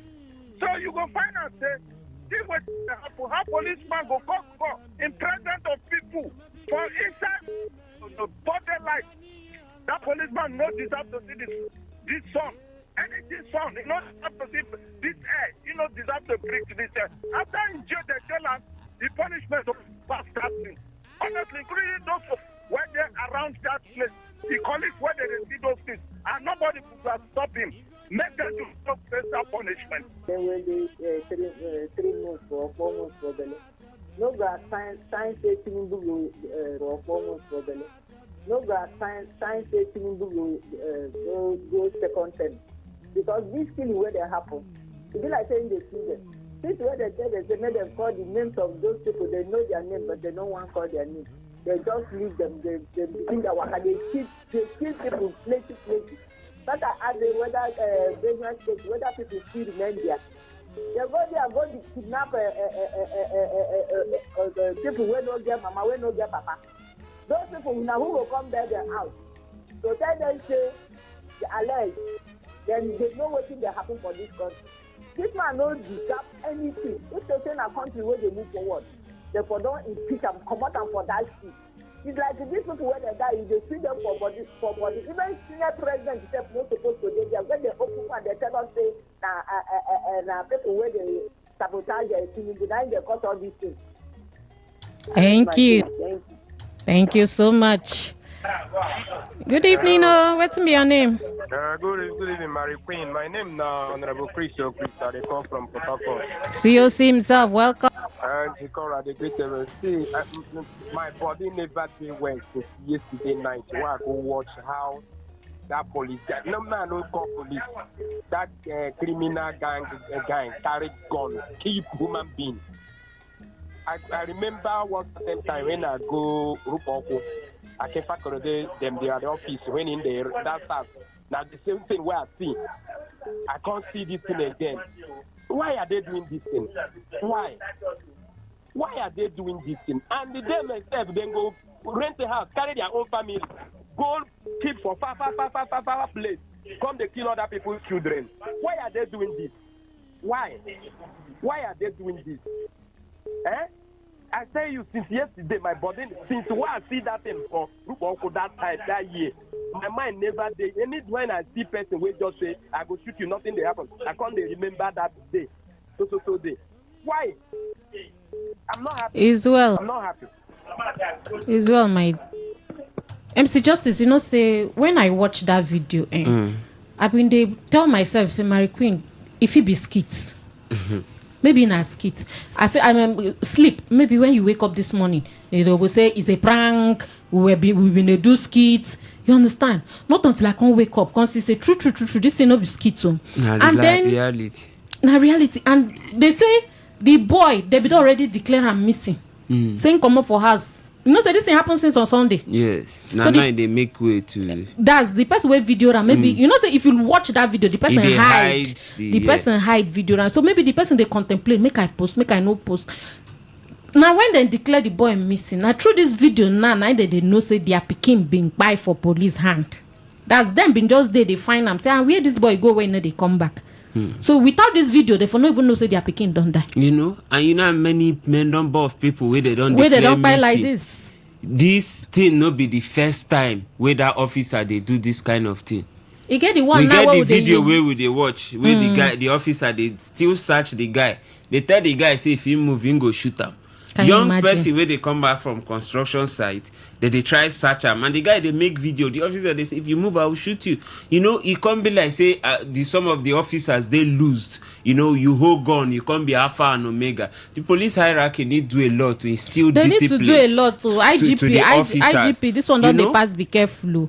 We don't the year one of Imo State now. Make them put Imo State get one section there now where they always call their name. Whether now Operation Tiger waiting Tiger Base abi Tiger Kiniko. Make them go put idea now know waiting they happen there. 0701-933-9962 0701-933-9962. Nadia go send your messages. MC Justice Oyana.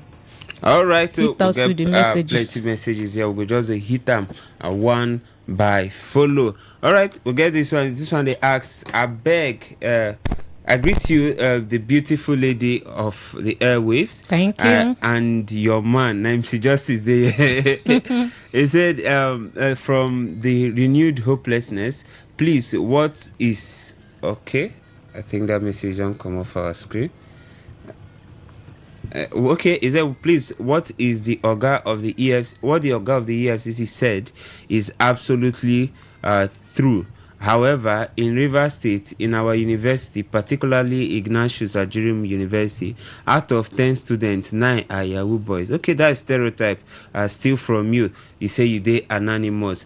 Okay, you know if you confirm now, still speculation. Allegedly, this one say EFCC boss was right, but Nigerian politicians are more corrupt than Yahoo boys. Yahoo boys learned corruptions from Nigerian politicians. Okay, thank you very much, Dari Abayomu from Ogbogoro for your message Bayo. right there. Okay, more messages where they come into our message portal. This one say I am speechless when I heard Mr. President trying to justify borrowing. Please, are you sure there is hope in this country? I seriously doubt so. Chijoke. He's saying they work hard to pay. They say it's not about the borrowing, but he's working very hard to pay. You get plans to borrow. If you get plans to pay, that's the most important thing. He's saying they work hard, didn't go pay, so no worry. So say, this is Chief Sam from Uzobata. He said, MC Justice, Mary Queen, he says, so the Tinubu is happy to say that he will borrow because borrowing is not leprosy. What a shame. He will campaign for second tenure, and he has forgotten what he told us, Nigeria, that if he fails to give us constant light, he should not be voted for. Okay. He's saying he'll give you good reason why not give you the light. Okay, may we wait for the reasons. Okay, Honorable Malion, he said, if the EFCC chairman could have so much precious time to make research to come up with these findings, how many has he made on the political class? I beg, Oga, you are better. We have better issues to address. Okay, thank you very much for your message right there. No forget saying that this EFCC Oga talk say if you no bring Yahaya Bello to book, so he go resign. We still they wait for them to bring, and Yahaya Bello won't contest for Senate. Okay, that's right.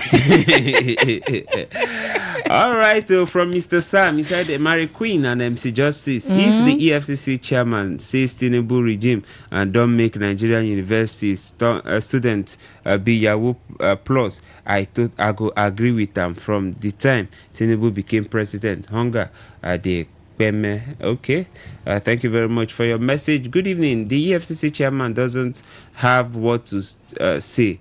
Okay. Okay, thank you, Mommy Ima, for your message. Moku just they take sharp. We get so many messages here.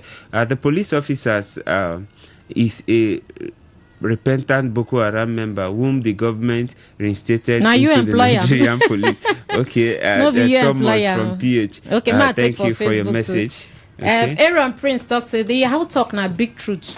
Do we maybe not have you been one, but do we have any image in the outside world again? The only image where they this country now the ones where they mold for different streets and local government.